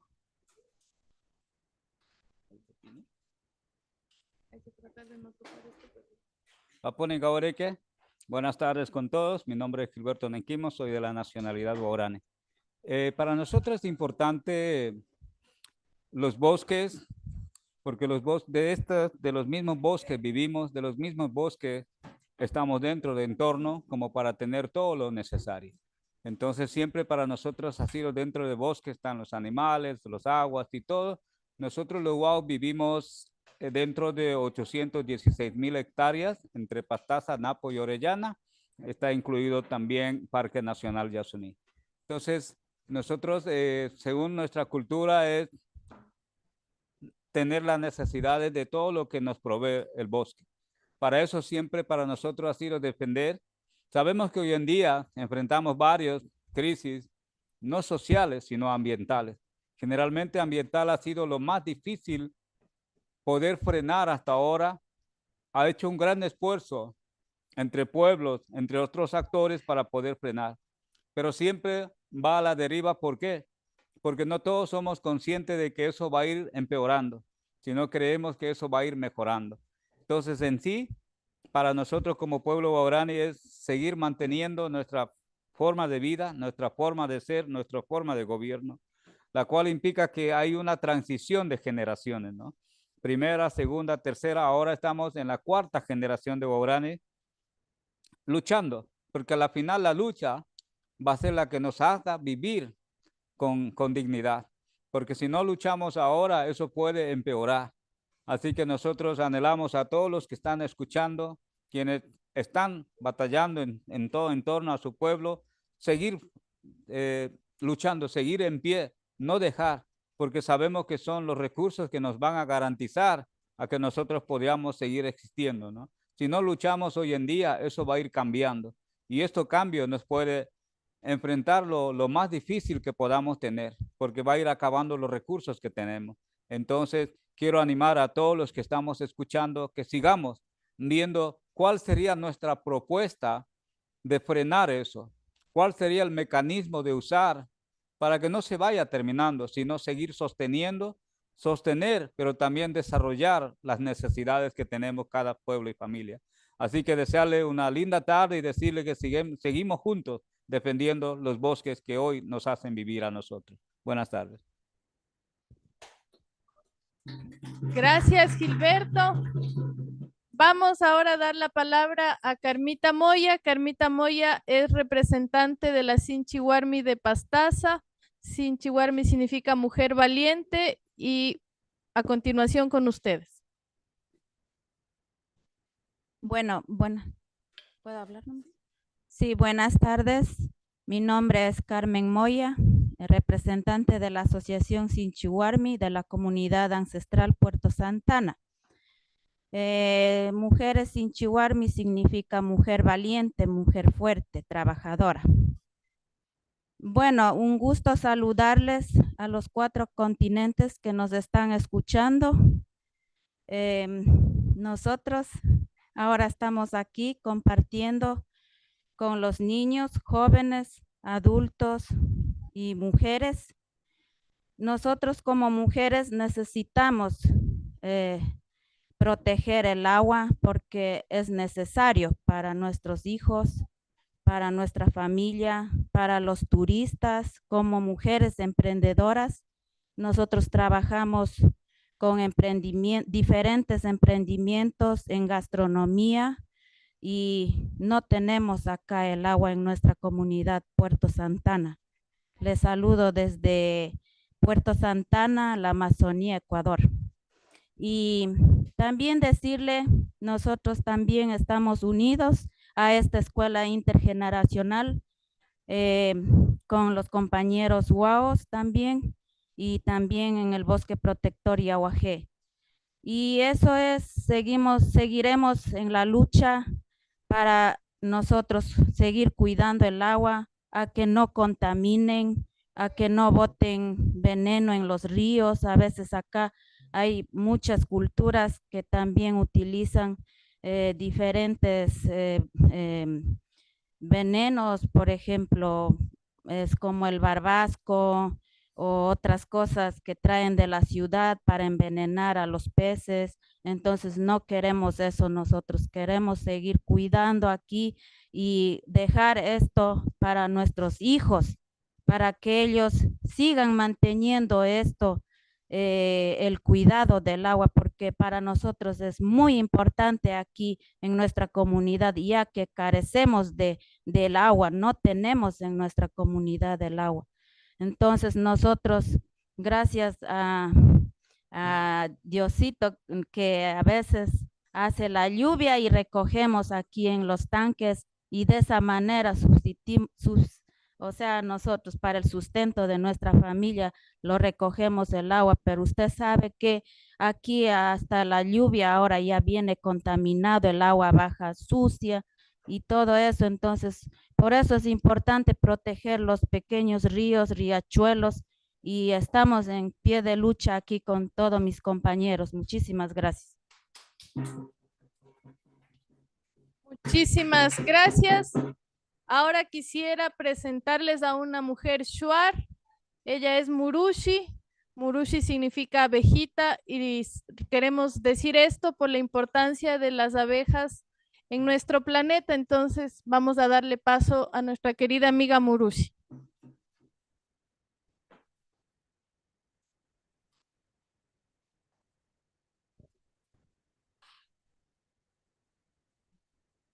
Ali Punja es en español. Buenos días. Mi nombre es Abejita.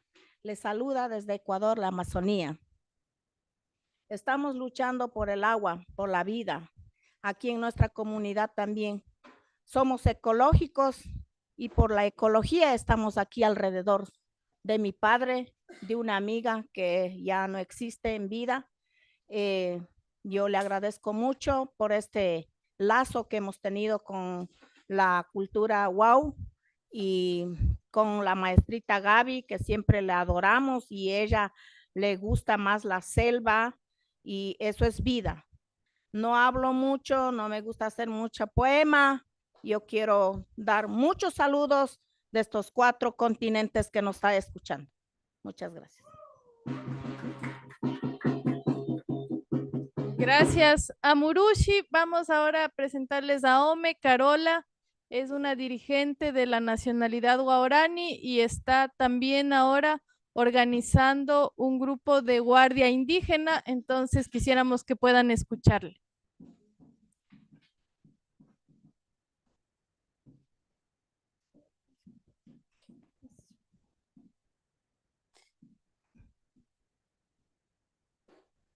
Hola, guapo Ningawariken. Buenas tardes, mi nombre es Carola Nogue, soy la dirigente de comunicación comunitaria. Primeramente, agradecer estar acá con la nacionalidad de Quichua, Orani, Shuar y Zapara. Estamos juntos, como decir compas que están contando, pero ahorita estoy muy contenta de estar con Gaby y algunos hermanos que estamos acá, porque no es la lucha de hoy. Ha sido mucho tiempo que he venido defendiendo a nuestros abuelos y nuestras sabias, que ellas han venido defendiendo en nuestro territorio. De verdad, lo que nosotros vivimos acá en Ecuador, de la Amazonía del Ecuador acá, hay diferentes lugares que nosotros vivimos. Nosotros que protegemos, primero es la vida, defendernos nuestro territorio, porque sin territorio nosotros no podemos vivir, porque agua es vida, es todo lo que nosotros tenemos. decir el aire. Así es lo que tenemos nosotros, vivimos acá en cada una de las nacionalidades y estoy muy contenta de ver a ustedes y gracias por estar la unidad que tenemos nosotros acá como nacionalidades. Aunque estamos hablando diferentes idiomas, pero ahí estamos, como dice, junto, la fuerza, la lucha, porque ahí va la lucha. No es lo que queda hoy, la lucha tiene que ir el paso y paso lo que nosotros tenemos.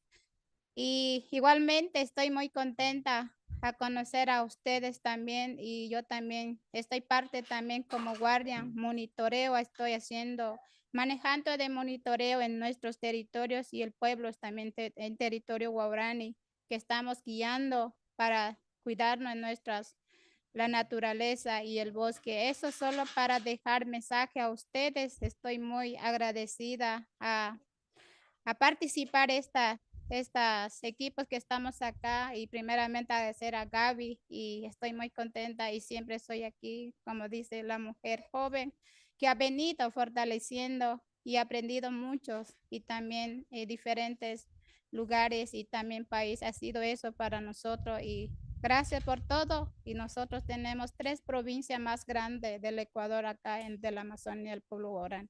Buenas tardes. Guaponingawareque. Muchas gracias. Ahora quisiera presentarles a uno de los responsables de esta reserva ecológica. Esta es una reserva que se ha forjado a partir de la herencia de un abuelo que partió hace mucho tiempo y que sus hijos han buscado mantener el bosque porque creen que el bosque es vida. Entonces quisiera que nos acompañe el compañero Esteban.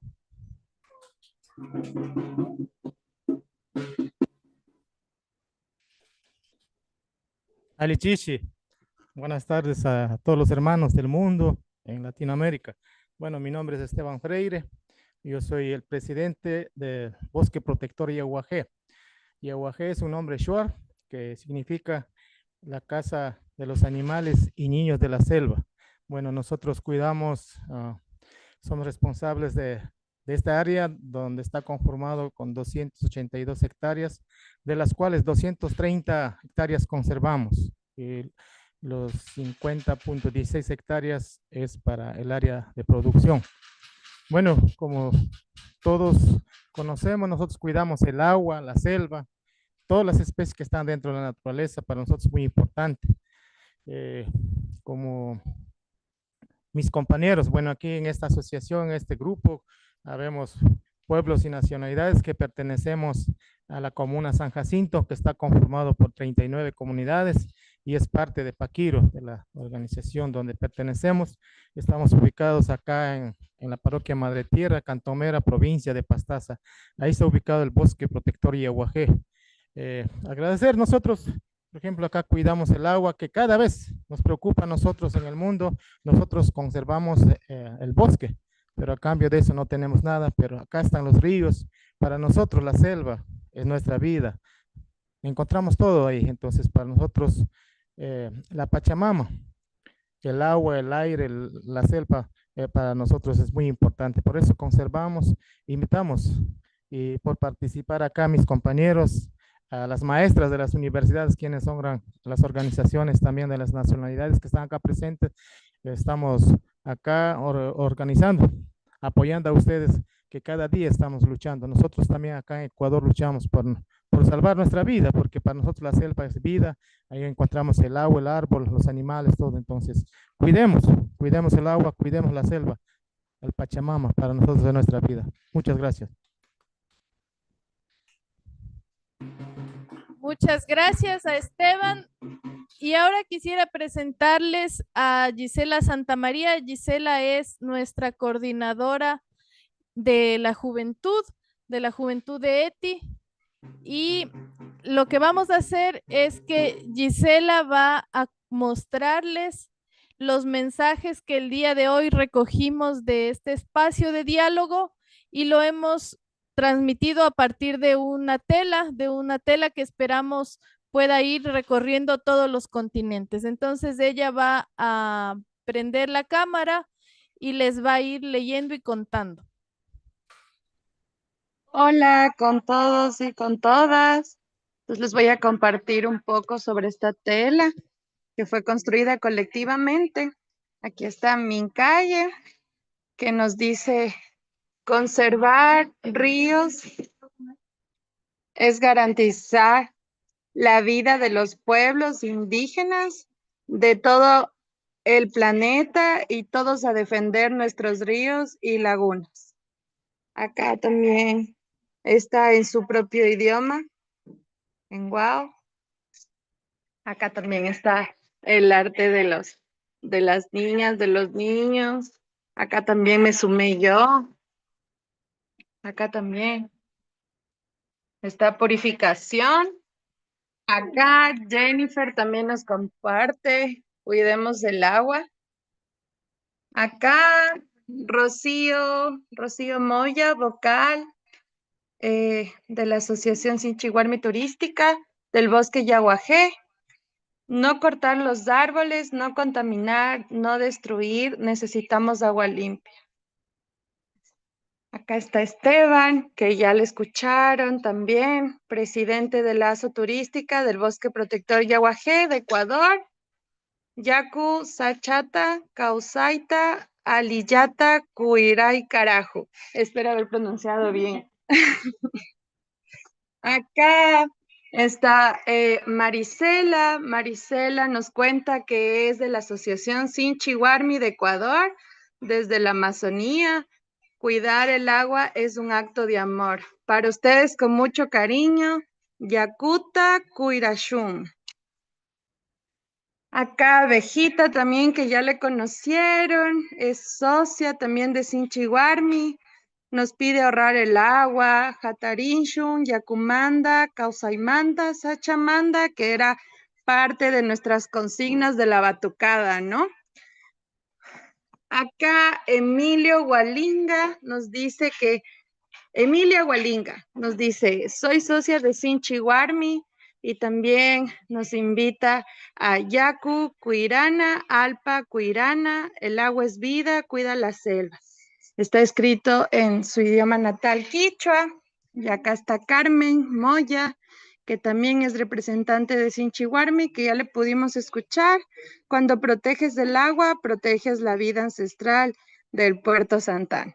Esta fue la tela colectiva que hicimos. Acá están mis compañeras y mis compañeros.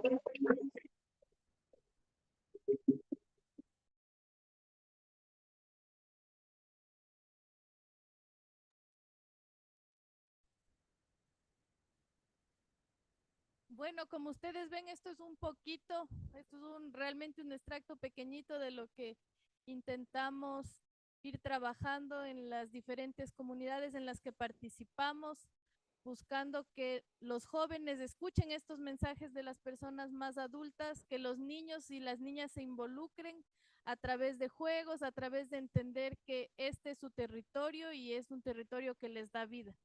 También, como se pudieron dar cuenta, el Ecuador es un país plurinacional y hemos aquí contado con la presencia de la nacionalidad guaraní, de la nacionalidad quichua, de la nacionalidad achuar, de la nacionalidad shuar y de los que somos mestizos o mestizas, campesinos, campesinas que representamos a este Ecuador intercultural, a este Ecuador que tiene muchos problemas sociales, muchos conflictos políticos, muchos desafíos, pero tiene una fortaleza grande y es esta interculturalidad y es esta intergeneracionalidad y es esta fortaleza de los pueblos de resistir, de sostener la vida a través de prácticas de cuidado, y es esto lo que queremos compartir con el mundo como ETI, como Ecuador, que estamos al pie de la lucha por defender nuestros bienes comunes, que sabemos que son los que también sostienen al mundo.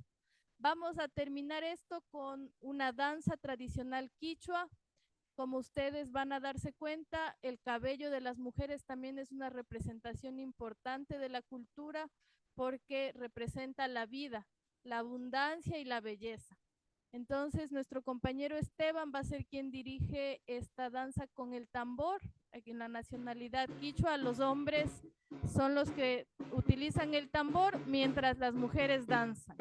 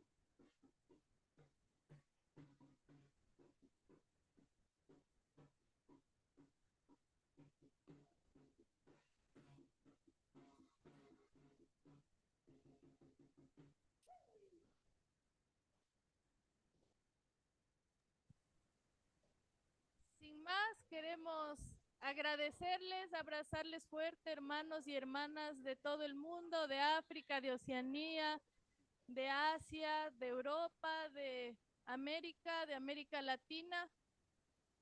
Eso por ahí creo que se ve mejor. Les abrazamos fuertes y muchas gracias por regalarnos este tiempo.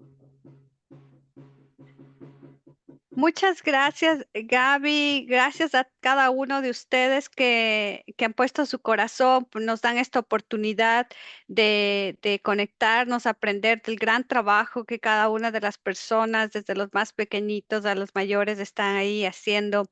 Gracias por recordarnos el espíritu intercultural e intergeneracional, como esos valores que le hacen a las comunidades, no solo en Ecuador, sino en varias partes del mundo, como es lo que les hace más fuertes y resilientes. This was a presentation by Eti with the Intergenerational School of the Water, and they were joined by representatives, youth, leaders from the 4 indigenous nations in the Amazon: Quechua, Achuar, Shuar, and Guarani, and also with Mestizos community and Campesino in the Amazon. This is, they were showcasing what they do every time they come together as part of this school, which is led by ETI, which is part of the public university in Ecuador called Universidad Central del Ecuador. If any of you English have a question or want to say, please, you can raise your hand, or you can type in the chat and I can translate, I can help with that. Y si tienen ustedes preguntas, por favor, para los compas que hablan español, levanten su mano para que puedan preguntar o pueden escribir en su chat también. Pero nuevamente muy agradecida con la oportunidad para ETE, por la oportunidad con ETI y todas las comunidades que se han reunido allá en Pastaza. Ok, ¿alguna otra preguntas? Any questions? Any words?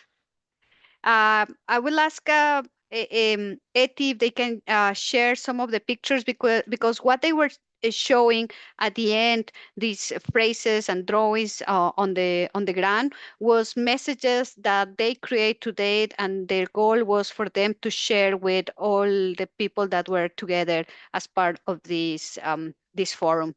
So I will ask them to, they can share later, so all of you has the opportunity to read the messages that they share with the world.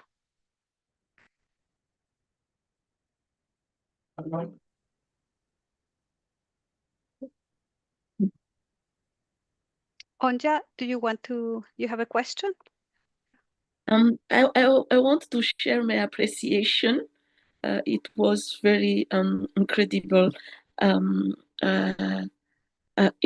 initiative as part of this summit, and making this showing this art instead of a summit. So this is my my appreciation. And something beyond of the summit, I was so impressed about the the length of your hair, where you try to dance with your hair like this one, and I'm like in my set like, oh, there is I mean, the women in this village maybe have a long hair like that, and so this dance is like dancing the hair inside. So it's very impressive in French. Sorry. Thank you.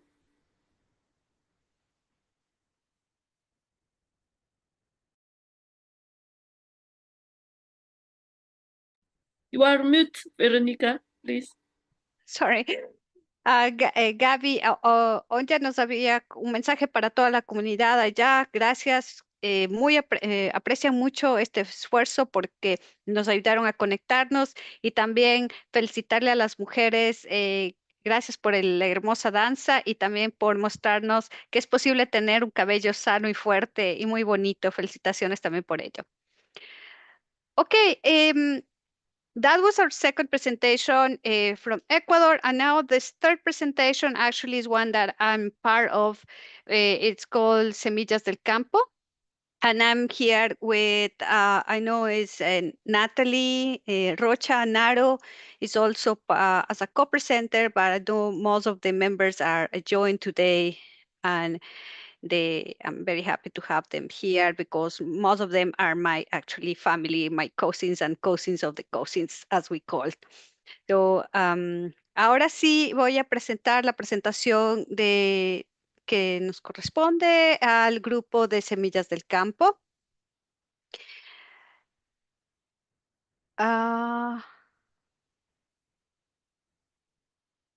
Okay. I want to start with a little bit of music. I want to help us to reconnect with the spirit of the water, with the spirit of the land. And this song that I will play here, it's in YouTube. It's by, it's called Shinshik by Antiplano of Chile. And the art that you will see there is from Bori Arriaga. So just a few seconds that with this song to help us to connect with the next presentation.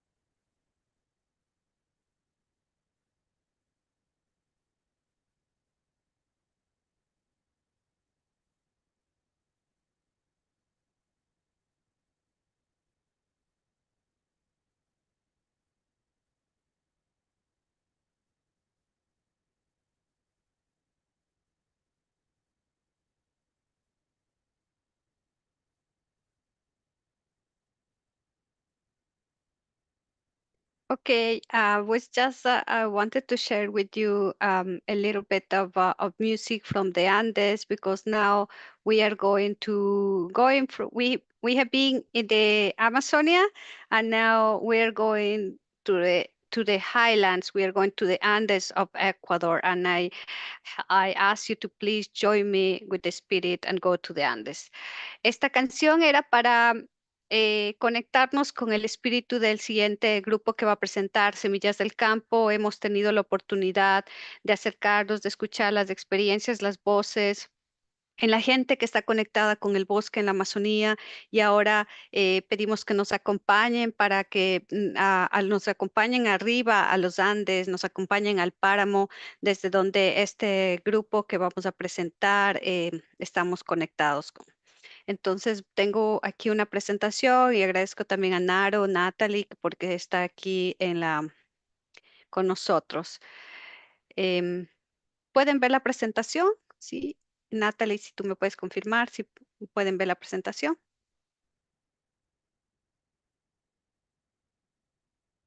Sí, bueno, Sí, pero. ok, perfecto. Entonces, la presentación es la ruta del agua, en English, the water trail, en Mulalo. Es en Mulalo, which is the ancestral name of Mulalo. Es una ruta para la reconexión, el sanar y la acción, y esto es por el colectivo Semillas del Campo en Cotopaxi, Ecuador, y lo estamos presentando aquí. Está el espíritu de Verónica, Natalie, todas las primas y amigas que son parte del colectivo, que están también en la llamada. Este arte aquí fue hecho por Natalie, que nos acompaña, y aquí arriba es un territorio que nosotros estamos conectados, que es Mama Juana Cotopaxi, es el volcán Cotopaxi, que para las abuelas nos enseñaron como que es el espíritu es un espíritu femenino, el espíritu de una mujer. y desde el corazón de Mama Juana este es donde nace el agua que luego llega y da vida a todas las comunidades que están para abajo. Y para decir, reconocer que justo el agua que sale de acá, del corazón de Mama Juana, es que luego esa agua también llega a dar vida a las comunidades, no solo de los valles, sino también de la Amazonía y al final en el océano. Y así es parte y cómo nos conectamos. Em, Eso es lo que queremos compartirles, no solo reconocer de dónde a dónde va el agua, sino también un poco contar la historia de lo que es nuestra familia, nuestra comunidad en conexión con el páramo. Esta presentación está dedicada a las abuelas, no solo a nuestras abuelas, sino a las abuelas que están ahí en el campo, a las niñas que todavía resisten y también que tienen la resistencia en el vacío de identidades impuestas, a las mujeres que habitan las fronteras de lo posible y a la gran Gloria Ansaldúa. Quiero como visualizar, porque yo estoy conectándome desde el norte, desde el territorio ancestral, como dije, del llamado territorio 4, y el territorio con el que estoy conectado, donde están mis ancestros, está acá, en Cotopaxi, y agradezco mucho la oportunidad de estar conectada y tener como esa motivación para esta conexión y para la acción que hacemos a las jóvenes de la familia y que están ahí con Natalie y todas las chicas que hoy se han conectado. Les quería como poner en el mapa esto también, cómo me estoy conectando, cómo nos estamos conectando hoy. Ya hicimos esta. Ok, ¿qué es semillas del campo o seeds of the land? Semillas del campo. Nosotros somos un colectivo de mujeres, de jóvenes que estamos conectados con este territorio ancestral de Mulajaló, que fue el territorio donde nuestros abuelos, nuestros ancestros vinieron al mundo y también donde ellos retornan y retornarán a las estrellas. Mulaló es un territorio tejido por las tradiciones de múltiples culturas, quichua, panzaleo, yumbo, mestizo, campesinos, y en Semilla del Campo nosotros reconocemos y estamos agradecidas porque hemos heredado los valores y las enseñanzas de cada uno de estos grupos. Entre esos valores heredados es lo que ustedes conocerán quizás como soberanía alimentaria, la soberanía del agua, la diversidad biocultural y también el valor de la minga. Cuando hablamos de tanto soberanía alimentaria como soberanía del agua, nosotros reconocemos que cada comunidad tiene ese derecho a la autodeterminación y en ese derecho de autodeterminación también definir qué significa soberanía alimentaria, qué significa soberanía del agua, diversidad biocultural para cada uno de ellos. Para nosotros la soberanía alimentaria está conectado con con nuestras comidas, con nuestras recetas, con tener una chacra, con el compartir la comida, con el compartir en las fiestas, compartir en las diferentes celebraciones que tenemos. La soberanía del agua hemos tenido no solo en el acceso y en estos modelos de gobernanza comunitaria como las juntas de agua, que varios miembros de nuestra familia son parte, sino también en esa oportunidad que tenemos de reconocer que somos agua y también de celebrar ese espíritu, especialmente del agua en las mujeres. Esta vez, nuevamente, Natalie, para ayudarnos a reconocer esa posibilidad de definir esa soberanía, ha creado un gráfico que ella nos ha permitido compartir el día de hoy acá. Como ven, esa soberanía del agua, tanto de los alimentos y la biodiversidad, de la diversidad biocultural, está conectado con ese espíritu de la mujer y es por eso que nosotros también, especialmente las mujeres en la comunidad, reconocemos ese rol y también esa responsabilidad. Aquí quiero compartirles un video de Cristina, una de las primas y miembros de Semillas del Campo, que nosotros vemos que es una de las personas que más sabe de esa conexión ancestral que tenemos con el páramo. Nosotros sabemos que hay investigaciones, que hay datos, que hay libros ciencia occidental sobre el páramo, pero para nosotros una de las maneras más lindas que tenemos para conocer sobre el páramo es con Cristina, con su hermana, con su familia, que ellos están constantemente, todos los días, yendo al páramo y teniendo esa conexión, y a través de la conexión de ellos nos permiten tener una conexión a nosotros. Así que un videito de lo que hace ella cuando sube al páramo aquí con ustedes.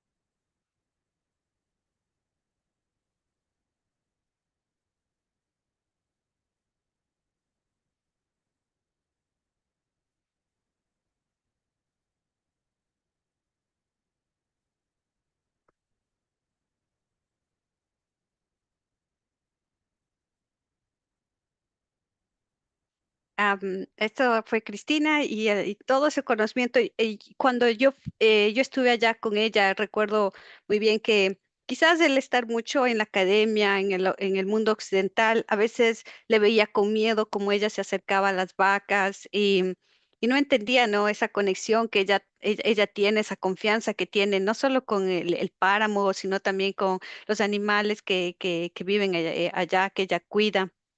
Y también me hacía reflexionar mucho sobre cómo el estar a veces tan cerca del mundo occidental nos hace olvidar de la importancia también de confiar en esa conexión natural que hay con la montaña, con los animales, con la naturaleza ahí. Entonces, quería compartirles ese video y durante el video ahí atrás se podía ver el volcán Cotopaxi, como les dije, la mamá Juana Cotopaxi también que está ahí, que siempre está como un paisaje imponente recordándonos esa conexión. Am, nuestros abuelitos, ellos en conjunto con otros grupos de quienes fueron antes guasipungueros o personas que trabajaron en las haciendas, se reunieron y pudieron tener acceso a un pedazo de tierra, y esto fue en el páramo. Y hoy en día, nosotros decimos de este pedacito de páramo que queda, que es parte de lo que es el territorio, propiedad de mis abuelos, es casi el último remanente de páramo que existe en toda la zona ahí en Mulaló, porque la mayoría del páramo está siendo destruido por el avance extractivista de lo que es la industria maderera, agroforestal, especialmente por la siembra de pinos. También se está con el cambio climático cada vez más, está avanzando, hay incendios forestales difíciles de aplacar, hoy mismo están yendo por una sequía y es muy difícil porque el páramo es un ecosistema muy importante, que ese ecosistema es como una esponja que ayuda a captar la humedad, y gracias a esa captación que hace de la humedad en la parte de arriba es que se hace posible que haya agua para el resto de las comunidades de abajo. Entonces, cuando el páramo se seca, cuando al páramo se lo destruye para sembrar más pinos, para destruirlo y colocar monocultivos, etcétera, es cuando se comienza a destruir el páramo, y no solo se destruye el páramo como ecosistema, sino también se destruye esa posibilidad de vida, de siembra, de cultivos que hay más abajo en las comunidades de abajo. Entonces, para nosotros es como cuando el agua se va del páramo, la vida también se va. Y esta fotografía fue tomada el año anterior. Esta es la laguna de Salayambo, también en el ecosistema páramo en Cotopaxi, durante la sequía del año anterior, en el que prácticamente desapareció la laguna, y esto afectó el acceso a agua a las ciudades que están cerca a estos páramos, como fue la ciudad de La Tacunga. Y nosotros conversamos la importancia del agua en el páramo, que es el agua para nosotras. Es lo que da vida, pero también es la que permite que se desarrollen las comunidades en el campo. Entonces, cuando dicen que el campo es inviable, realmente es porque están acabando el agua. Y cuando se acaba el agua, también se acaba esa conexión. Pero vemos que el agua no se da por vencida.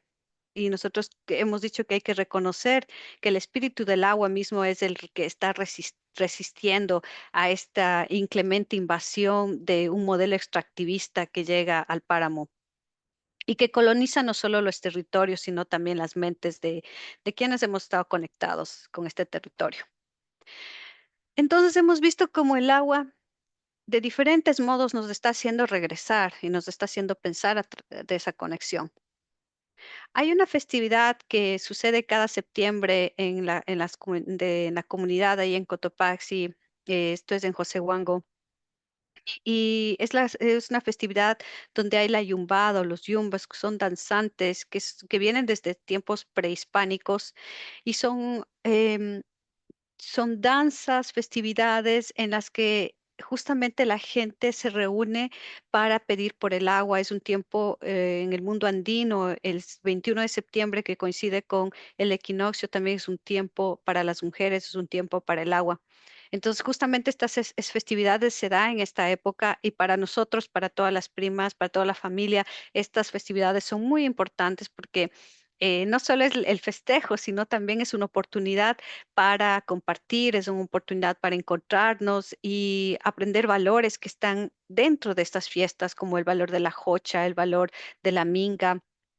Y varios valores, varias celebraciones que se dan, que están conectadas con estas festividades. Esto sucede en septiembre y nosotros es algo que vemos como nuestro momento de aprender más sobre esta conexión con el territorio y también es un momento para nosotros am, para aprender, conectarnos y sentirnos orgullosos de dónde venimos.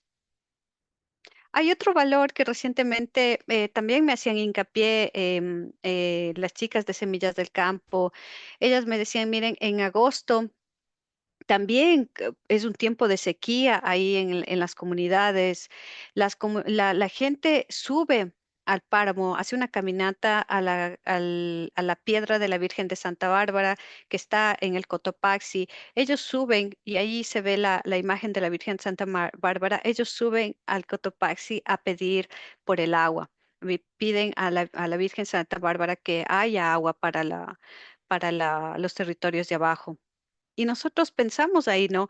Cómo estas comunas, la gente sube a pedir a la Virgen que está en el Cotopaxi. Nosotros pensamos, ahí hay ese sincretismo que sí vemos un principio de la mezcla de la fe cristiana católica, pero vemos también que el hecho mismo de que suben al Cotopaxi están nuevamente, hay un espíritu, una memoria que les recuerda que ahí es donde sale el agua, donde el corazón del agua está en esa memoria que estuvo antes de que la tradición cristiana católica llegue. Entonces, son también tradiciones que están ahí que nos ayudan a reflexionar sobre esa conexión.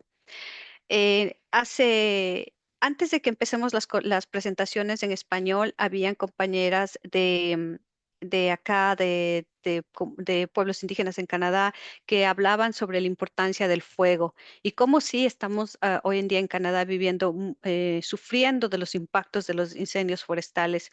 Pero la compañera también nos recordaba que el fuego en el mundo indígena es también sagrado y necesita respeto. Y entonces nosotros en el grupo en Semillas del Campo y en la familia, también una de las cosas que hemos retomado es esa conexión con el fuego.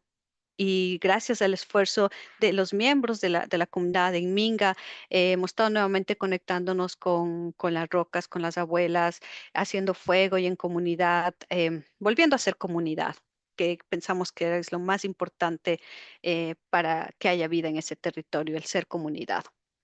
Es aquí compartiendo un poco las fotografías de lo que se ve eso allá.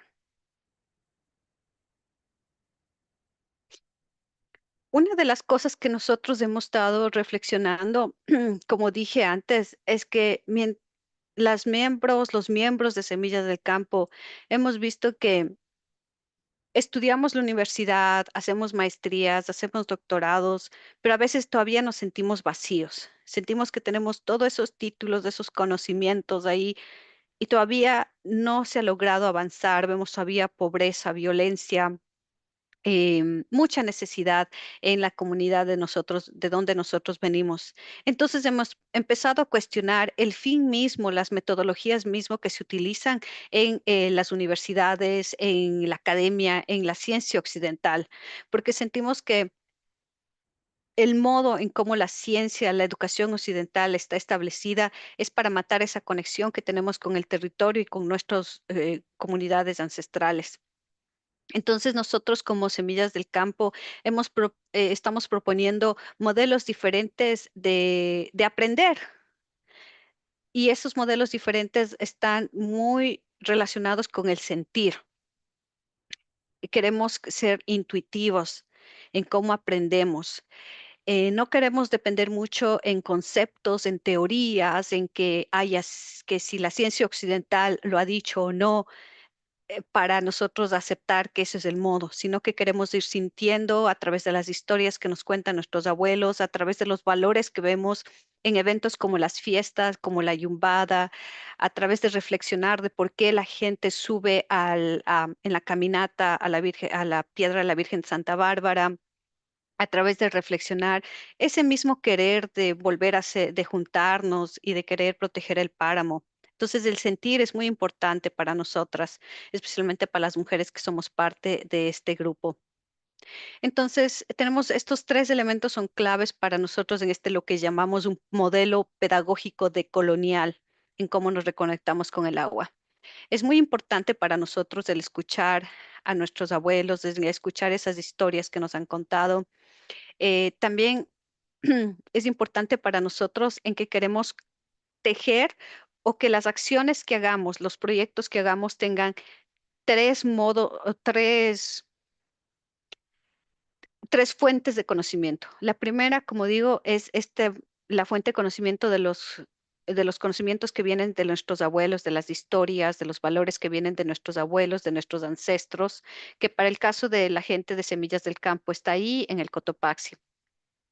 La siguiente fuente de conocimiento que nosotros valoramos es el conocimiento occidental, porque casi todas las chicas de Semillas del Campo han estudiado en la universidad o están en la universidad o el colegio mismo.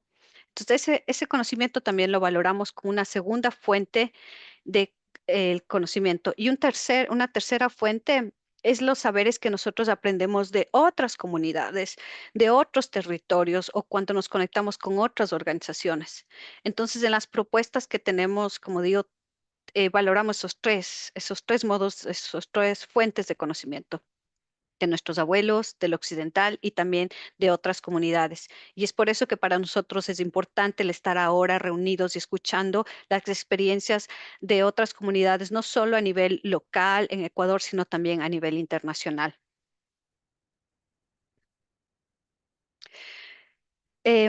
Natalie Rocha, que está aquí, ella junto a Andrés Santa Fe, que es mi hermano, han sido uno de las personas clave en lo que nosotros vamos haciendo y siendo, porque ellos nos han ayudado a despertar esa posibilidad de expresarnos a través de lo que se llama el arte. Nosotros le llamamos el reconectarte. Y en Semillas estamos aprendiendo a redefinir nuestra relación con el agua, que no solo es un recurso, no solo verle al agua como lo que necesito para los cultivos o para, no sé, para un proyecto turístico. Es lo que nosotros vemos al agua también como una maestra, como algo sagrado y también como una fuente de creatividad. La fotografía, los artes visuales son claves también para cómo vamos aprendiendo sobre nuestro territorio. Y aquí hay unas fotografías de Andrés y Gabriela. Natalie y Andrés, como digo, ellos son los que nos ayudan a veces a poner en imágenes lo que no podemos ponerlo en palabras. Y ellos han sido claves nuevamente para el trabajo y cómo vamos aprendiendo en este territorio. Hoy en día hemos también empezado a pensar que nosotros visualizamos el tener nuestra escuela de liderazgo y emprendimiento social, porque hemos visto que especialmente las mujeres en Semillas del Campo, muchas veces por un sistema patriarcal y colonial, no nos abren las posibilidades de liderazgo, sino más que todo de que tengamos un rol pasivo, no solo en la comunidad, en la familia, sino también en puestos políticos, etcétera. Nos ven como un voto, pero no como un líder, una líder. Entonces nosotros queremos que se abran esas posibilidades y para ello estamos organizando viajes, lo que llamamos rutas de reconexión en grupo. Viajamos vamos a bosques, vamos a conocer otras comunidades y comenzamos a co-crear cosas, co-crear posibilidades. mm, Algunas fotografías del mes anterior, de algunas visitas que han hecho. Esto es realmente en el Parque Nacional Cotopaxi, en el boliche, que está muy cerca de la comunidad, pero que para muchos a veces no tuvieron esa posibilidad, porque cuando se institucionalizó esa parte de la naturaleza, como que nos alejaron de ese territorio que nuestros ancestros antes pasaban por ahí libremente. También algo muy lindo, esa fotografía soy yo con mi abuelito, eh, papapacho, que le llamamos. Estamos sembrando un pumamaki. Yo quiero contarles que esta fotografía es bastante importante para mí, porque en la parte de atrás ustedes ven un campo, un bosque de eucalipto. El eucalipto es una especie invasiva en nuestras comunidades, al igual que el pino. El pino llegó a poblar y a secar el páramo y el eucalipto ha llegado a secar las comunidades de la parte de abajo. El eucalipto, al lado del eucalipto, casi todo lo que está sembrado no nace, se toma todo el agua. Entonces, en este terreno, en esta propiedad que es de mi mamá, es de herencia que recibió de sus padres, una de las cosas que decidimos hacer justamente pensando en que yo iba a ser madre, yo quería que el legado que quiero dejar a mi hija es que ella pueda regresar a la tierra y ver árboles que eran parte de nuestra cultura. Así que comenzamos a hacer proyectos de reforestación y tuve la bendición de que pude estar con mi abuelito y comenzar a sembrar estos árboles. Por ejemplo, el pumamaki que está ahí es un árbol nativo de allá. Entonces, esto es algo que hacemos con ellos y justamente este fin de semana nuevamente la familia, los hermanos se van a reunir para sembrar más árboles en ese territorio. En la parte, en la otra fotografía está algo creado por Andrés, que es mi hermano, Andrés Santa Fe, y que él también, como digo, él va creando posibilidades. Él utiliza como collage, sketches y nos ayuda a pensar, a imaginar lo que a veces no podemos, dicen que es posible lo que podemos ver. Él no siempre nos ayuda a visualizar y también quiero reconocer el trabajo de él en esto. Nuevamente son fotografías de posibilidades que crea Andrés cómo imaginar modos diferentes. Esta casa es la casa que nosotros le llamamos semillas de campo. Es la casa de mi mamá. Y como pueden ver alrededor de la casa, nosotros hemos ido recuperando muchas especies que son nativas de esta zona. Y es como una de las cosas que más, que más nos motiva es seguir retornando a las plantitas que regresen a esta zona, porque sabemos que al regresar esas plantas nativas que fueron muy importantes para nuestra cultura, estamos también ayudando a que regrese el agua a nuestro territorio. Una de las cosas que me olvidé de mencionar, muy importante, es que para las comunidades que están abajo, en Mulaló, uno de los problemas grandes que tenemos, no solo actual, ya son de los últimos 20 años, es que muchas de las haciendas que antes estuvieron ahí se han convertido ahora en monocultivos y tienen florícolas, especialmente las florícolas, están poblando toda esta zona con invernaderos y están tomándose todo el agua de las comunidades. La gente casi a veces pasa meses sin agua, no solo para sus sembríos, sino también para el consumo. Entonces es uno de los grandes problemas y vemos que proyectos como el de la Casa Semillas con los proyectos de reforestación son importantes para mostrar a otras familias, a la comunidad, que es posible reforestar también en su chacrita o en su propio terreno, trayendo de regreso arbolitos que son parte de ahí del territorio. También aquí unas fotografías creadas por Andrés y por un trabajo, una fotografía del trabajo de Andrés y de Natalie. Esto Natalie, como ellos van a la naturaleza, van a la chacra, al bosque, no solo como a inspirarse, pero ellos también están utilizando eh, pintura. La pintura que ellos utilizan es del bosque. Entonces quería también reconocer cómo la creatividad de ellos nos ayuda a ver esas otras posibilidades de crear desde la naturaleza.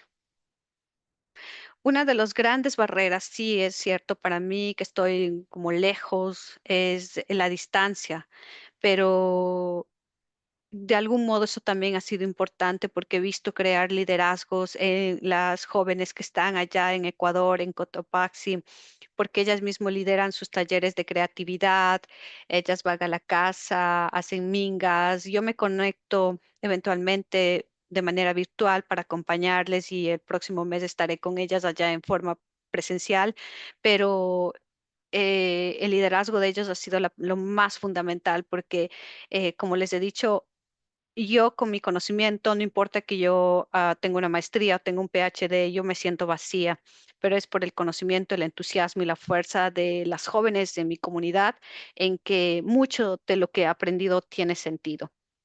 Entonces, em, esta es una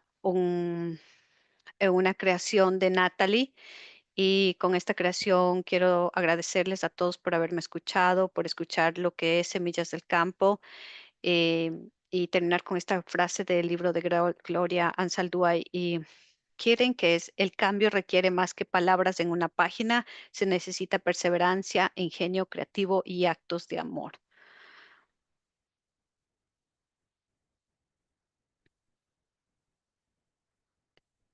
Gracias, thank you, Yupaichani.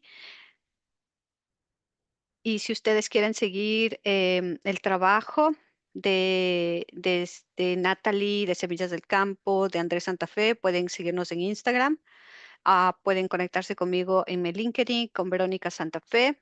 Si quieren escribir a Semillas del Campo, aquí tenemos un email. Si quieren visitarnos, está en Ecuador. Y algo que se me olvidó mencionar muy importante es que Semillas del Campo está conectado con la Escuela Intergeneracional del Agua, con ETI, y somos también, hemos decidido también tomar la mano con ETI y también aprender de ellos y también compartir lo que nosotros vamos aprendiendo en el camino. Con eso quiero terminar. Gracias nuevamente por escucharme y si tienen preguntas, por favor, déjenmelas saber. So with that, I finished the presentation from Semillas del Campo. If any of you have questions, please let me know. Si tienen preguntas, por favor.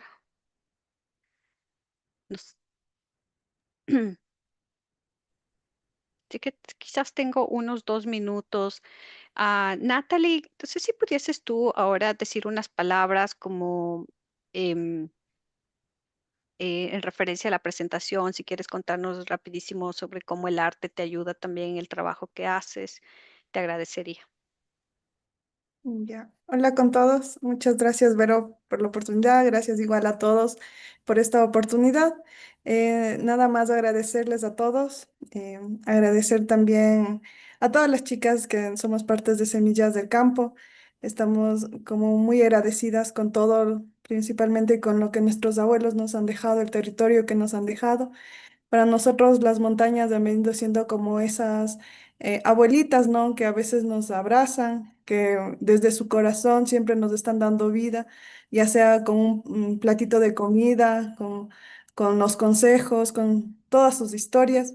Y asimismo para nosotros es las montañas, ¿no? Porque ellas desde ahí, desde el páramo, hemos visto cómo desde antes han dado como vida a nuestros abuelitos, a nuestros papás, a nuestras primas que siempre han tenido como el alimento también. Entonces, igual nosotros estamos como ahora en la época como de dar esa reciprocidad de todo lo que recibimos también mantener, cuidarlo y también para nosotros trabajamos también pensando en eso, como Vero dijo, pensando en las nuevas generaciones que vendrán, en todas las niñas que están de nuestra familia, las pequeñitas, que en un futuro igual queremos que ellos también puedan ver todo el trabajo que hemos realizado, que sean ellas las que continúen con todo este trabajo, ¿no? Tanto sea como las plantas, el rescatar el agua, los páramos de donde nosotros venimos.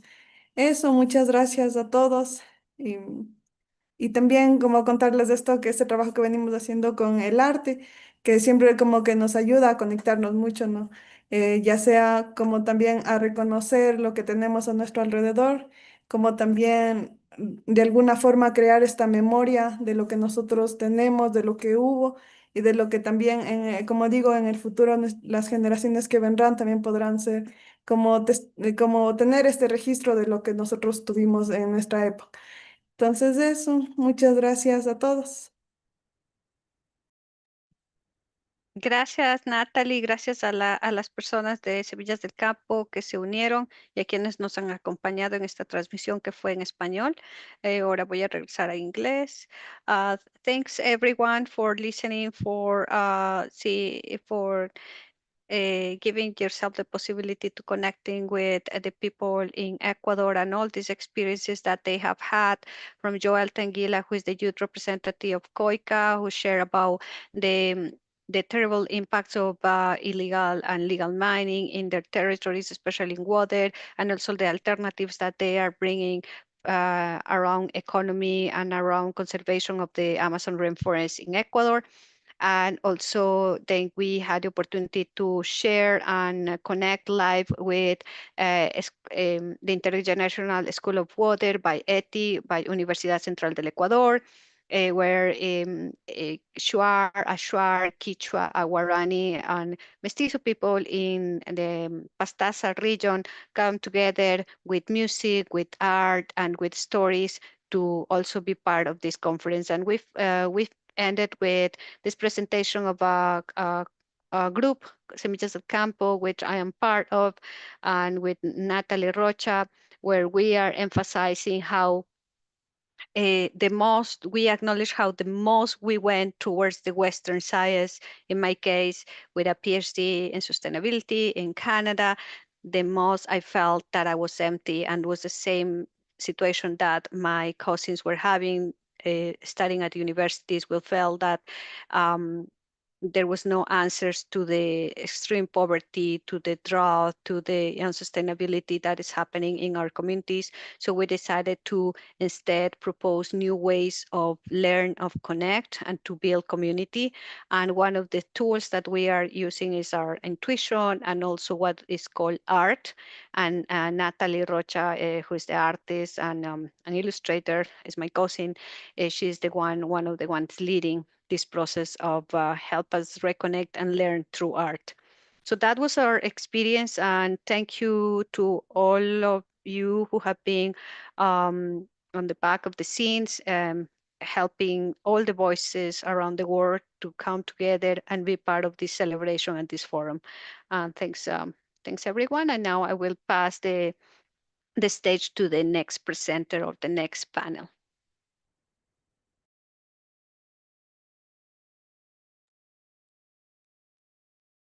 Muchas gracias, Veronica, for sharing and coordinating this excellent session with many interesting insights. I've tried to follow as best I could in Spanish, and appreciate the important contributions from Latin America, from Ecuador, from the Amazon, from Quechua, from Joel and others. Are there any questions from the audience in terms of for Veronica or the presenters, please?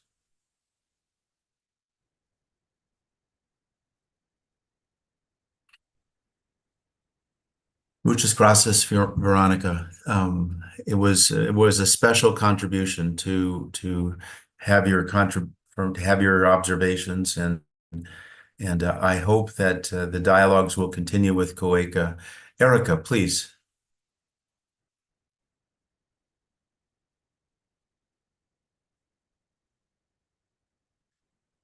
You are muted, Erica. Please, I see your hand is raised. Okay, sorry about that.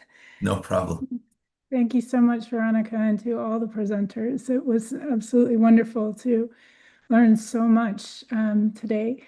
It was brought up earlier, the challenges, this sort of competition between COP coming to Belém and the damage that's being done to bring it there. I wonder if you can counsel us on what is the appropriate response, because I know a number of organizations in sustainability, in environmental science will want to come to Belém, but is that contributing to the problem? I'm just curious what your advice is so we can follow the correct path forward. Thank you. Thank you, Erica, for your question. Actually, to answer your question, I would like to connect to expand a little bit of what I do currently. Currently, I work for the University of Regina in Saskatchewan, Canada, and my role is to advise at the Vice President Research Office on how to build respectful relationships with, especially with Indigenous and other marginalized communities in Canada and around the world. And one of the areas that I'm working mostly is with Latin America. So one of the questions that we had maybe 1 year ago is the University of Regina putting together a group to go to Belém? Are we putting the funding, the resources to that? And we collect some insights from some of the Indigenous organizations, and we found that there were other priorities. So we decided to listen to the other communities, our other partners. And although there are some of our scientists that will be going there to participate, to share their experience, some of the resources we decided to instead put in building a different type of connections. So today we are connecting with one of the largest indigenous universities in Ecuador. It's called GIYSCC. It's an indigenous-founded, indigenous-led university. And we are building processes for dialogue of knowledges. So we are coming together with an interdisciplinary and transdisciplinary approach. So we are including not only scientists, but also community organizations. And we are having a meeting in Ecuador in March. So will be indigenous researchers and allies from associated to University of Regina and First Nations University that are going to meet indigenous researchers and allies in Ecuador. And we're also inviting some of the researchers from other universities in South America to come and host and have a dialogue there. From the department, from the VP Research, we decided that will be a best investment of the resources that we were thinking to put in going to COP, because we found that was more meaningful and answered the needs of our partner communities. So a short answer, it will be listen to your partner communities. If the partner communities think it's important that the voices of the organization need to be there, I think that is the answer. But in our case, from the University of Regina, was that there were other priorities and there were other goals, especially in connecting and building capacity for indigenous researchers in the South and in the North on coming together. So that is that will be my answer. Hopefully I give a little bit of light there, but it's important to connect and ask them, the communities, what are their priorities.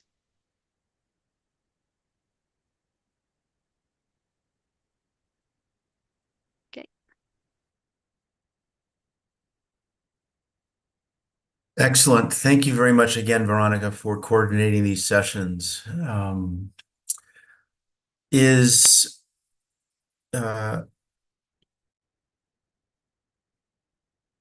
Stephanie Ampui or Angel Torrico available for their presentations on starting decolonization, neocolonialism, and the need to save the Amazon jungle in Bolivia.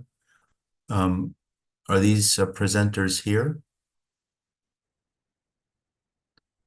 I do not see them. Yannick's team is here. Stephanie are not here. Okay. Yannick, let's see. Yannick's team is here. Yannick, would you be prepared to begin your presentation? Yeah, absolutely, Paul. I'd be happy to. I think, yeah, I see that the other presenters are all here. So I think if it works for them, we'd be ready to start. That would be great.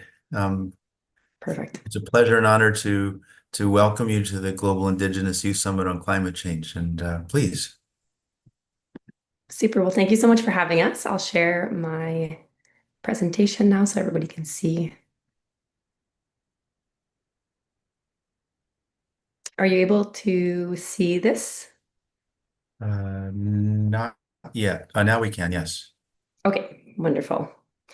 All right, so hi everyone. So I'm coming to you today on behalf of the Students on Ice Foundation and the Blue Future Pathways. And so the session today is going to be discussing how to engage youth in the sustainable blue economy. And we'll be joined by 3 different Indigenous youth that are part of the Blue Future Pathways program. So my name is Inik Rozo. I'm coming to you from the traditional territory of the Haudenosaunee, and I am extremely grateful for the opportunity to live, play, and grow on this land, which is located on the shores of the Great St. Lawrence River in Cornwall, Ontario, in Canada. So as I mentioned, I'll be moderating this session for Blue Future Pathways, as I am a Blue Future Pathways intern with the Students on Ice Foundation. But before we get started, I wanted to just kind of quickly talk a little bit about the program itself. And so Blue Future Pathways is really a program that tries to really support youth with educational and career resources that are based on the ocean, water, and ice sectors, with an increased focus on sustainability and social and economic responsibility. So we really refer to these industries and these types of careers as the sustainable blue economy. Blue Future Pathways is actually an endorsed UN Ocean Decade Action and really aims to support young people between the ages of 15 to 35 years of age across both Canada and internationally, with a special emphasis on underrepresented and remotely located youth. And so Students on Ice and Blue Future Pathways are part of ECOP, and ECOP referring specifically to early career ocean professionals, so anybody within the first 10 years of work in the ocean sector. It really spans all disciplines, including sciences, policy, education, and community. And so the ECOP program is an international program that's really central to the UN Ocean Decade of Ocean Sciences to empower the next generation of ocean leaders. So the national Canadian node of ECOP is ECOP Canada, which is actually hosted by the Students on Ice Foundation and is supported by Blue Future Pathways. And so ECOP Canada offers 3 core opportunities, including community and connection, professional development, and networking. And if you are interested to learn more about ECOP Canada, please feel free to contact Volita Yago, whose email is up on the presentation screen here. So essentially today we're going to be starting off by hearing from the 3 different youth members who are joining us. They'll tell us a little bit about themselves, about their experiences doing the Blue Future Pathways internship program or getting involved with Students on Ice, and how they have kind of seen climate change in their communities. And then we will have the opportunity to ask some questions and have a discussion. So I'll pass it on over now to Madeline Lutz, who will start us off. Hi, everyone. Thanks so much, Anik. I really appreciate the introduction. Hi, my name is Madeline. I also go by Maddie. I'm really honored to be speaking with you all today.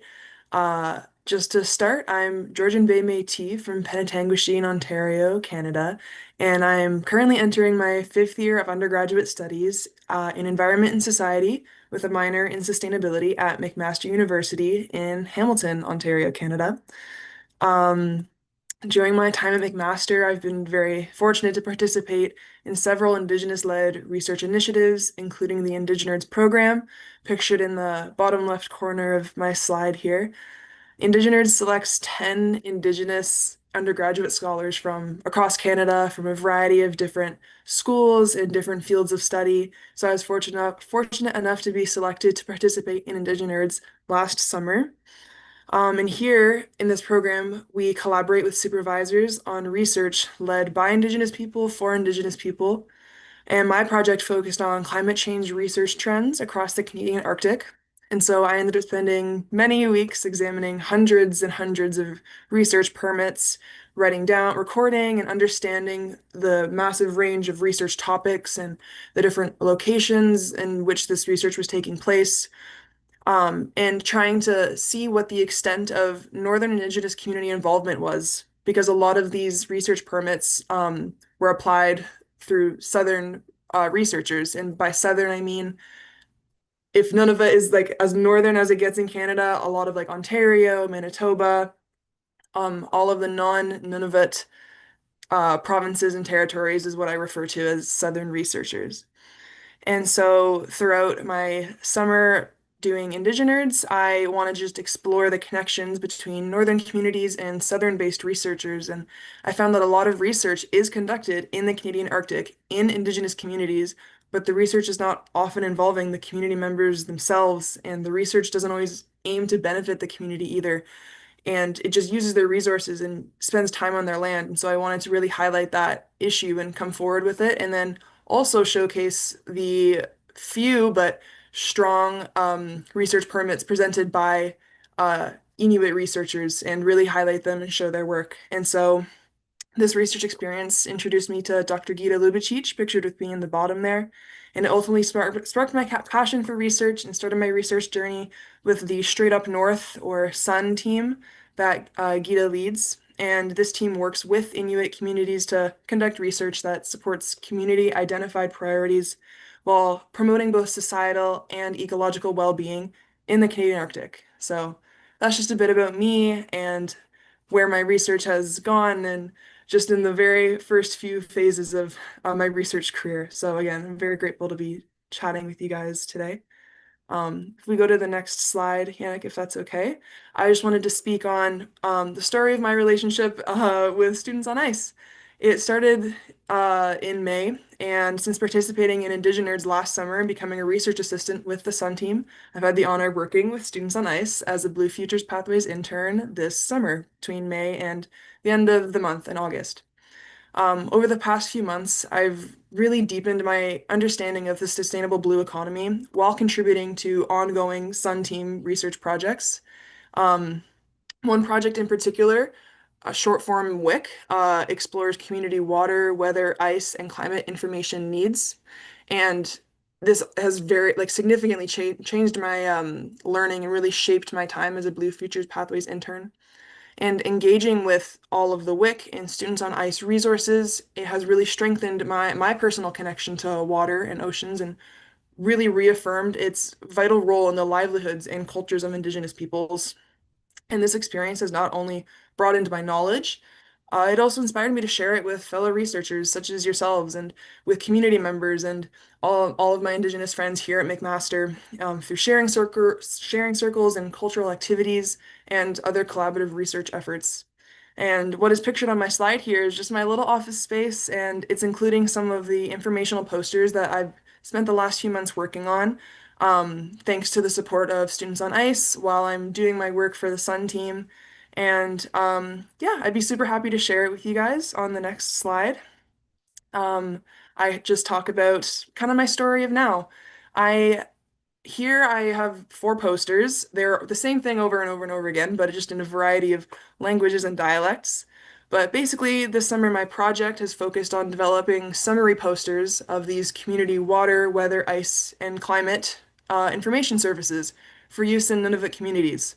The goal of these posters is to provide a very clear and accessible tool that helps Inuit make informed decisions to support safer travel up north.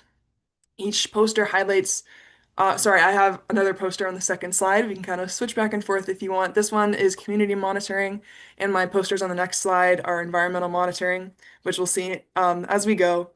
The community monitoring is shown in the green posters, and on the next slide, the environmental monitoring is shown in blue. To maximize the accessibility of these posters, they're available digitally and then also printed and are sent up to communities, and they can be printed off the computer up north as well. But each box has a separate link you can click on through my research team's website, and you can access all of these sites.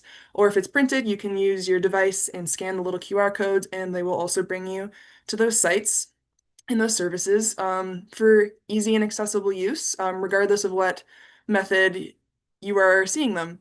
And so basically a bit more about these. Inuit knowledge of the land, water, weather, ice, and climate has been passed down for many generations, and it's invaluable to life in the North. However, as climate change accelerates and alters very long established patterns, other tools such as these services have just become an important complement to traditional knowledge. These posters incorporate, like I said, these links as well as scannable QR codes, and I'm really trying to allow community members to directly access very relevant monitoring services. And these services featured here were identified through surveys with community members across Nunavut through the ongoing WIC project. And it ensures that all the content reflects tools that people already trust and use frequently. And while the full reports contain dozens of additional resources, these ones highlight the most essential and commonly used services for everyday decision making. And this could include marine warnings, radar and satellite imagery, tide charts, and even just down to local weather station data. And each contributes to safer and more informed travel on the land and water. And all of these posters do appear very simple at first glance. Their creation did require months of work, but the final product just serves as a easy to use resource that complements Inuit expertise and brings traditional knowledge and modern monitoring systems together just to help keep travel safe in a rapidly changing Arctic environment. So hopefully that was, Yannick, how you wanted that to go. I just kind of laid it all out there. But if you go to the next slide as well, it'll show the environmental forecasting services. And so the posters on the left are the ones in English, and then to the right, there's 3 different versions. The one in the back is Inyanaktan, another language up north, and then there's 2 different dialects of Inuktitut, just for accessibility's sake, and as well as language revitalization, to make it accessible for everyone. And yeah, I've worked really hard on these. They got finalized quite literally 2 days ago. So I'm really happy to just share. And if there's any questions at all, like I don't know if there's time for right now or after everyone's presented, but thank you. I just want to say thanks for listening. It's great, Maddie. Thank you so much. These are really beautiful and incredible. And it's like, as you mentioned, it's so important to have that inclusive knowledge and that inclusive language for everybody to be able to read it and understand, especially as it, kind of pertains to an ever-changing climate and these conditions that are really difficult to foresee and to understand. And so that's It's a great. good compliment. Yeah, thank you so much. I appreciate it. I think we'll actually go right away to we'll hear from the next 2 presenters, our next 2 speakers, and then maybe we'll have the chance to chat with all 3 of the presenters at the same time. And so next up, we are going to hear from Avery Lane. So I'll pass it over to Avery.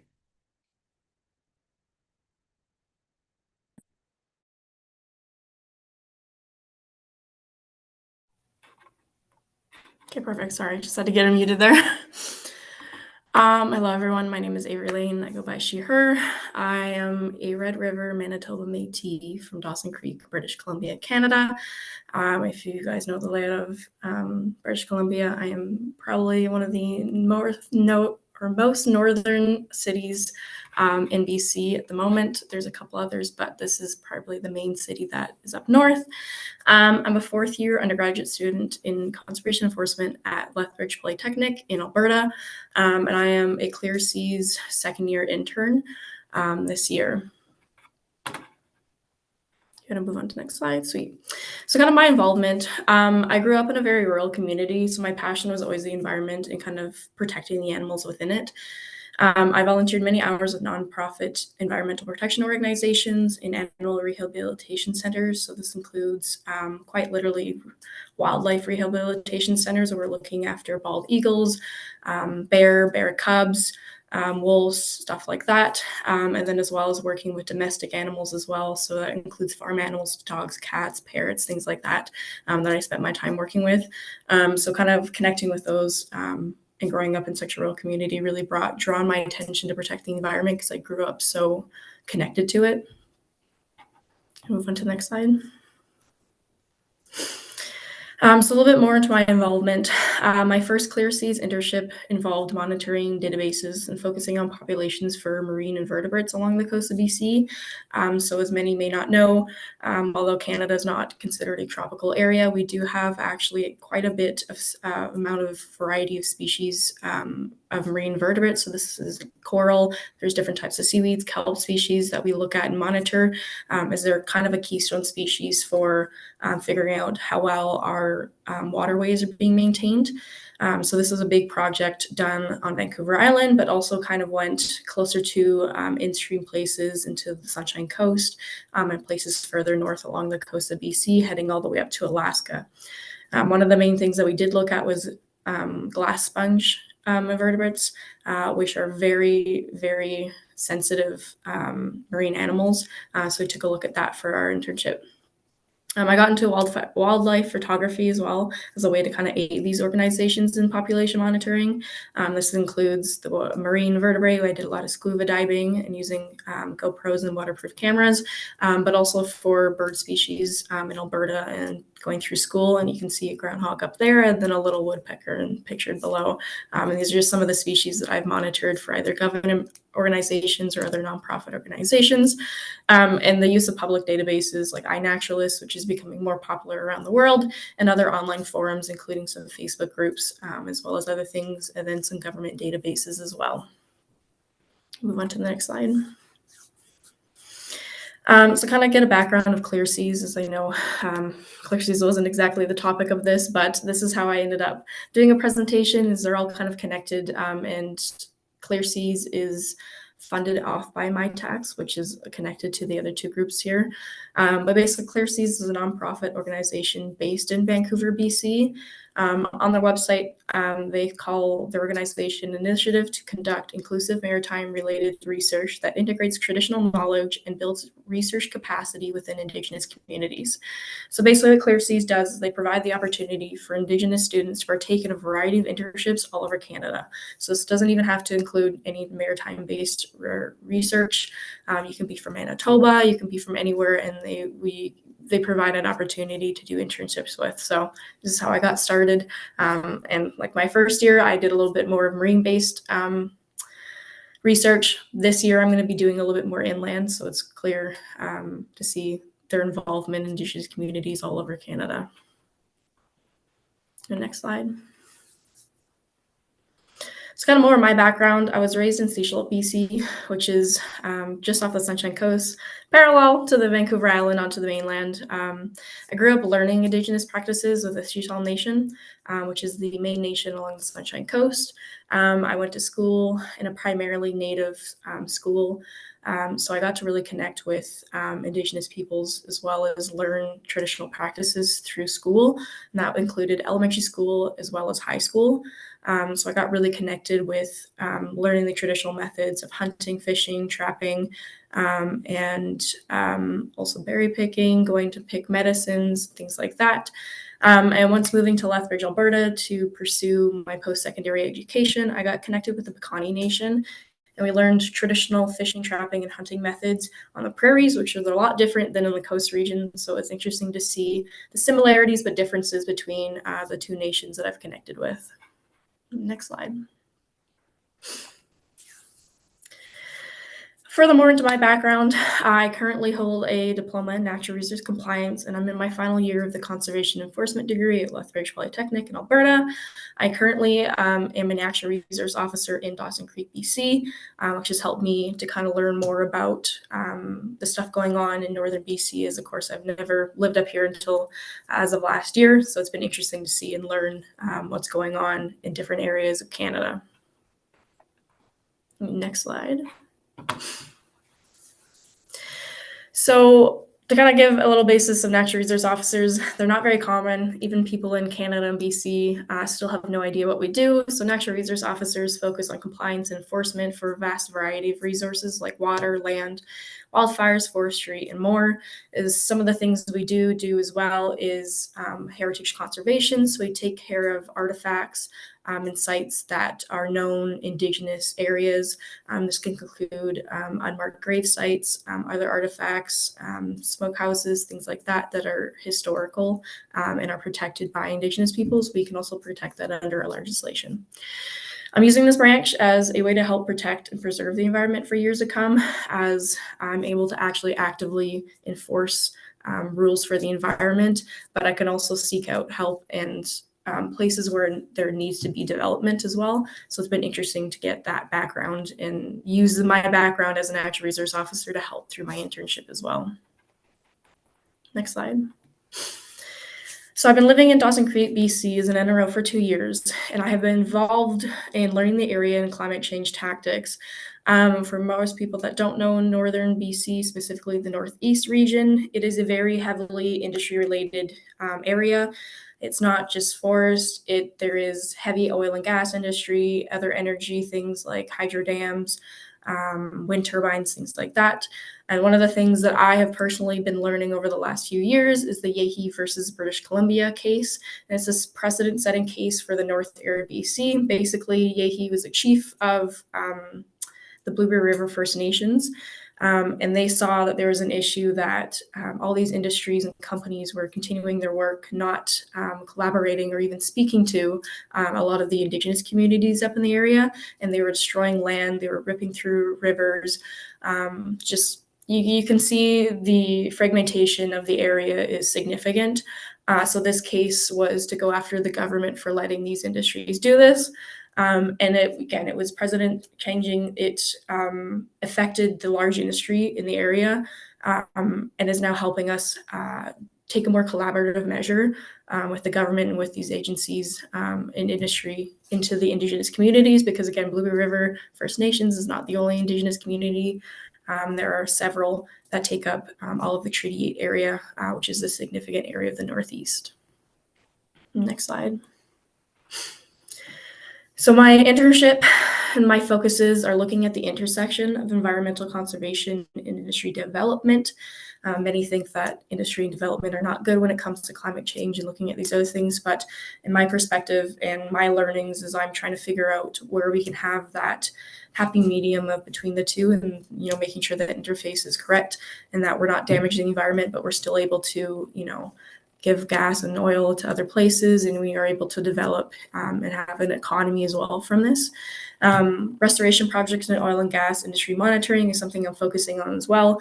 Blueberry River First Nations is a really precedent-setting First Nations community as well, as they're looking at actively developing their own enforcement team to do so. So I'm looking at connecting with them well, and of course working closely with several other Indigenous communities that are now taking the lead from Blueberry River First Nations and continuing on their work there. So it's been interesting to see that and quite interesting to see a different section of BC, because when most people think about British Columbia, they think about mountains and trees and beautiful things, but behind the scenes, there's a lot going on with the industry. So it's interesting to see the collaboration between the Indigenous communities and the industries within BC here. And again, I want to say thank you guys so much for letting me talk and kind of describe what I'm doing my internship. I appreciate the opportunity to be doing this. That's basically my presentation. Amazing. Thank you so much, Avery. I actually lived for a few years up in Prince George in British Columbia. Really? So amazing. It's nice to hear a little bit about the north of British Columbia, which I feel right, like, yeah, it's not as often spoken about. So it's nice to hear. Yeah, right. Yeah, perfect. So I'm going to pass it on over now to our next speaker. So Zoe George, if you want to kind of share your presentation, and I'll give the floor over to you. Perfect. Yeah. Hait Sepka, Siamansiaya, Antha Makwalia, Eat Zoe, Tanitsanat, Salewatoth, Eat Squamish, Wananu Ait Swale. So what I just said to you all in Hunkaminam, which is the language of the Tsleil-Waututh people, is my name is Zoe George. My ancestral name is Macaulaya, and I'm from the Tsleil-Waututh and Squamish nations. So a little bit about me is I'm in my last year in my undergraduate degree in First Nations and Indigenous Studies at UBC. So that's just in Vancouver here in BC. This is also where I conducted all of my research and such.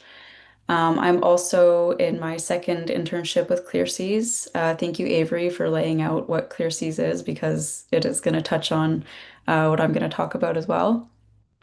So some years ago, I got asked to do a research internship with Clear Seas, and I heard it was a sustainable marine shipping company.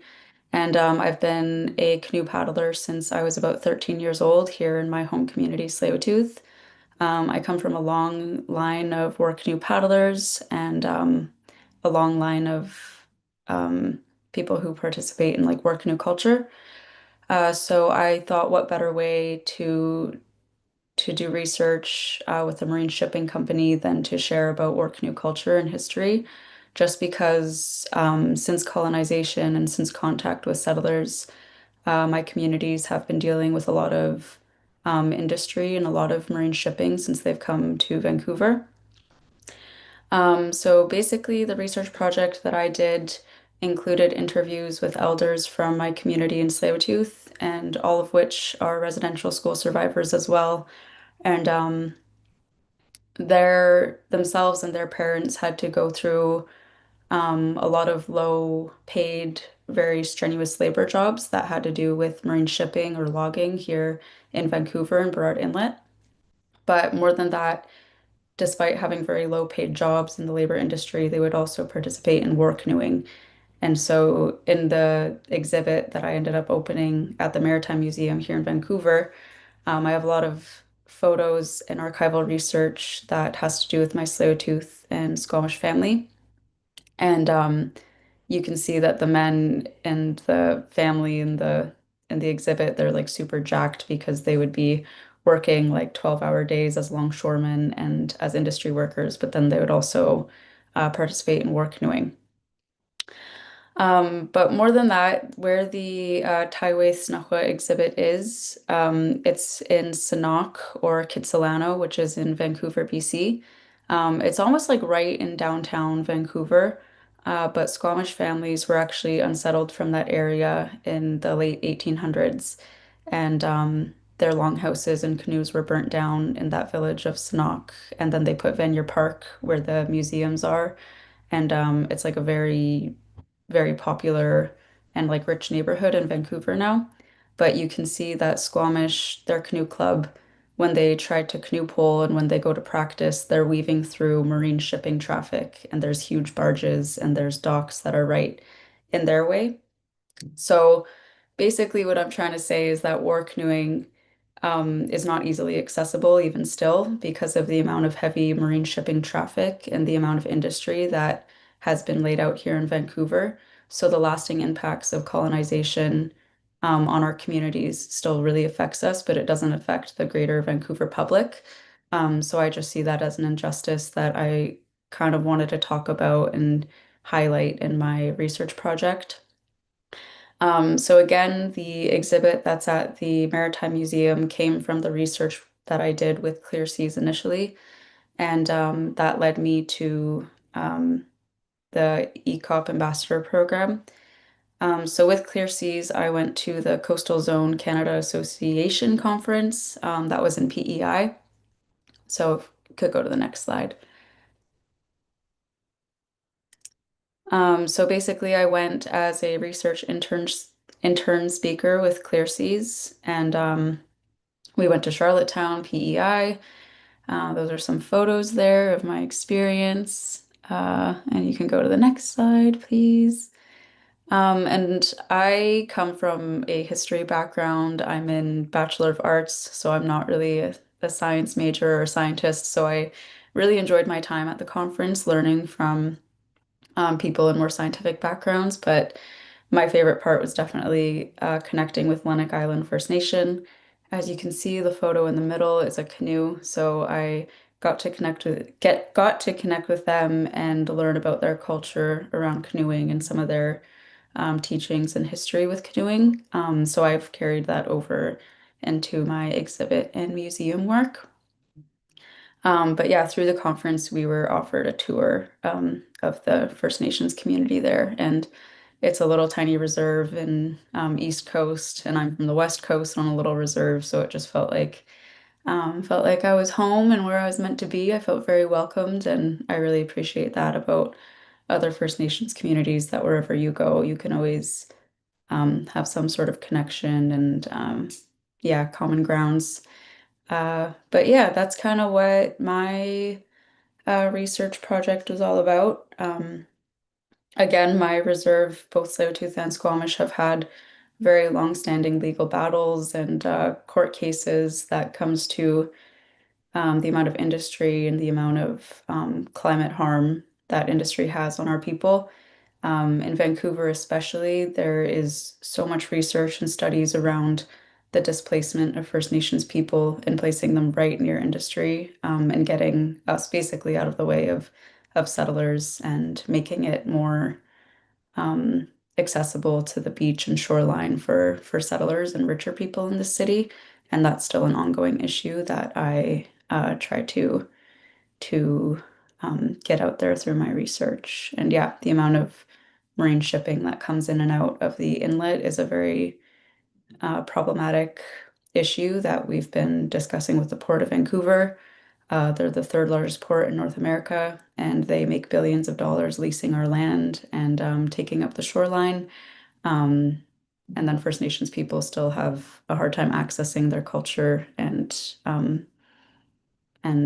ways of being, which is almost always connected to the shoreline and the waters here in Vancouver. So yeah, that was me rambling. I didn't plan exactly what I was going to say, but I hope that kind of made sense and I connected the dots for everybody. So thank you all. GIYSCC. Thank you so much, Zoe. That was perfect. I'll stop sharing the presentation now and I'll sort of open it up to a more general discussion with everyone. And so I'd love to hear more. I know that, Zoe and Avery, you both kind of touched on this concept of industry, and I think it would be, I'd love to hear too, Addie, if you have also would like to add. I'd love to hear a little bit more about, in terms of, what do you think? You mentioned, Avery, that we need to sort of find this balance between, there's industry for a reason, like, of course, economics, and we need to kind of have that balance. But how do you think that we can work towards like a future where there's more equity and more balance between the communities that you're working with or the communities that you come from and these industry partners? Like, is there a way that you think that we can, find more of a happy medium and a way to work together? Or what your opinions be? I've got a little bit of an opinion just because, again, I've kind of learned the enforcement side of things and kind of how the government takes things. But then again, growing up in the Indigenous community and growing up as a Métis person, I think it's interesting. I've been able to have the pleasure to work with a lot of Indigenous communities and see their side of things. And even some of the Indigenous communities, like Soto First Nations up here, for example, they have a real passion for allowing for industry to happen because, I mean, it makes money. But not only that, there's environmental conservation in it too. Like forestry is a big thing in BC. It's slowly dispersing a little bit and it's not as popular anymore. But you look at British Columbia's wildfire seasons and they're continuously getting worse. And that is as an effect to climate change and as an effect to, all these industry things. But from the government side of it and the enforcement side of it, it's also because the forestry practices that we used to do, and we used to clear out, dead pine beetle trees that are causing most of these fires and, making these fires so extraordinary. They're no longer being taken care of and the industry is not there. So they're not able to clean up these areas because, I mean, you ask any of the First Nations up here in the Northeast and they will say they love the idea of forestry done right, forestry, collaborating with them, but forestry that, protects their environment, protects their land. And that also includes prescribed burns too. And BC Wildfire Service is now adding prescribed burns to a lot of the way that they prevent wildfires now in BC. But it's definitely not to what the First Nations used to do way back when we didn't even have, BC Wildfire Service or anything like that. So it's interesting to see their perspective on it and how they actually want that, and they want that help from them too, because if you can make money off of, protecting the forest, why wouldn't you? And why wouldn't you make an economic decision on that, but then also collaborate with those industries and indigenous communities, right? Perfect. Thanks, Avery. Did anybody else want to sort of add to that or?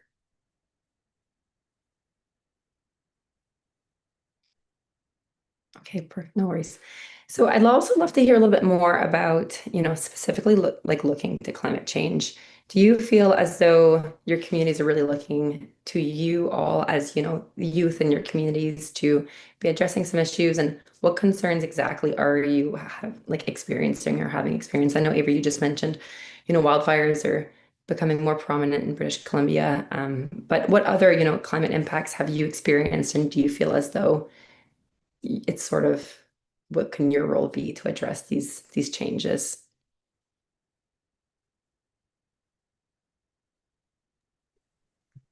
I feel like I can speak on that a bit. I think it's really cool to have the contrast between the three of us. Like, I know me personally, I'm looking at the ecological side of things, but also at the societal, like social side of things, and to have kind of a social sustainability view on things and trying to understand how people interact with their people, other people in their environment, and understanding climate change adaptation, I think has been really it's really amazing to like hear all of your guys' work and just see how like the work that I do, if we were to like how those two things would connect. And I think it's super cool to not only study how people interact with other people and their environment around them, but how things like climate change shape that environment at the same time. And so like with the work that I've been doing, like traditional knowledge is so old and it's so important and essential to daily life. But when things are happening in our world that we can't control, like in Ontario and Hamilton, we have been having these horrible heat waves where every single day has been at least 40 degrees for like a whole week.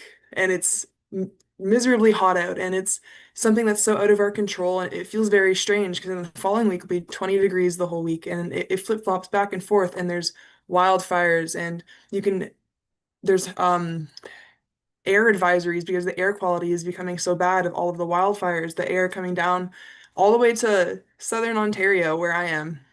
And to have the societal impacts as well as the ecological impacts work together and have these like showcasing our work, I think is so important for not only awareness, but bringing people together to spark that passion for research, especially at such a young age and in such like an influential part of our research and academic careers.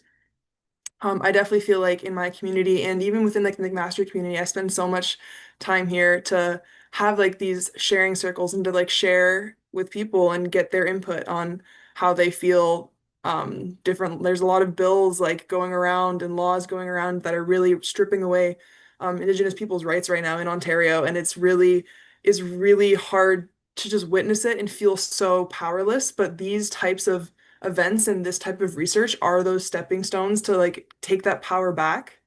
And so I just wanted to thank you guys for sharing, first of all, but I also thought it was so cool the differences, but also the similarities between all of our works that connect them in a really unique way. And I think it's all so important, and you all explained so beautifully. So I just want to say thanks, and I think we are definitely leaders. So good for us.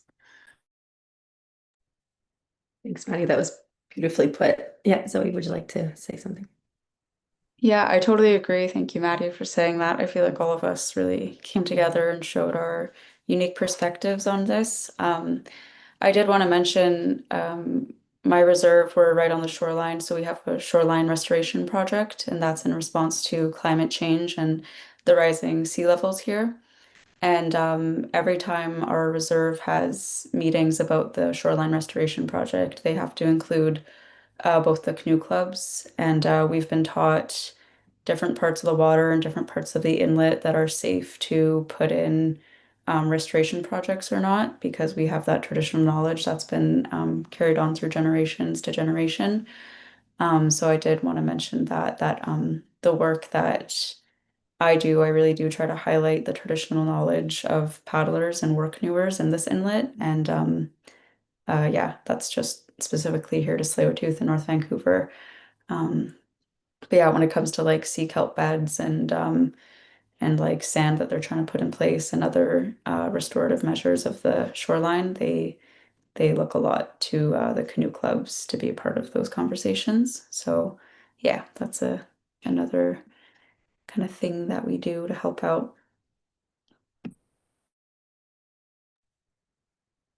Right. Avery, did you want to? You're welcome to jump in if you'd like, or. I don't really have much else to say. Again, yeah, I'm talking about, fires and stuff. I mean, even in Northeast, we've got a very significant drought this year, in the last 2 years, actually, which is why wildfires have been so significant in the area. But yeah, it's the government's working hard, the Indigenous communities are working hard, and we're seeing more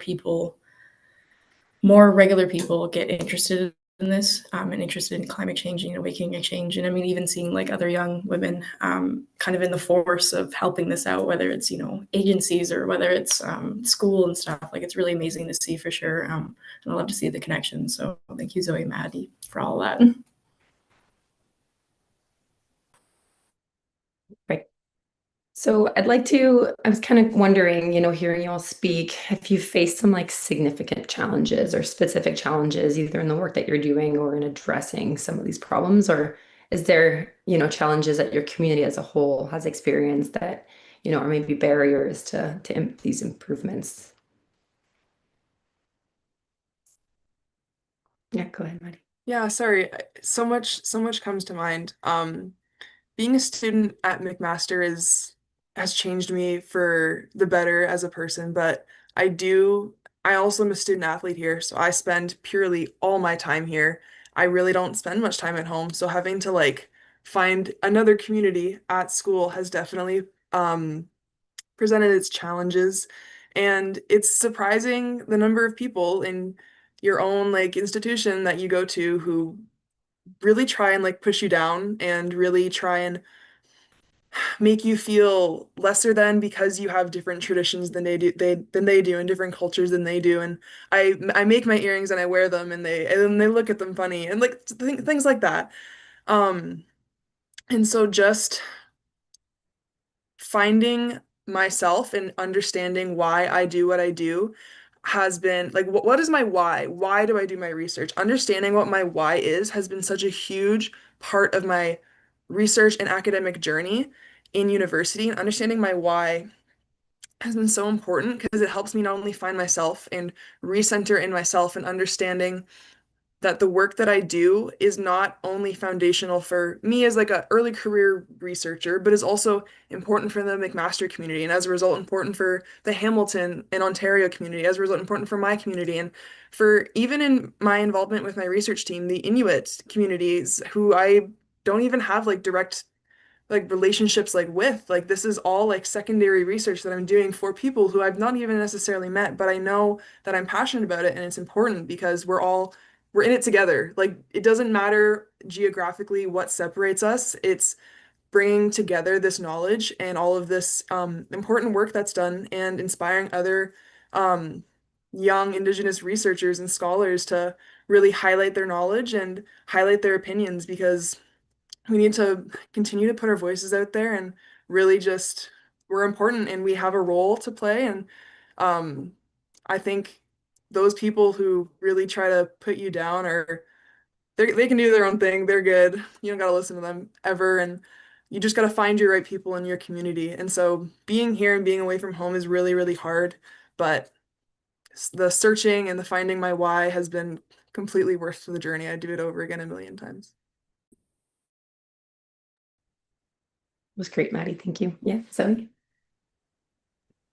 Yeah, I think a challenge that comes up is as an Indigenous researcher, a lot of the teachings that come with canoe is part of our spiritual beliefs as Tsleil-Waututh and Squamish people. And we're taught a lot of prayers and we're taught a lot of teachings that have been passed down since time immemorial. And it's very sensitive knowledge and things that you don't exactly want to share with the public, but at the same time, it is kind of part of that injustice I'm talking about, where Indigenous epistemologies and teachings are so inherently different than Western, where they see water and the shoreline as industry and land to take up for their own and something to make money and profit off of.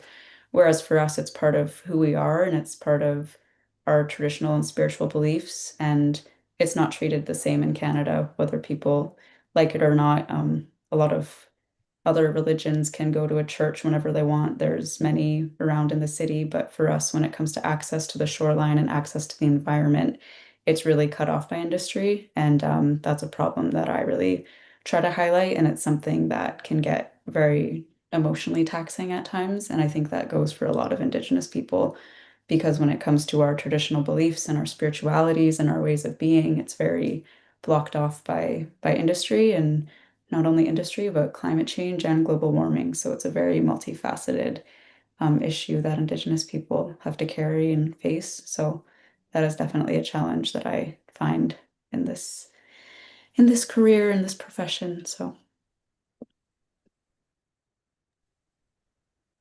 Thanks, Zoe. Perfect. Avery, did you, just to open up the floor if you wanted to add anything, of course. I just add a little something, yeah, kind of continuing on to what Zoe said. Yeah, it is quite hard for any Indigenous community all over BC in order to gain access to anything.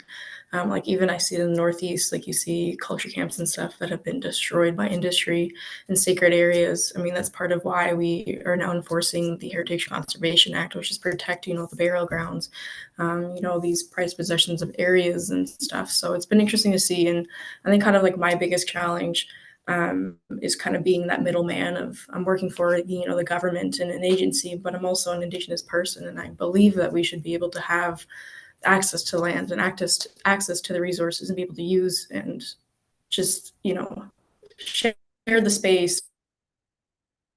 But yeah, being that middleman has been difficult for sure, because as much as I want to be able to help as many people as I can, or as many Indigenous communities as I can, I'm able to do it at all times, and I have to.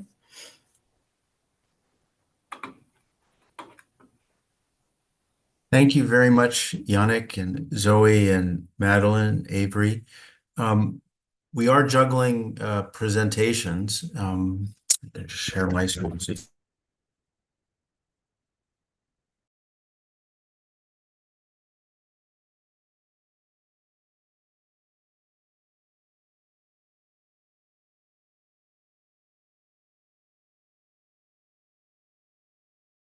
Questions. Thank the Lumi Nation for their patience and flexibility.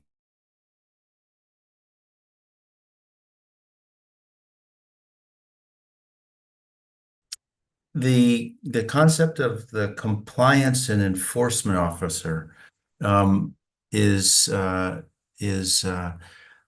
very interesting in terms of natural resource officer. There's something similar that the Indigenous communities in Malaysia are doing. I'm just wondering, the enforcement part, do you work with make observations and then have these observations transferred to an enforcement body like a police force, or is the role of enforcement yours in this position?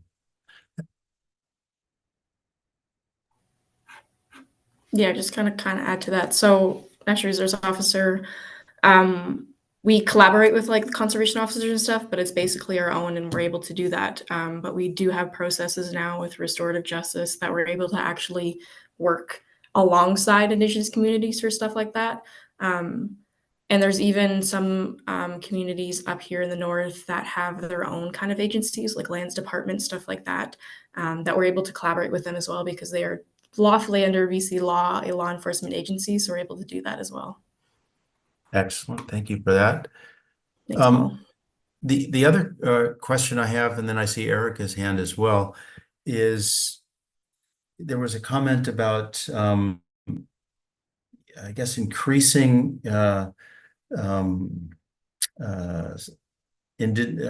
problems with Indigenous rights in Ontario. And I recall the Truth and Reconciliation Commission in Canada, and I'm just wondering if there are ongoing abuses per se, how that squares with the Truth and Reconciliation Commission and its effort to right historical wrongs?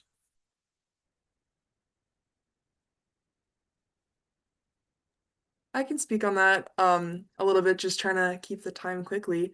But the things that I was referring to was Bill 5, which was pretty recently enacted in Ontario, and it kind of just proposes like a lot of infrastructure development on previously protected land. And so it creates a lot of opposition between Indigenous groups and the government. And so it's been very hard to fight against something that you feel like you're talking to a brick wall almost, trying to fight a bill that was just imposed on you when you originally, yeah, there are these like programs and everything in place to have that harmonious like connection and live together. But Bill 5 particularly, if you were to search it up, you can do like extra research on it, but essentially it really proposes a lot of changes that are to do with infrastructure development. And so right now it's pretty rocky relationship is probably the best way I can put it. And it's at a bit of a standstill. It's pretty recent. Thank you very much, Madeline. Erica Key, I understand you have a question, please. Thank you so much. That was really eye-opening. We had the new director for Indigenous Science for Environment and Climate Change Canada as a speaker last year, and it seemed like Canada was moving in a much more inclusive direction. So I really appreciate your honesty. I wanted to connect with you because I'm working on financial transformation, specifically enabling environments. And we worked with a group out of BC in the Kuyaka First Nation. It's called Kwak And the enabling factor there was the change in policy that allowed organizations to own forested lands and not have to cut down the trees, which was, I did not know that that was a requirement until we engaged with them. But that shift in policy has allowed this Kwak project to flourish and for the Kuyaka First Nation to steward that forest and to lead an Indigenous sort of corporation NGO to think about the future. And so I'm looking for these opportunities, these potentials for enabling environments that can, a seemingly small shift can make a massive change for the better. So if you'd be interested in talking with me, I'll put my email in the chat. Thanks. Thank you, Eric. And just for background, Eric is the hub director for Future Earth in North America. And so there are resources and coordination, certainly, in terms of assisting with these types of discussions. With that, I'd like to very much thank students on ICE and Yannick for sharing this informative and interesting session. I enjoyed learning about the canoe and recall being on St. Lawrence Island at the mouth of the Bering Strait and learning that they used a specific type of walrus. I guess it was a female walrus as opposed to a male walrus, and making the skins for their canoes. And so I imagine it's a very important skill to build these canoes, and it looks like a fabulous opportunity to contribute in these canoe races, I guess, or movements as illustrated. Yannick, do you have any closing observation before moving to the Lumi Nation? I just want to say thank you so much to all three of the girls. They spoke beautifully, and it's just so wonderful to hear a little bit more. And coming from kind of all over Canada, it's nice to get a little bit, more of an idea of the landscape and the different problems that we are facing in Canada and that their communities are facing. And yeah, so just thank you to our three presenters, and thank you to Students on ICE and to Future Earth for allowing us to be here. Absolutely, and thank you for your excellent moderation as well. So with that, I'd like to invite the Lumi Nation to join in this International Day of the World's Indigenous Peoples dialogue, and glad to have you on board. So please, the discussion is yours.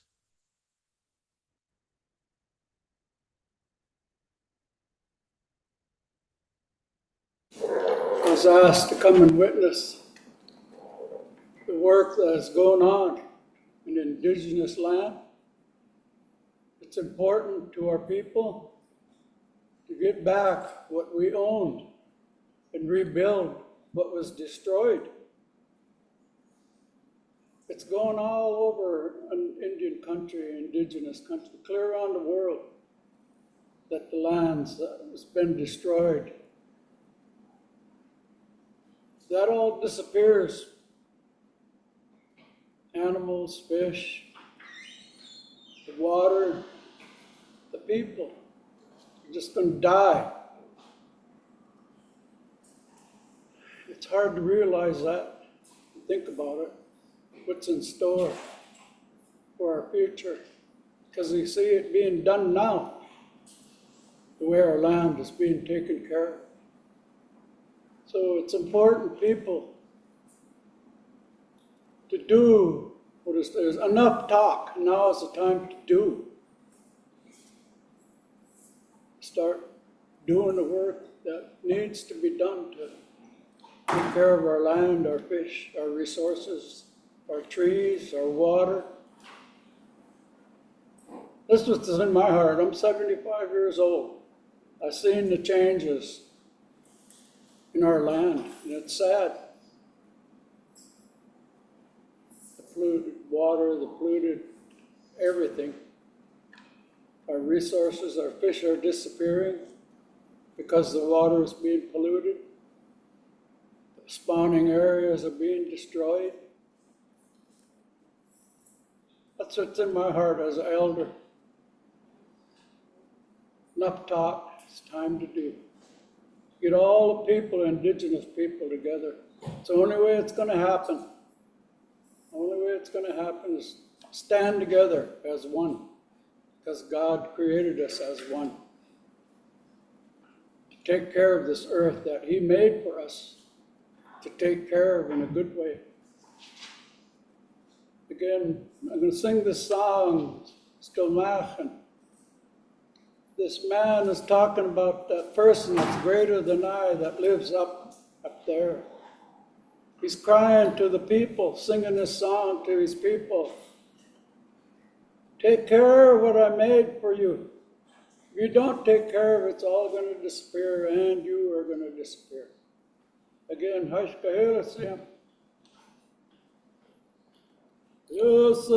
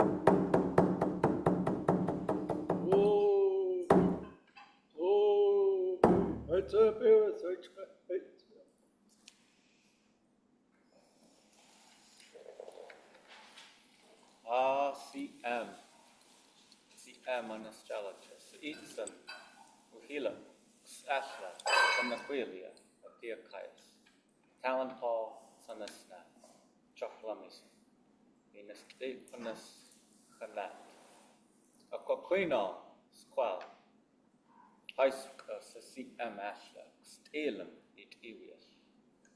Good day, my friends and relatives. My name is Talon Paul. I'm from the Lummi Nation. I'm happy that you're all here today. I want to thank our elder here for his song and his prayer.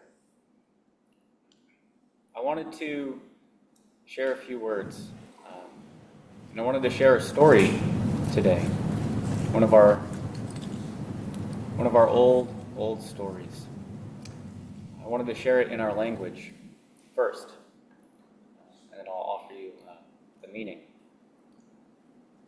I kolhis swayab, tias swayab. Nis sahayis nge, yasastamsa, atias swayab. That's at Sawanamak. Nis sahayis nge. I chunk alas, hunengatia, aitsquile.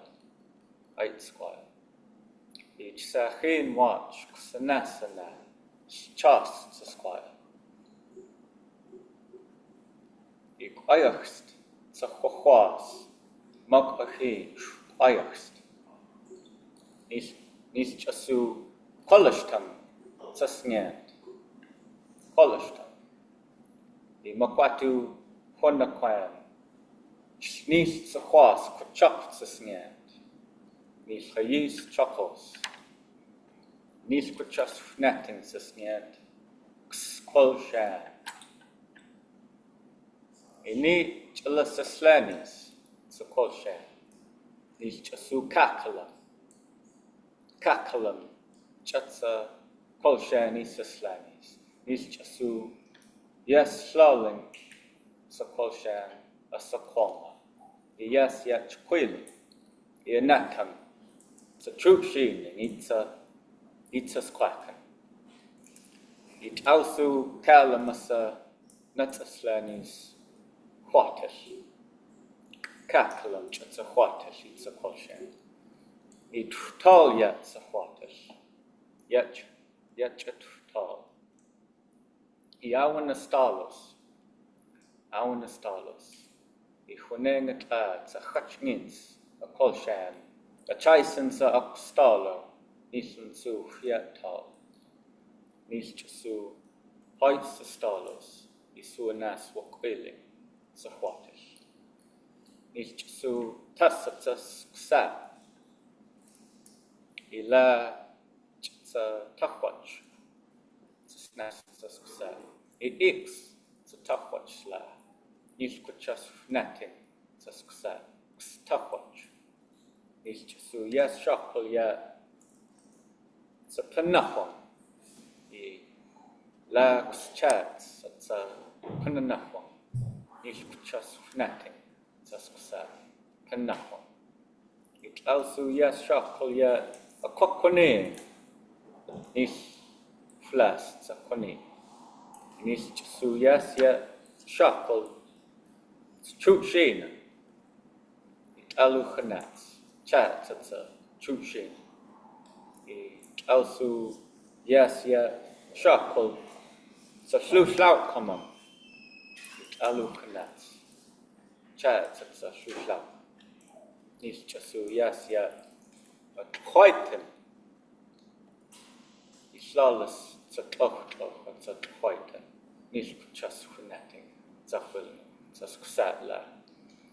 Nis chasu yes ya. Shakol. Tchani. Islalas la sa tchanas. Nis chasu yes ya. Holal. Ila si tlas. Nis chala ksamatsla. Nis kuchas. Saching stama. X2 u amatsla. Atia kayas. Nis hais. Hais kas, yeah. So this story is a story of Mount Baker. In our language, we call it Holshan. So a long time ago, they didn't have a name for Mount Baker. They didn't have a name for it. They called it the Big Stone. That's the only name that people had for that mountain. And one day, the sky got dark. And the thunder and the lightning shook the whole area. It took over the land, and it struck the mountain. And it caused a huge fire. And the mountain erupted. And from that day, they named the mountain Kuol Shan, which means the place that was struck. And Kuol Shan, he had wives. He had 2 wives. And one day, he had family trouble. He quarreled with his wives. And Kuolma, one of his wives, she went south. She left. And she took with her berries and other plants and flowers. And that's why when you go down south to Mount Rainier, Kuolma, you'll see all those berries and shrubs along the path that she took. And he had another wife. Her name is Huatus. And he quarreled with her too. And she decided to leave. She said, you know what? I'm going out to sea. But there were no rivers. And so Kuol Shan, he said, I will make the rivers so that you can go out to sea. And he made the rivers from his sweat. And she went down the rivers when he finished them. And she arrived at an island. And this island is called Eliza Island today. And it's there that she lost her bow and arrow. In our language, we call this island Tukwach, which means bow and arrow. And that's why that island is named that, is because she lost her bow there. And then she crossed over to Panakwam. Today, the island is called Metea Island. And it's there she lost her food. She threw up.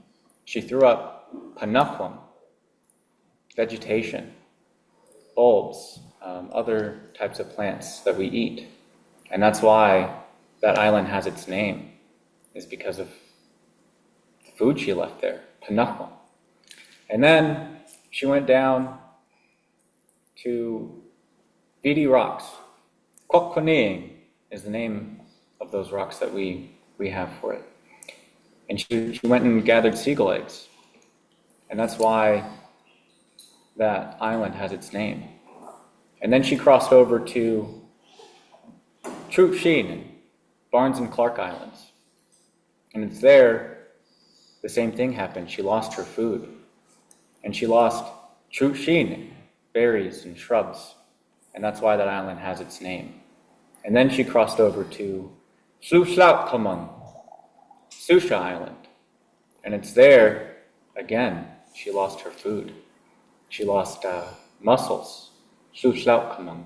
And that's why that island has its name. And then she crossed over to Twighton, Patos Island. And again, she did the same. She lost her food there. The oysters Ohto.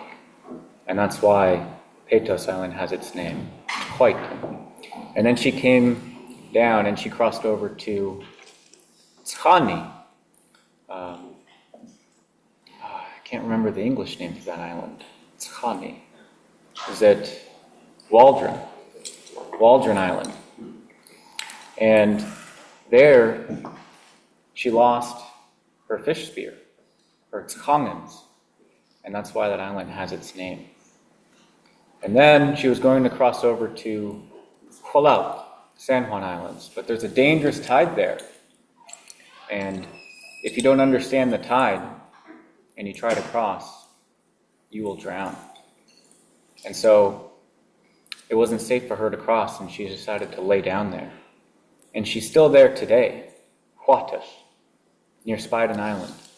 You can still see her laying down. I wanted to share this story because it talks about many of the islands that we go to. And it talks about our food, what we eat, why it's there. And it's really important that we remember this history because it really establishes our relationship with our land here. And in our language, we don't refer to plants or animals as it. Everything is either him or her. The mountains, the trees, the fish, the deer, everything. They're viewed as people, or in one sense, we're no different. And it's important that we maintain that relationship. You know, as it was told to me, this is our responsibility. Nanis chachas straight. This is our sacred obligation.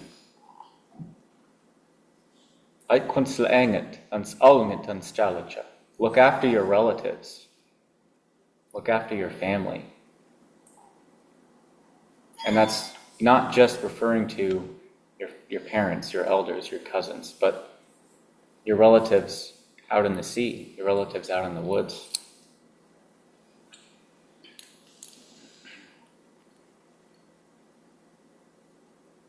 This is who we are. This is our duty. No one is going to do it for us. It's up to us.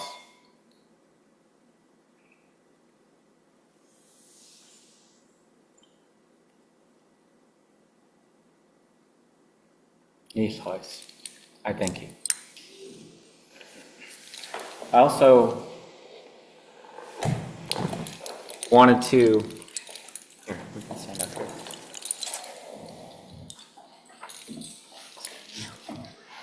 Will you help me? Will you help me wrap?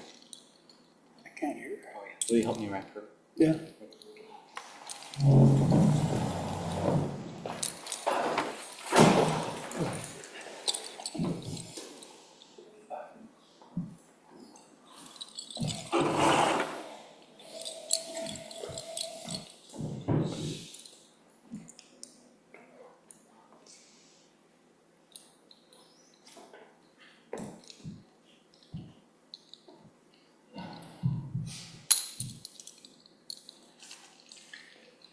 We wanted to wrap our young relative here. And as it was told to me, one of the reasons why we wrap someone with a blanket is to offer protection. And one thing that our old people knew is that this land wasn't theirs. They were protecting it for our young ones coming up. They always thought about the next ones coming. What can we do for them? What will they have? What can we pass down to them? And this is what we need to be thinking about today. And I wanted to thank her as well. She's going to be carrying on these teachings, our language, our history, our advice. Would you be willing to share a few words?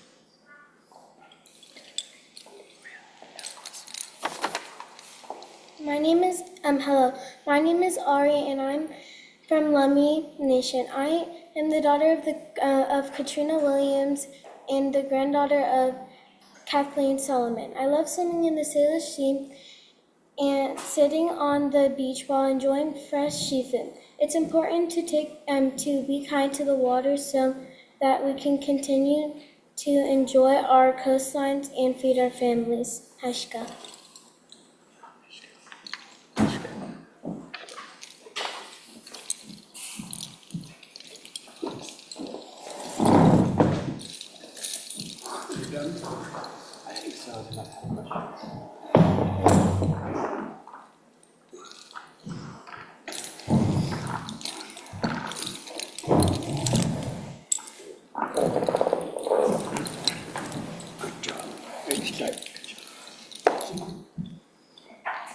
That was all.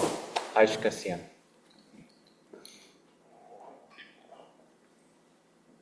That was a tremendously moving and powerful presentation. I thank your elder for his sharing of song. I thank yourself for the stories with your relatives across the sea, in the mountains. I thank your youth for sharing these observations. That brings tears to my eyes, truly. My hope is that the Indigenous youth who are represented in this global dialogue by, for, and among Indigenous youth work with you and your relatives, and together we preserve the world we live in.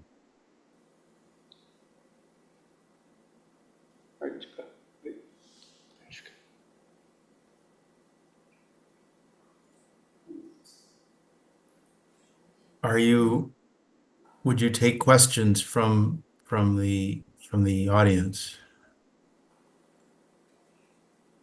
Are there questions or comments from the audience, please?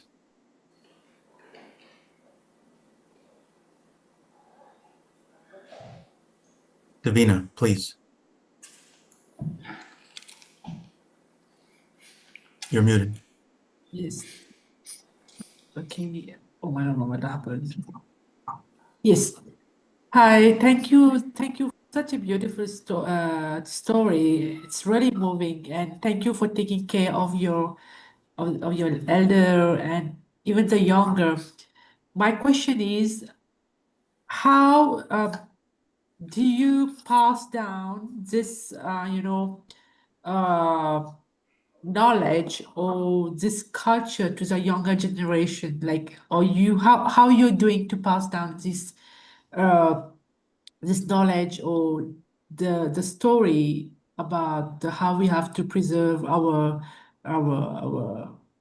family, our elder, younger, because I'm from Mauritius actually, and I would say in the past years there has been an immense degradation in society, in my country at least, and the gap between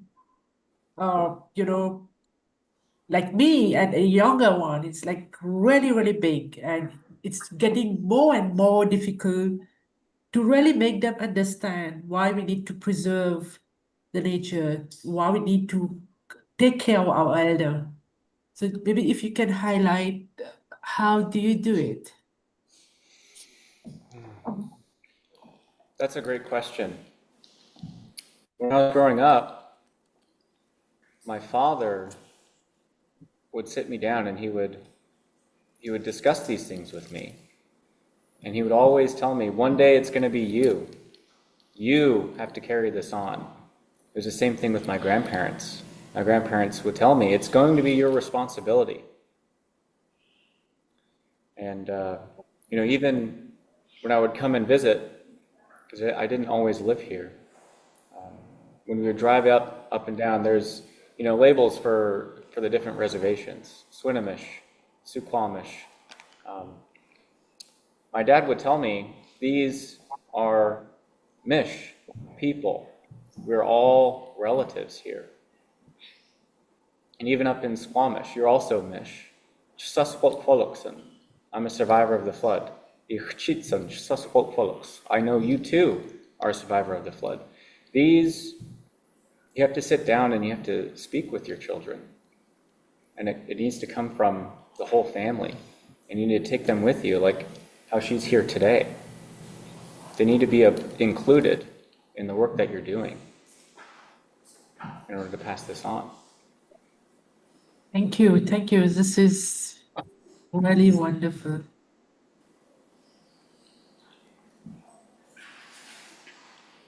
Over to you, Paul. Thank you, Davina.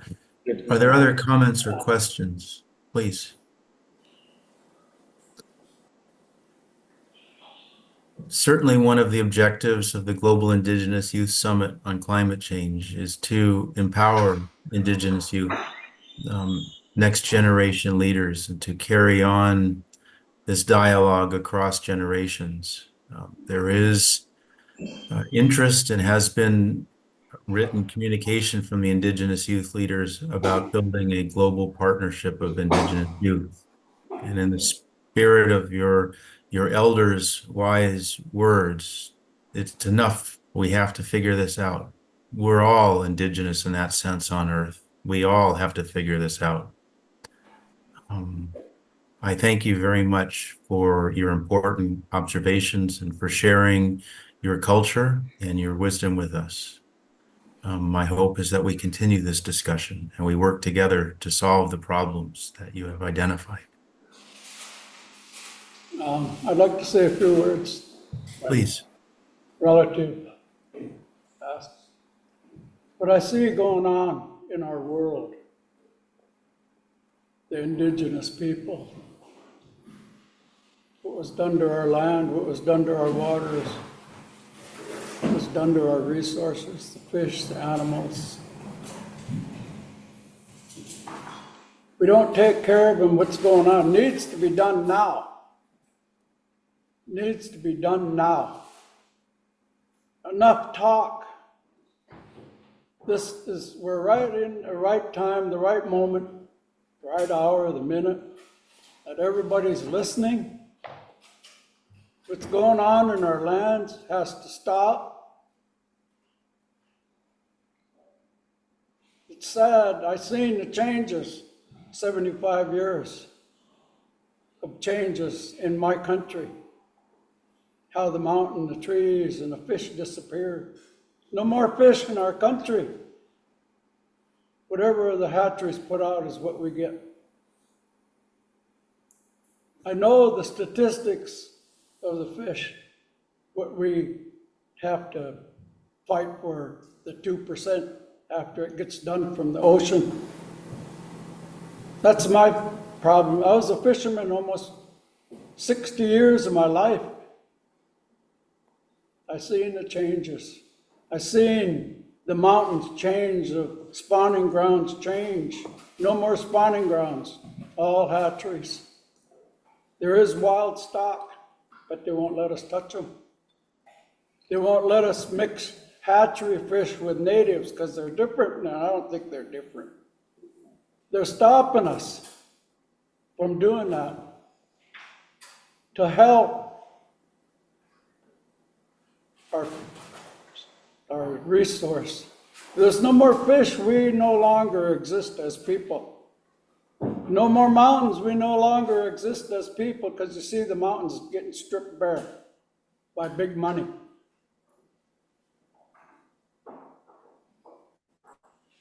Big money. You go down to my beach and you see what the industries did to my beach. No more beach. All sawdust from paper mill.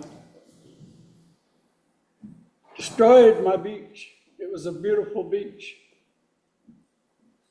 Being destroyed by big industry. That's a problem nowadays. They can't make enough money. That's our problem. The rich get richer and the poor get poorer. And the meek shall inherit what's left of us earth, this earth. And this is our problem right now. What are we going to leave our kids? This child right here, what's her future? What's our baby's future? What's our grandchildren's future? What kind of life do they have to live? Because over half of what I've seen growing up is all gone now. Just a little drop, what's left. My father, the last words he told me before he left this earth, he says, son, it's the old ways, the old moral values that are going to save our people, and that's teachings. Teachings of what this earth is about. If you could see this blanket that's sitting in this room, there's a story to that. How the earth is being destroyed, the people are being destroyed, our resources are being destroyed. Leaving a drop for the indigenous people, what we got is just a drop. We're just a shadow of what our people were when we were the main people of this land. We kept it pure, unpolluted. That's what it's about now. And we got to straighten things out. There's enough talk. Line the ducks up and shoot them down one at a time. That's the big industries. They got to be stopped. Money is not the answer. It's love and respect for their land that we live on right now. Look at it. You walk out and look, it's beautiful yet, but it's being destroyed.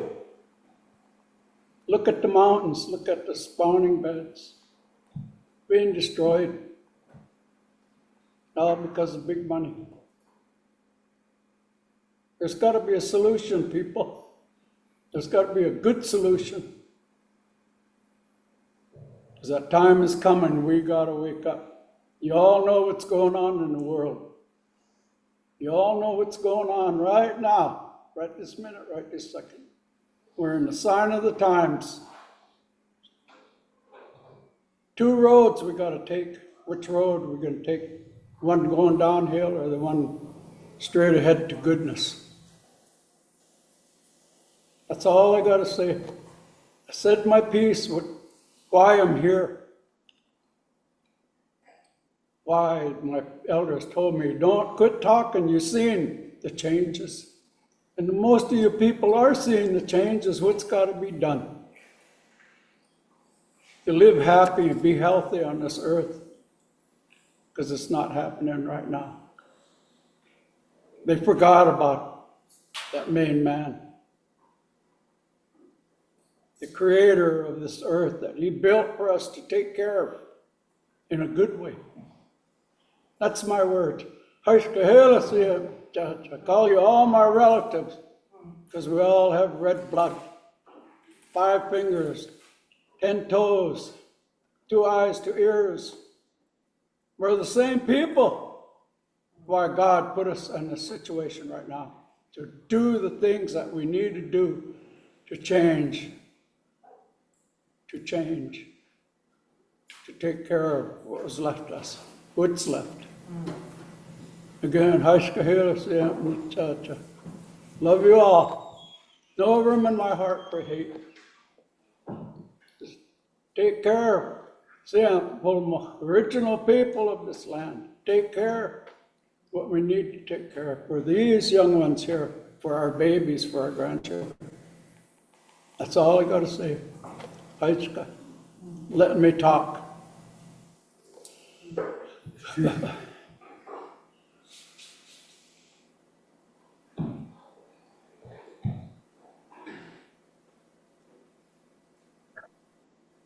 Thank you very much for your wisdom.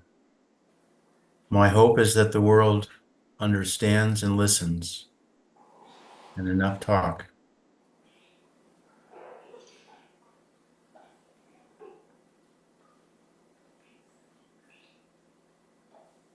Veronica, please.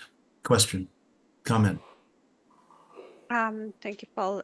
Thank you for Elder, for all the people in Lumni Nation for this opportunity, for listening this powerful message that you have shared. And I wanted to share a comment, and I want to show my gratitude for all Indigenous peoples in Canada, because currently I'm living here in your ancestral land. And I want to share this story that I have on myself, because I come from the South. I just finished a panel with my people, and I said I there was a time that the colonization took not only the traditional land of my people, but also my brain. And after finishing university, I felt empty, and I feel like I needed more Western science. And I look for the so-called developed countries, where to find a good university to study a PhD. I ended in Canada. And when I came here, all changed, because although I got what I needed from the Western science, the true teachings came from Indigenous peoples in this land. And I'm always grateful about that opportunity, because by connecting, but listening, understanding the history here also helped me to open the eyes to what was happening to the other Indigenous peoples around the world. And these spaces are so powerful because help us to connect and also to reconnect. And I had this experience of connecting with Indigenous organizations in Canada that wanted to build the solidarity with Indigenous peoples in the South. And I've seen how this is growing. And before, I was so frustrated because extractive companies, the same forestry companies, mining companies that was operating in Canada, was destroying other parts of the world. And while they were destroying in, I don't know, in other parts of the world, the people, the land, they were having good certifications, good standards with social responsibility, marketing in developed countries. And that frustrated me a lot, because I was seeing the lies there. But now seeing how Indigenous people are coming together, listening to each other, breaking those barriers. I know, like in the South, we were colonized with the Spanish, so the colonized language is Spanish. I know in the North, in the case of the Americas, has been English. But we are breaking those barriers using the same technology that the colonizer used to help us to communicate, but also through the stories. I think to the songs, to the music, to what we are seeing. I think something on us is helping to understand. And I'm very, very grateful for that opportunity, for all the nations that I've had the opportunity to learn in Canada. And I've seen not only one, but elders, organizations are going to the South, and from the South are coming and are connecting. And I know the time has come that we haven't cared good about this land, but I also think that the medicine is these connections that are being built. And I hope that we, the adults, we understand what's happening. But I think the real medicine is in our youth.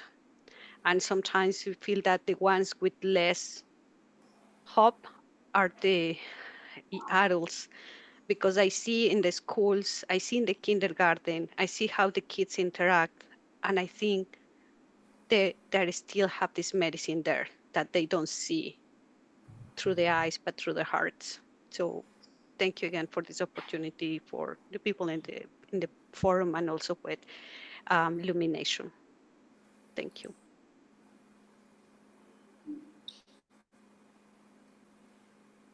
Thank you very much for your presentation, for your words of wisdom, for your sharing, for your knowledge. Do you have any last comments? I don't know your names. I'm Paul. My parents came from around the world. My grandparents came from Europe, one from Estonia, one from Germany, one from Austria, and one from Russia. The stability that was my family, my history, was taken away. I am a product of being displaced. I lived happily in my life, but historically, it was only 2 generations ago that all of my relatives came from Europe, every one of them. And I think it's very important, this concept of culture and heritage that you share with us. I hope that we can, as a world, return the fish and the beach and the trees and the forests that have been there through your generations. Thank you, Paul, and thank you, Veronica, for sharing your words. The one thing I forgot to mention is where we are. So we're in Washington State, in the United States, and we're on the northwest part of Washington, so we're about 20 minutes south of the Canadian border.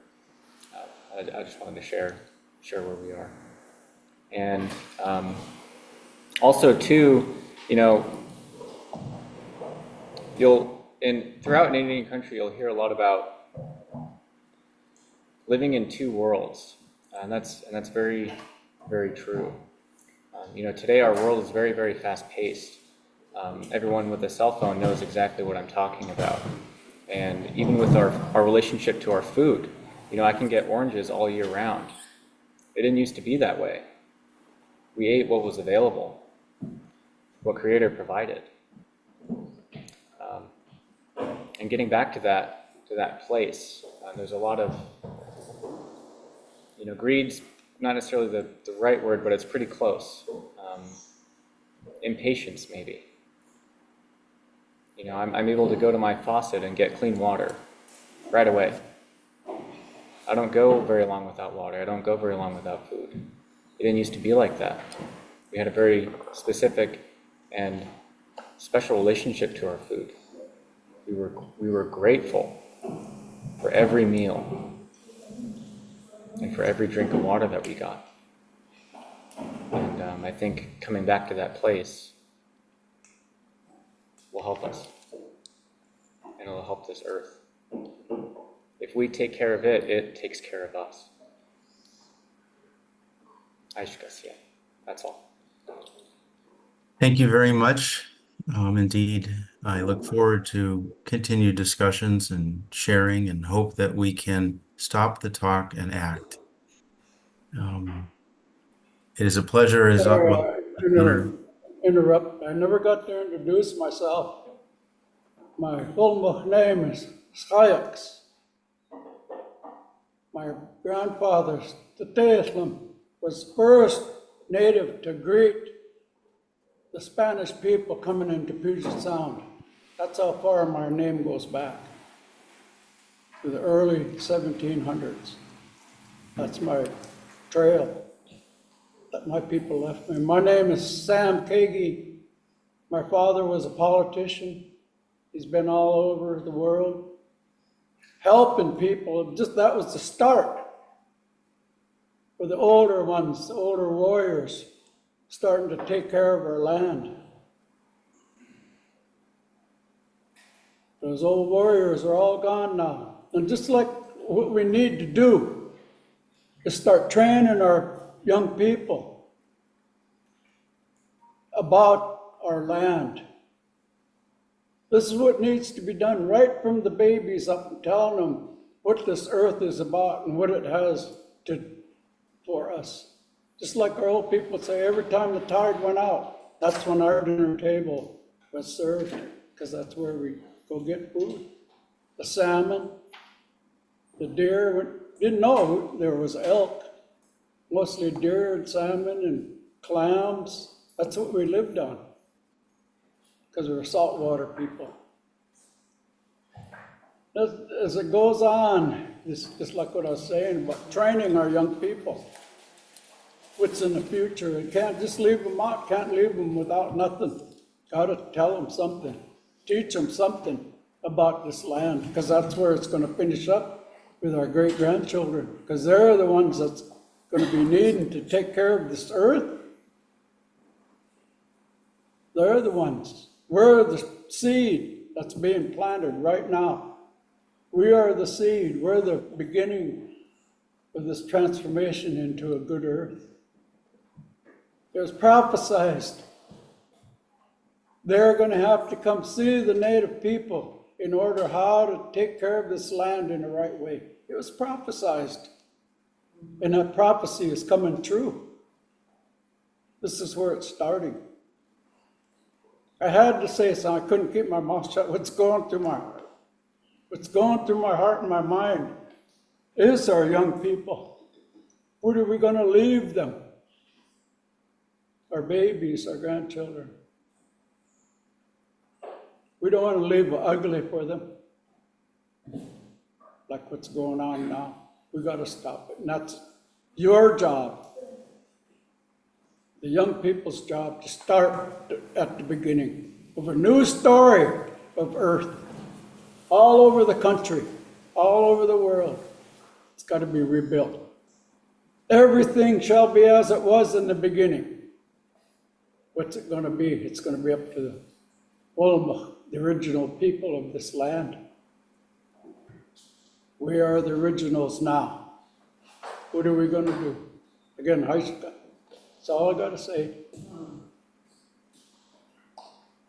Thank you very much. With appreciation, we will move to the next session, which is Indigenous youth from many places, I believe mostly around Canada, but Students on Ice is in the Arctic Ocean. And it is an honor as well as pleasure. I thank the Lumi Nation for their wisdom, and it's an honor as well as pleasure to welcome Students on Ice in the Arctic Ocean. I hope that the Students on Ice appreciates the wisdom from the elders, from the presenters in the last session, and I hope that we can continue this dialogue with you. Looking forward to your presentation. So I thank Linda for your kindness in the third year with Students on Ice, and please tell us where you are in the Arctic Ocean. First off, hello. It's nice to hear from everybody, and just like excited to talk to you guys. So we're currently in Pangnirtok. It's a community on the southern tip of Baffin Island. There's beautiful mountains. Yeah, we're all here today. We started our journey in Iqaluit. It's the capital of Nunavut. We started from there, and we made a couple stops along the way and we're gonna head on our way to Greenland from now on. Yeah, so the Students on Ice Foundation is an organization that takes youth from all over the world onto essentially a cruise ship, an expedition around the Arctic to learn about climate change and Indigenous peoples. So I'm here with all Indigenous Inuit people from all over Canada and Malou from Greenland. Yeah, so I'm just here to introduce these guys. I'll let these guys take it away. Please. Manu? Hi everybody, my name is Riley Adams Lachance. I'm from Rankin Inlet, Nunavut, just off the coast of Hudson's Bay. Good day. My name is Manu Kunuk from Iqaluit, Nunavut, Canada, and what I've really noticed, in, especially the years before, where a lot of forest fire smoke or even tundra fire smoke coming, and like it's just if you know what the smog looks like, it's a bit uncomfortable, and it's really hard to breathe outside, and yeah, no, so it's not something usual that I remember growing up as a child, as a young child back where I'm from, but these past few years, it's been very very sad. So like yeah, and like I know a lot of it has to do with the forest fires down in southern Canada. But just recently, there has been tundra fires in the Arctic, which I'm sure happens once in a while, but it's been more common in the summer in these past couple years. And I'll move it along to. Yeah. Hi, I'm Kira from Cambridge Bay, and lately I've been noticing a lot of buildings being.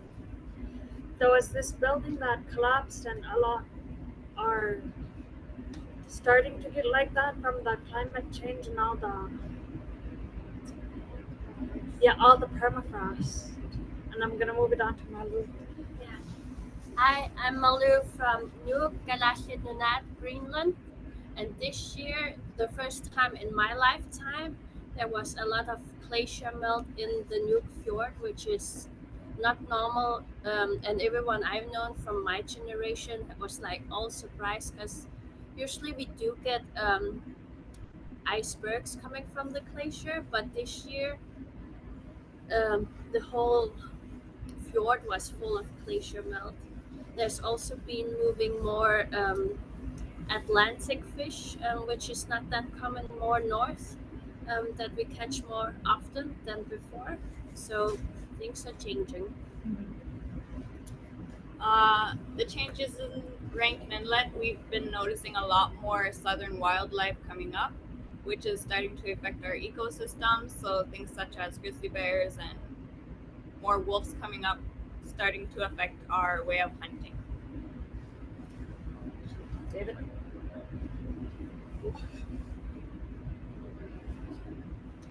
Hi, I'm David Glukuk, living in Iqaluit, Nunavut, and recently we've seen more fluctuations in temperatures, whether that be in the winter. We've seen warmer days in the dead of winter, where it'd normally be -20 to -40, not including like the wind chill. Also, in going towards the summertime, like I know this year going more that would be our spring going into summertime, we've had some drastic blizzards or a bunch of snow drop on us, which this hasn't really consistent with what our seasons are in Nunavut. Hi, my name is Tiki Stafir. I'm from Tuktoyaktuk on the Arctic Ocean. For climate change, since the 1950s, we've been noticing a lot of erosion along the shoreline. And recently, last 2 weeks, we just finished our 2-year project of rebuilding the shoreline. So now we have rocks all along our coastal shoreline surrounding Tuktoyaktuk to save the harbor along with the community, so we don't have to relocate, which is helping us a lot. So it's hoping to save us for another 10 years before we have to soon relocate to a new relocation. Hi, my name is Paul Jr. Civiga, and I'm from Iqaluit. And like many others have mentioned, there's things such as invasive species. We've been noticing things like cranes coming up, and what they do a lot of the times is they eat up a lot of the food. Like mentioned before, they mess up the ecosystem. And there's also melting ice, melting permafrost, which is actually right under all of our houses. So my house actually is starting to shift, and because of that, it's standing on poles, and we had to cut the poles a little bit shorter in order to make it so that the house is actually level and won't fall down.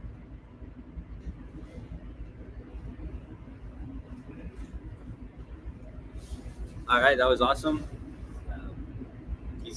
These guys are from all over the Arctic.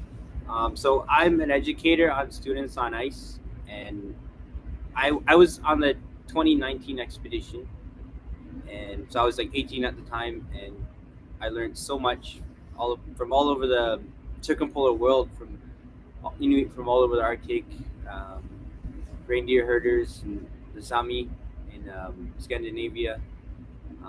So I got to like learn, all the challenges, and I learned that like we're having a lot of the same problems with our government's not respecting what we want. We're all affected by climate change. Like we have somebody on board from Papua New Guinea, and even her, she's having problems with climate change. So I didn't introduce myself. My name's Devin Manick. I'm from Resolute Bay, so it's like the second most northern community in Nunavut. There's only one more community north than that. So during like COVID, I became a full-time hunter. I didn't have a lot of money, but I had sled dogs, so I started hunting just with sled dogs for 2 years, and living off of that by selling hides and eating the meat that I would catch. But like over those years, I got to see change. Like even in like a 5 year span, I've noticed like when I started, the ice used to freeze like end of September. I'd be dog sledding on the ice end of September. It'd be snowing. It would even like snow on the land in like August. But now, like I can go in the water in a boat in October. And last year I was boating right up to the end of October. And yeah, and then I would like talk to stories of my grandparents.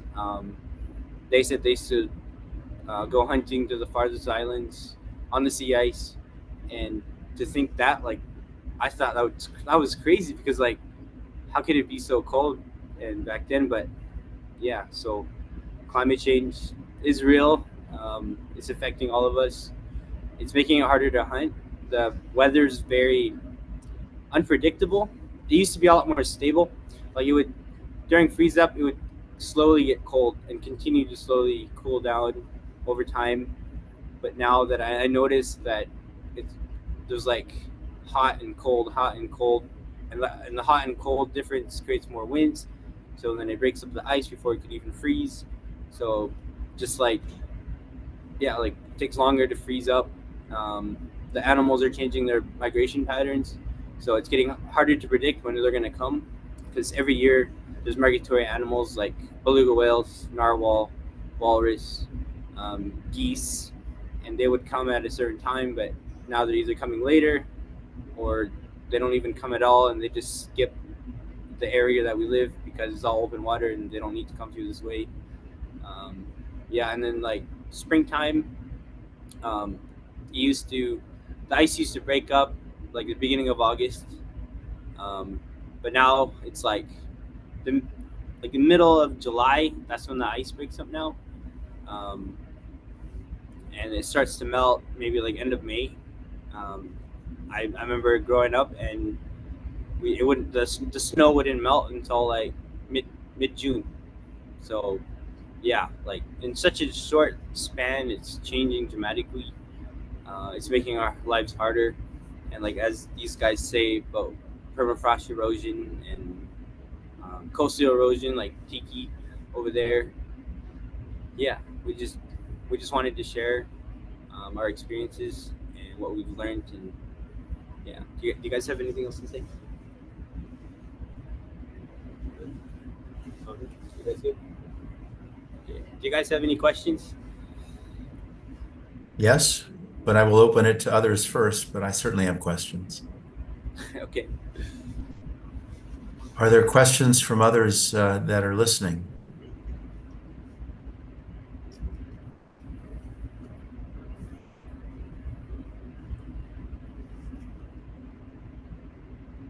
Well, one question I have is it's a great opportunity that Students on Ice provides to bring Indigenous youth together from many different homelands.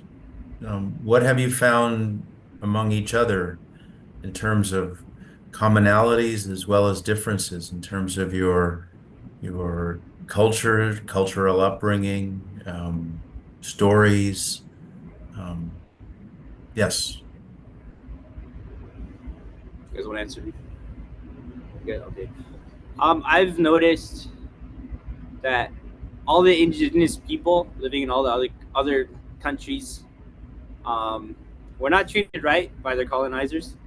Um, every single one of them either were segregated, um, they're assimilated forcefully by creating schools like residential schools, or I forgot the other terms in Scandinavia, but like to like eliminate the culture and you know trying to erase what we are.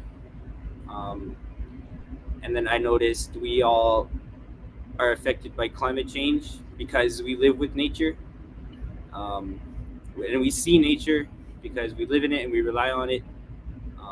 Like the modern world, it's kind of detached from nature.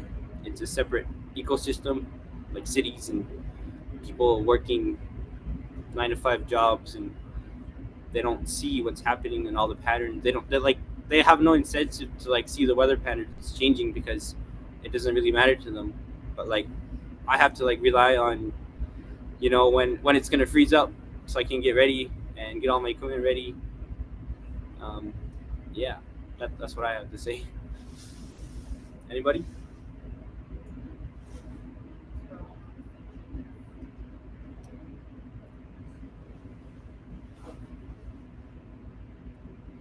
So you mentioned two features. You mentioned colonizers, and I think that's certainly a theme that has come out in all of the regions of the world. And you also mentioned climate change, and that's another feature that's come out in all of the world. One's is a sense of a historical context, and climate change is current.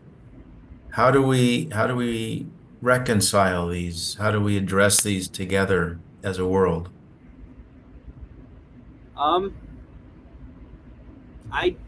I personally think, I think everything should be taught in schools.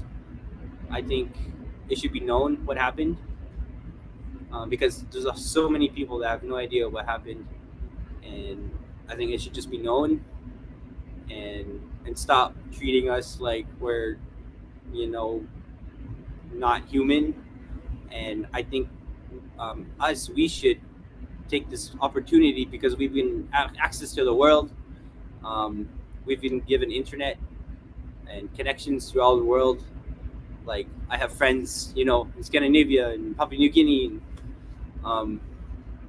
I don't know. I just feel like, yeah, it's that's all I have to say. Does anybody else have to say? Manu? Hello, Megan. And another thing that we all have in common is that we live in very remote communities, and we rely on a lot of we have a lot of floating goods from southern Canada, and we rely a lot also on sea lift, which is big sea vessels that full of cargo to bring to our communities. And so that being said, like we do, like even when it comes to our own homes, our communities, our power plants, it's all run on fuel. Like this is something that a lot of us have, and like so there's not a lot of, like we have like tried to look at other ways to have clean energy, but with how cold it is up north, and the how hard it is to even to build the infrastructure and to bring all the material up, it's a very challenging thing to do. And like we've been relying on these fossil fuels to heat our homes and to have a power, and to get out of our remote communities for medical attention, or for our basic needs, is definitely a challenge, and it's definitely a hard one to change as well. So yeah, I just wanted to also bring that up a little bit. But if anyone else has anything they would like to yeah, okay. With one of our organizations in our Tuvalu region, we've been working on getting solar panels up and running, and in the community of Nauyak, kind of close to Rankin, we're doing a project of 280 solar panels, which is connected to our power plant, so we can kind of try and shift. But again, it's just a working progress, and it's just a test run before we can even do that throughout all the other communities throughout Nunavut. So that's a little bit of light on what we're dealing with right now.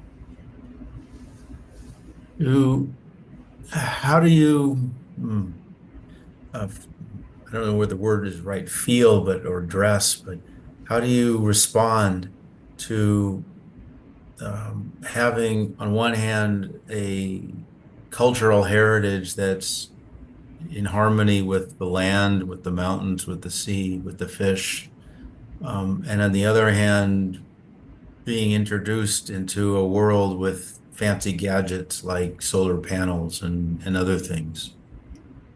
So it does have its pros and cons.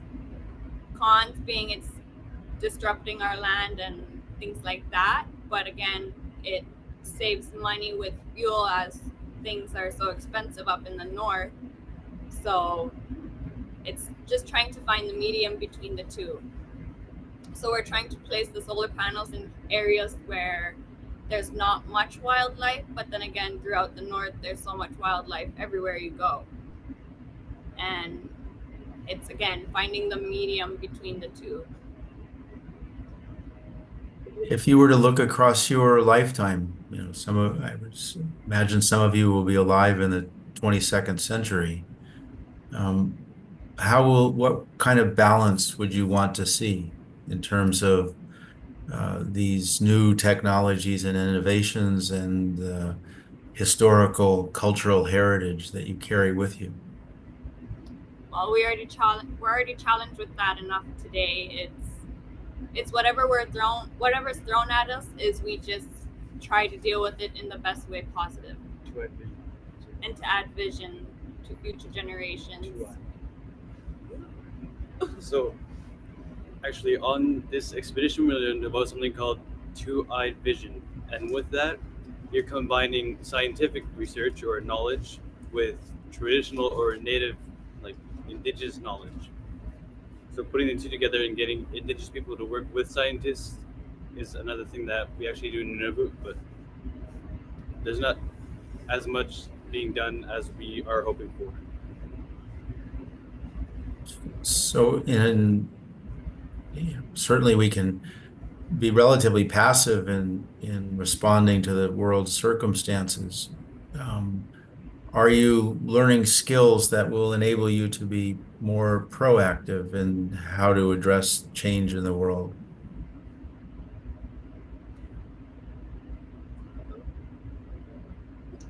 I think we are, we're getting new connections within the Arctic that we can use, hopefully in the future to collaborate. Like now I know someone from Baffin, which is across the waters, and we share the same waters. We have the Davis Strait.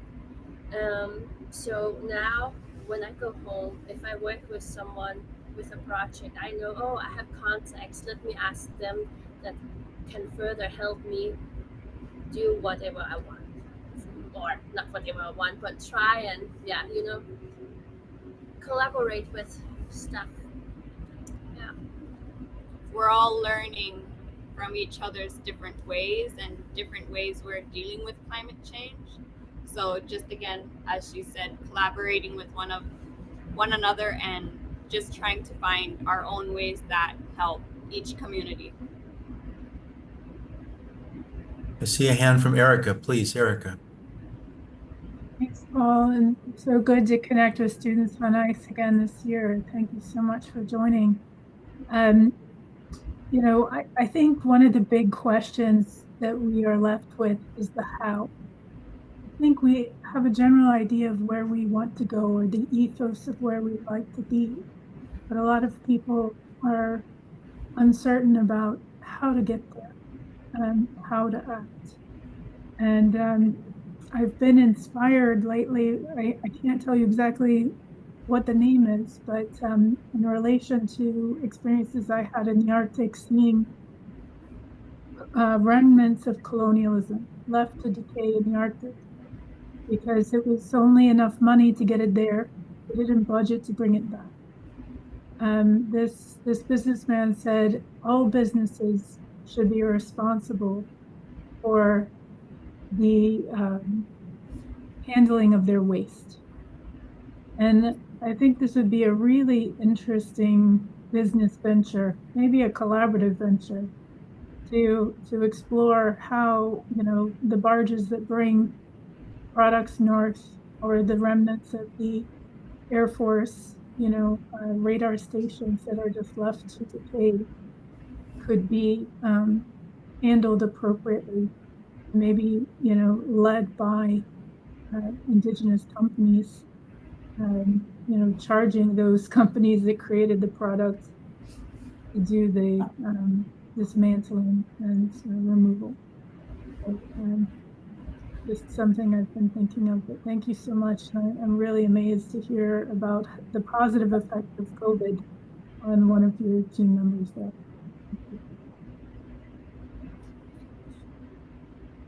From the perspective of Greenland, you mentioned looking across the Davis Strait to friends and colleagues on the other side. The Greenland is an important location in terms of its indigenous population, certainly in relation to Denmark, but I would say in a global context. From your personal perspective, how do you address or respond to an interest from a large nation south in terms of their considerations about Greenland? When it first started, it was talked about a lot, which makes sense because it was a bit outrageous. But then you hear it all over again and again. It's a bit tiresome to hear all the time, and sometimes it becomes a joke. And in the end, it's not really that funny because if you look at history and how globally the world is right now, there's a trend on history repeating itself. And for me, that's a bit concerning. But also, he has, made statements before, but now they're a bit more fresher. So how I've dealt with it was that I was actually at a conference and I had other indigenous people around me, and I could just talk to them and they understood what I was going through, and that helped a lot. So talking with fellow colonized people helps a lot because they understand like how it feels. If you were to ask a question to the President of the United States, what would the question be? Well, I would have two questions. First is like, are you a cheese pop? Which would be a bit rude. But also, like, what's his history? Like, he's talking about immigration, but if you look again at history, he's an immigrant himself. So it's a bit like, history repeating itself. Yeah. Okay. The Inuit Circumpolar Council has distribution around the Arctic Ocean. Some of the indigenous communities, Inuit communities are unable to speak with each other because of geopolitics. Do you see a path type through the activities with students on ice to enable circumpolar dialogues that are currently very difficult?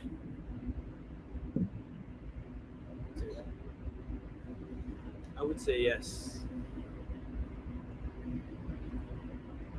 what would be the skill or path that would enable those types of circumpolar dialogues? So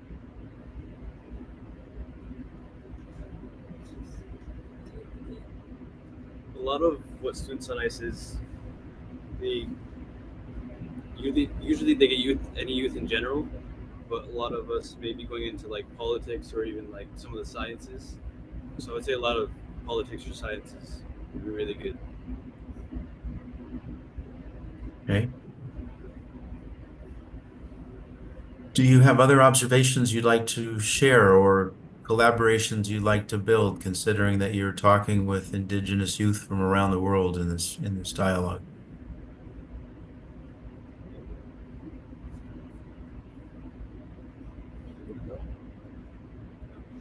No. Okay. I could Well, say something. please. So you were talking about um, like the old and modern world and how we could like use it. I feel like we could create tools. So I use a tool. It's an app. It's called Siku.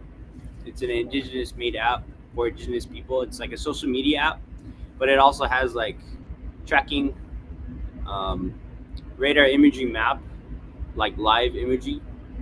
And so the reason I'm talking about this app is because I use it like almost every single day. With climate change, it's unpredictable, and I also use Windy. It's a weather app to get wind directions and all that. So I use these apps to just make my daily life safer. Like I've had many times where I've seen where I've seen like dangerous ice on the map, and I was planning to go that way, but if I did go that way, I would have either fell through the ice or floated away and never made it home. Um, yeah, so like I feel like we should embrace technology while never forgetting who we are and where we came from. Yeah, I just wanted to add that. Challenging balance you seek. Yeah, well, I found balance. Like I practiced. I set out my own journey to learn everything that I could, and I'm gonna continue to learn everything until the day I die. But I learned as much as I could about my culture. Um, the only thing that I've lost was the language. Um, it's really hard to learn it back again. I hope I can learn it back again one day. Um, but like I learned all about weather patterns, different kinds of animals, and just their behaviors and how to hunt them, how to respect them, how not to overhunt them, and sharing all the food that I catch with people in the community. Oh, I lost train of thought. Yeah, but yeah. Losing train of thought is probably a good sign. This dialogue began almost 23 hours ago, at the beginning of the International Day of the World's Indigenous Peoples, which happens on August 9th every year. The idea was that it would begin across 3 8-hour regions so that the dialogue would happen during the daylight hours in each of these 3 8-hour regions. And so the Americas is the last of these 3 8-hour regions. Began in Malaysia, and there are at least 2 people on the call now from Malaysia. One on the call from Africa, who was in the middle, Dr. Onza Razana Maro, who has been the global lead for the dialogue this year, and Juan Faize from Malaysia has been involved in all 3 of these dialogues. In thinking about the International Day of the World's Indigenous Peoples, a day that is every year on the 9th of August to celebrate, how will you remember where you are today as you go through your lifetimes? Or is there anything special that you're doing on the cruise with Students on Ice today? We're in Bagnakdo. We're surrounded by mountains inside of a fjord, and it's a beautiful community. And it was nice to see friends and family, and I get to like share it with all of these amazing, like very smart, very proud, um, just amazing people, and I'll never forget this day and all the days because we're still on the journey. Even Excellent. like the ship we're on, we were visiting the community, and the whole ship got to try traditional foods, which was really nice. Excellent. Excellent. Are there any questions from the audience for the youth leaders on the Students on Ice cruise?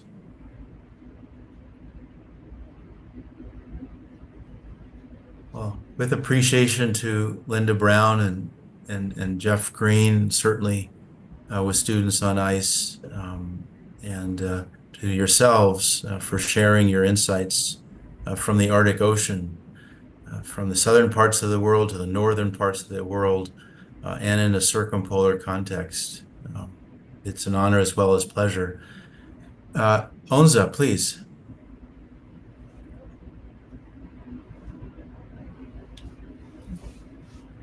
Onza, please. You're muted. Thank you so much, Paul, for this moderation. We have two questions in the chat.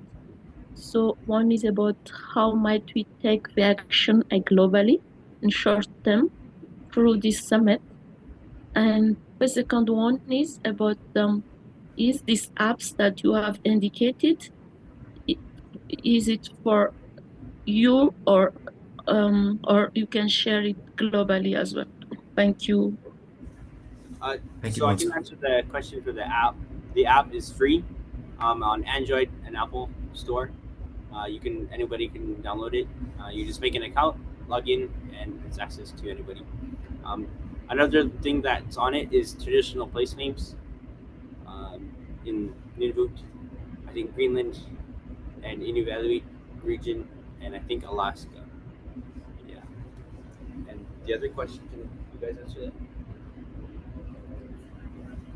that? What was the first question again? Can you repeat your first question, Onza? The first one is any action we should do immediately in the global scale through this summit. I mean, in the short term.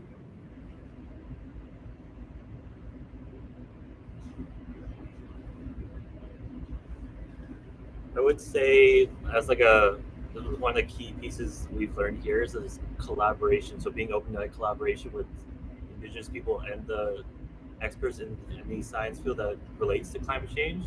We've heard that when Indigenous people collaborate with scientists, you're able to come up with better processes to help with the effects of climate change in your community, which is something we've been learning over the past couple of days in our lectures, and as well as hearing from the different scientists while we're doing our landings. So I think that'd be like something that we could do globally, just with all the different regions and just people who are being affected by climate change. There was a paper that was written in the journal Nature in 2023 as an outcome from this Global Indigenous Youth Summit, which had the title, Indigenous Youth Must Be at the Forefront of Climate Diplomacy. What would be your response to that title? Yeah, I'd say yes. But like I said, collaboration is always key. Like, I think they told us that you go to the indigenous people first and get their perspective, and then you're able to take that into your own research through a scientific eye and come up with a more clear solution for what climate change could be in each different community. But I definitely would agree with what the paper states. Are there any other questions from any of the audience per se?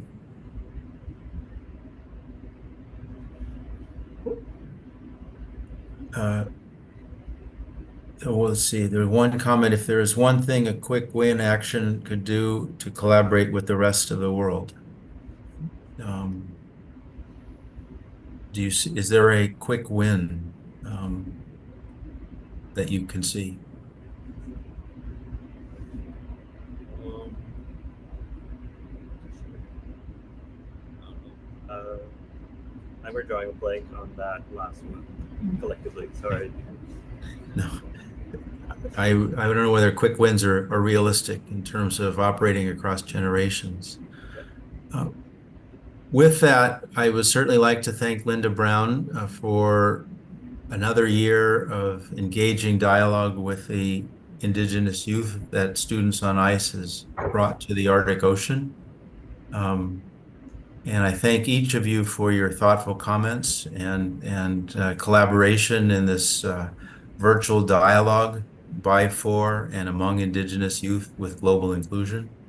I've done a lot of speaking, and clearly I'm not Indigenous nor youth, but my role is simply to facilitate the dialogue, to assist.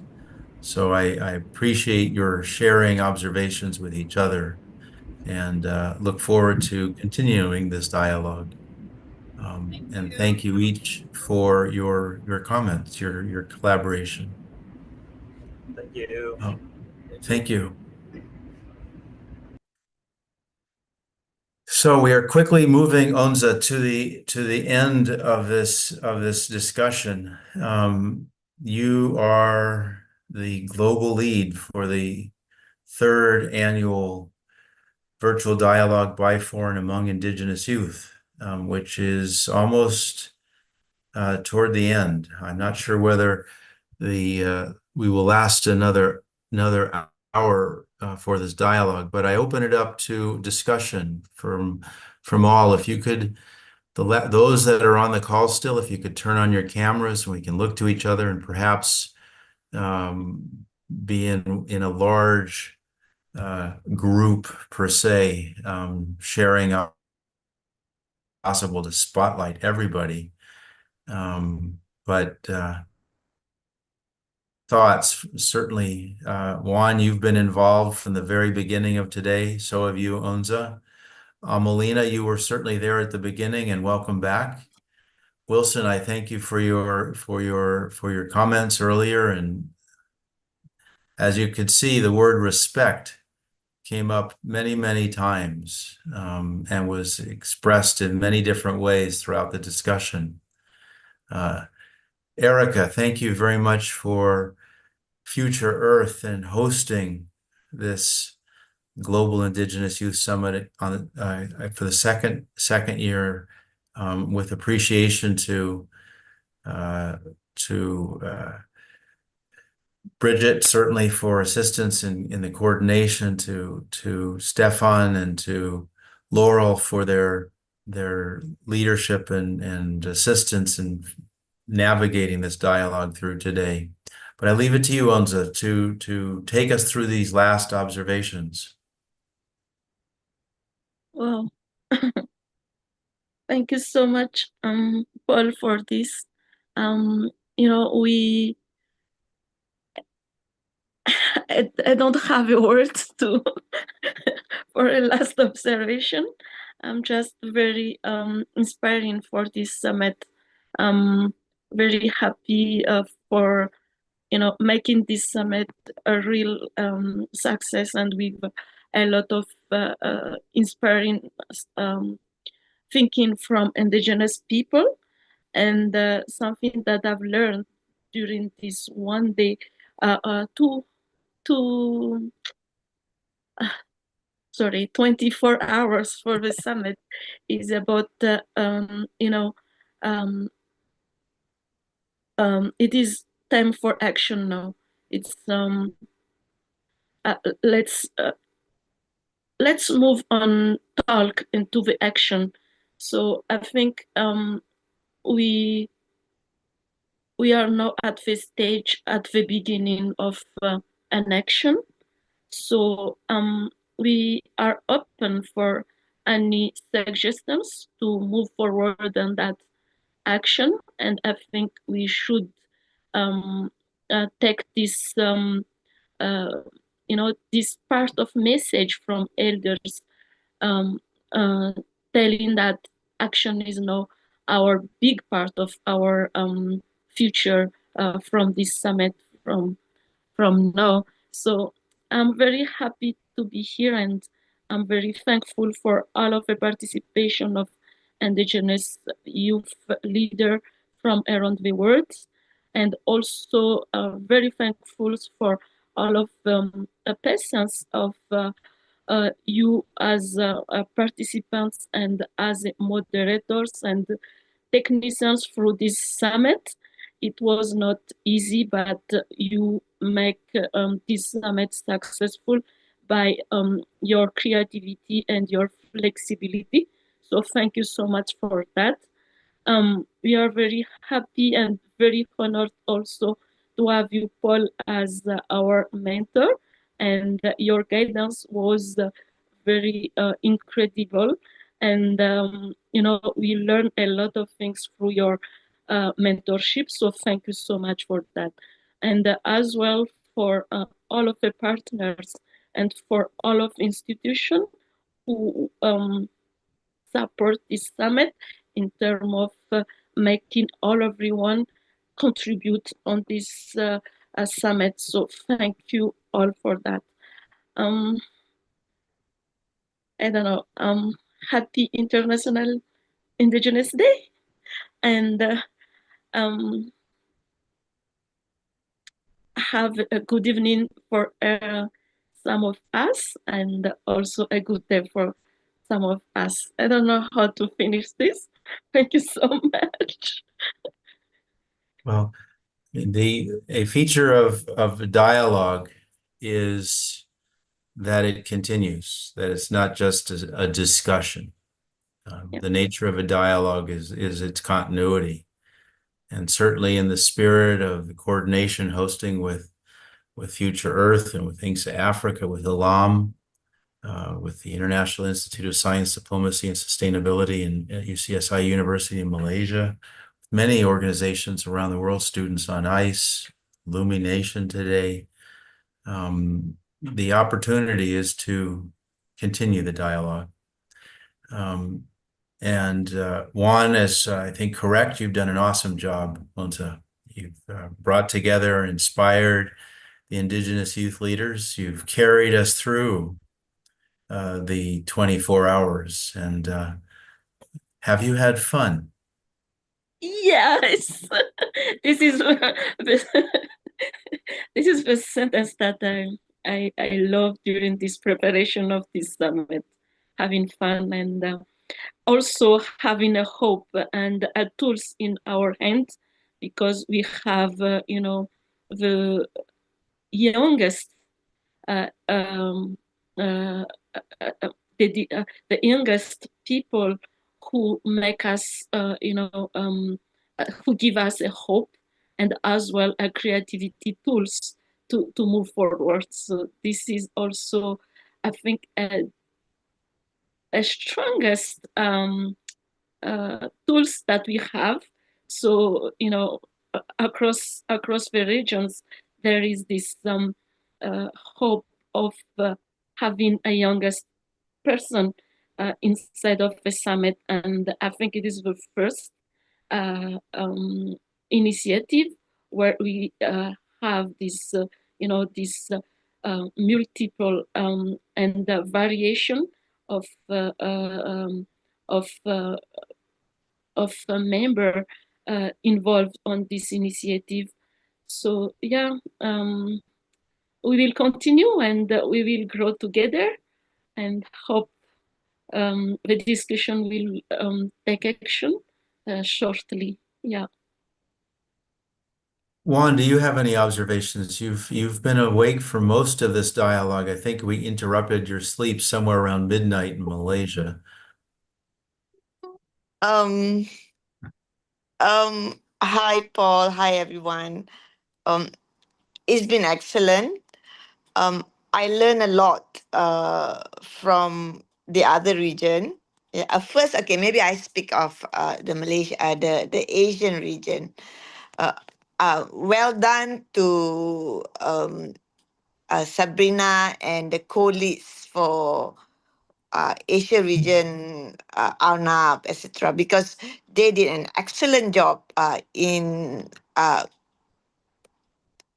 planning the theme for the Asia region for uh, water and society. And then I thought that the way it was arranged from the start, where they gave a global picture, then it zoomed down to middle, and after that they had the storytelling of the actual situation that happened with the indigenous people and the sharing of the arts and the plights from the actual indigenous people was excellent, because some of these indigenous youth that they profile are actually very, very deep in the forest, and some are actually quite modern, and therefore we were able to see the different profile that's available in Malaysia. And after that, when I was in this region two, whilst the story is different, but I learned that the issue is still the same when it comes to fresh water. Accessible is still very, very difficult, and they are fighting for different challenges that was faced. But end of the day, um, respecting uh, the community needs. You know, there were this talks about uh, uh, Africa, etc., being a uh, communal where I forgot the name, the word, where there were other country taking over your what's the word, Paul? Um, when UK, I mean UK, Colonial? colonialism. They were talking about colonialism, and end of the day, the conclusion was still the same. And then when it comes to Region Three, I was there just at the short time at the beginning when Region Three start, and then after that I went to sleep, and I thought I was lucky to be able to hear student on ice talking, and it has been excellent, and I really love it. And the one message, as what Paul mentioned just now, is respect. We need to respect the calling of our indigenous youth. Thank you. Yes. Excellent. Thank you, Juan. Are there observations from others that may not have spoken earlier that have just begun the dialogue with this by, for, and among Indigenous youth discussion? Welcome contributions from anyone on the call. Bonnie raise her hand. Bonnie, please. So this is my first year being part of this, and I was only able to get part at the beginning, hearing Sabrina, and then the Lummi Nation and the students on ice at the end. And I feel so hugely grateful. I have just been introduced to, in the past 6 years, to knowledge of Indigenous worldview and cultural understandings. And I have felt in my heart that I agree with the prophecy that what Indigenous people have to share is the key to our future as humanity. And so part of my suggestion, I don't know if there have been more people on the call or not, but I was surprised that weren't hundreds of people listening, because it has been so rich and valuable. And so my suggestion for future time is, maybe to get more university students listening to the sharings. And also, it would be so great, and I know it's extra work, but to have some sort of collage from, various presentations or entire presentations made available to schools and universities. I live in the Rocky Mountains of Colorado and try to bring indigenous resources to the local school system. That's one of the contributions I make. And so I just feel that there is a dearth, there is a lack of mainstream culture being able to hear from indigenous people and, like the entire presentation of the Lummi, how important and rich those sharings are and need to be heard. So that's an action, that I suggest is a greater dissemination. And I thank you all so much for your work and for bringing this forward. I couldn't agree with you more that greater dissemination is part of the challenge. The different types of dissemination. I mean, certainly the dialogue in its form when we're actually live.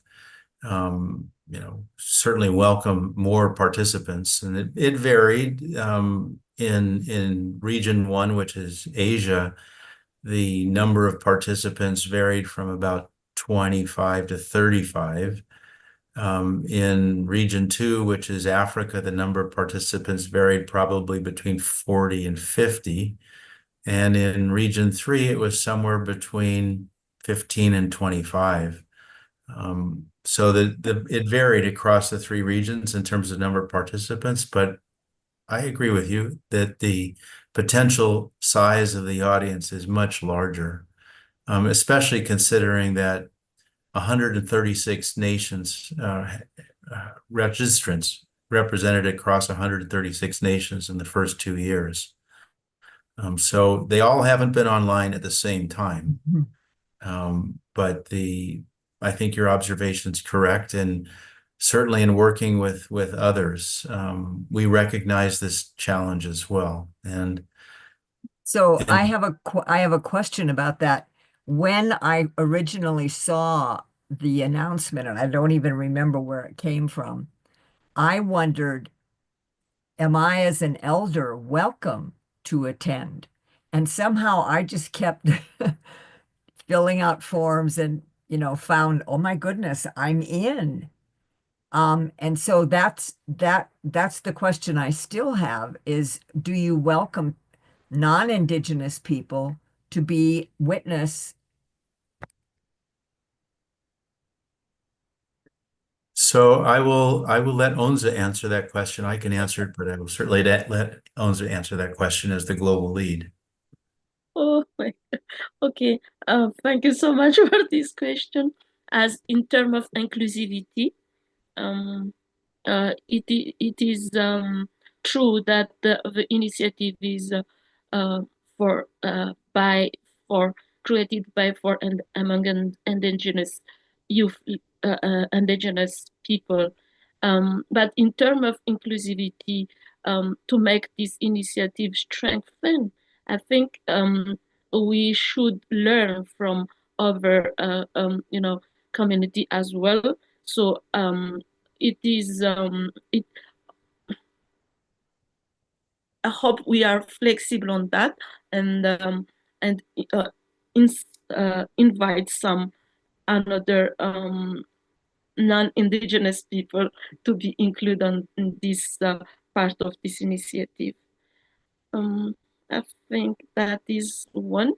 And the second one as well is when we think about the sharing, we have YouTube, and some of the registrants follow this discussion via YouTube. So thank you so much to the technicians. Thank you, Stefan and Muriel, for this hard work, and also Future Earth to make this happen. Some of them follow us via YouTube, and all of this discussion is are recorded as well, so we can share it broadly afterwards. So I think this is um my observation. Certainly one of the features of the Global Indigenous Youth Summit on climate change has been the concept of inclusion. This by, for, and among Indigenous youth with global inclusion. And I would say, just as an individual, one among 8 billion, the biggest challenge each of us faces and all of us face together is one of inclusion. Thinking about what it is, what it means in terms of a definition, but in terms of an action as well. So, for me, as a teacher, since I was knee-high to a tadpole, the idea of inclusion is who, what, when, where, why, and how, which also are the essence of knowledge discovery. And I would say knowledge discovery and inclusion really are one and the same.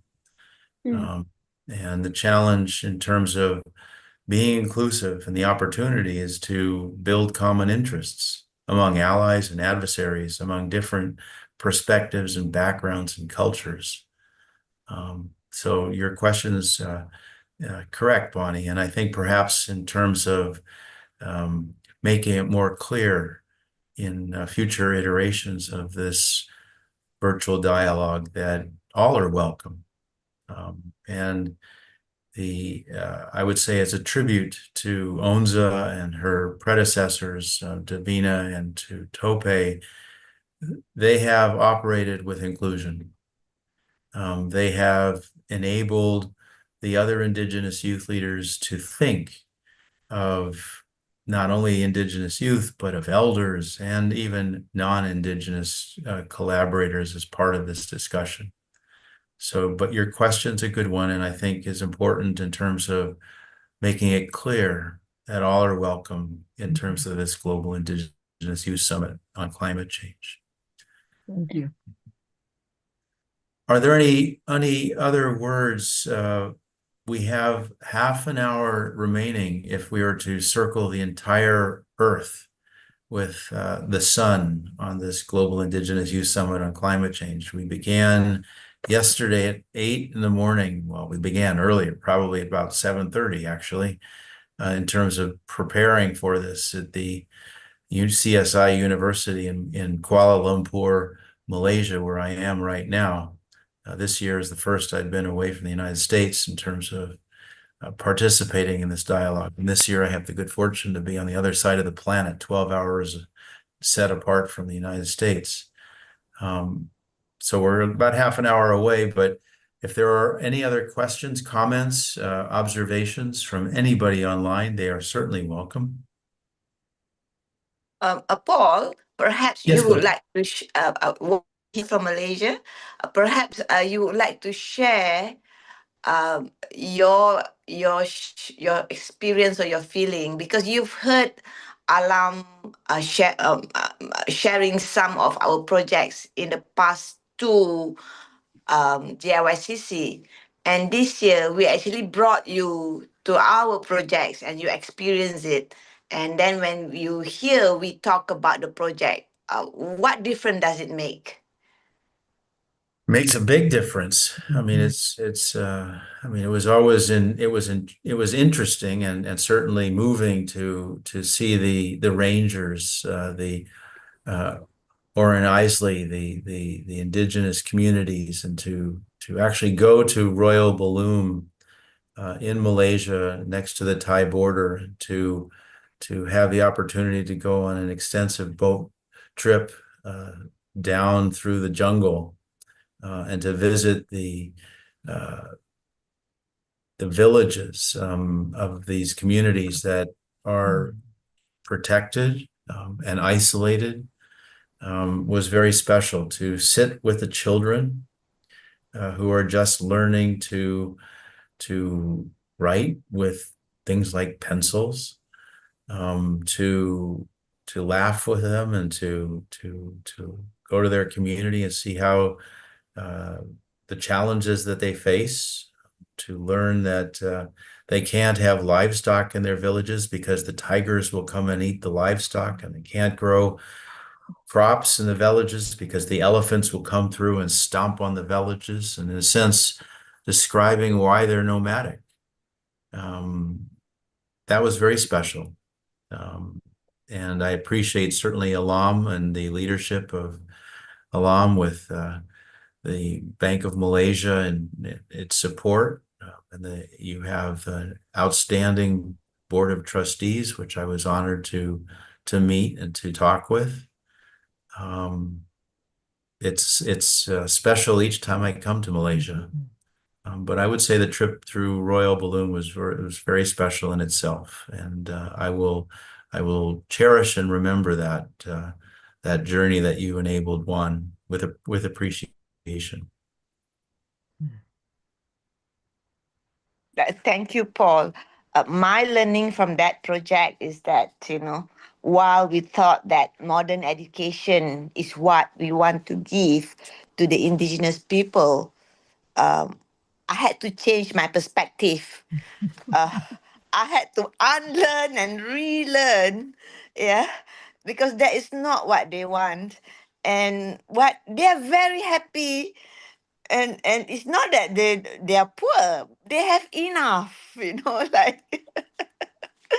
And until now, I've been taking a few people from Kuala Lumpur. Kuala Lumpur is our capital city, and then whenever I brought many of those trustees or those advocates who are helping indigenous people in Malaysia, which is not deep in the forest, they will be saying, "Oh, why don't we actually give them better education? We should be taking them out of the forest." And I said, "No, we want them there because they." And they said, "Oh, why you want them there? You are very condescending." But people have to change their perspective, the way they think, the way they see this. You know, you have to be there to be. I'm not a good storyteller, but what I see that when I bring these people there, then only they realize, oh, that is not what, and not just by going there, you have to spend time with them. Then only my perspective about them changed after um, we spent time with them, and we had to change the school syllabus. Like initially we were thinking, yes, we use the usual phonetics: A apple, B boy. Then after that we had to, like, they couldn't remember, like because they go by sound and sights, yeah. So after that, even numbers, like for example, we know that this is 5 and this is 3. They do not know that this is 5, this is 3. To them, this is 10, right? So for us to actually teach them about number, we had to ask the kids to go around the village, find leaf. That if that leaf is like that, has 1 point, then they know that it has 1 point. Then if the leaf is like that, then they know that is 3 points. From that, then only they understand. And after that, right, what we did, those who are better were able to register in proper school. To date we had about 20 who registered in proper school, and those who are not so good but they learn a bit how to count, etc. We elevate them into the ranger young ranger program, and later they are able to become forest ranger to help our official government forest ranger to protect the forest. So we put and then we put in camera traps. Yeah, we teach them how to use camera, how to use GPS, to catch, to count all the wildlife that pass through the area. Because from outside, we do not know where is the highway, of the route that all these wildlife pass through. So when we work with them, they will tell us, "Oh, you can put 20 cameras here, you will never catch the any sightings of the animals." Then they brought us to take another area where that is the highway of the wildlife. And like for example, I was telling about the numbering, and then after that, how to teach them alphabet. So we had to ask them to go around and then like look at the shape of their house. That is A. The way their river flow. That is S. The shape of the tree. Oh, that is P. Or we have it's all they go by sights and sound. And then the third point that I learned was actually when we wanted to build this so-called kindergarten, which is very basic, nothing like our kindergarten outside, right? So we wanted to put a concrete building, and then the head villager man said, "No, if you do that, right, um, it's not part of nature. Nature will get angry. If nature is angry, then nature will send calamity, like flood or whatever. When that happened, then there will be landslide. When there's landslide, then the house will collapse." He's actually, although he's uneducated, never been to school, he's talking engineering. All these things, I'm just so amazed. Thank you. Excellent. I very much appreciate your passion and your enthusiasm in all of this, Juan, and your leadership. You've done a remarkable job and are doing a remarkable job in bringing these opportunities and training and education and with balance. So thank you.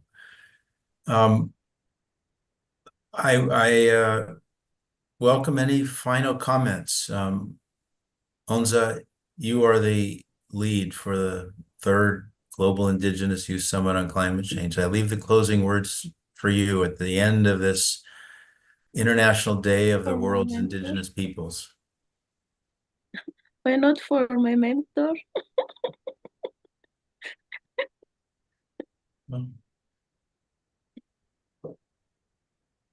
It's interesting. We were watching the illumination in terms of the respect for the elder and the respect of the elder for the children and for the way they wrap the blanket together around the child and for the adult who is in the middle. And I would say that part of the challenge is for us to operate across generations, to be respectful across generations, which means all of us have those that are younger and those that are older, and it's just a general nature of trying to live in harmony with each other and in the world we live in. But I do leave you the last word, Onza. I was like, oh yes, it is my point. So thank you. Oh, Paul, thank you so much. That it is such an incredible summit. It is a very nice summit and a special one. So thank you so much for making this summit, and thank you so much for making me as part of this story and as part of this summit as well. I'm very grateful for that, and thank you everyone um, uh, for making this a successful summit. Erika, thank you so much for your support through Future Earth. And I don't forget, the team on the technical side. Thank you so much for your flexibility and for, making, taking all of our requests through through the message that private message going through during all of the discussion here. So thank you so much for that. And I don't know how to end that. You see, thank you. So if you can say another word, please go ahead. such a ginger in Malagasy word.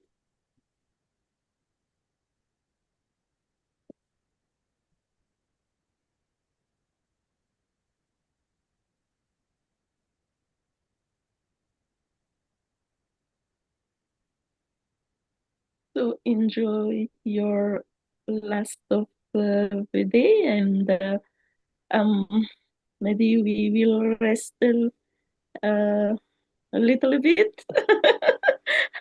And thank you for all of us, and for thank you for the hard work.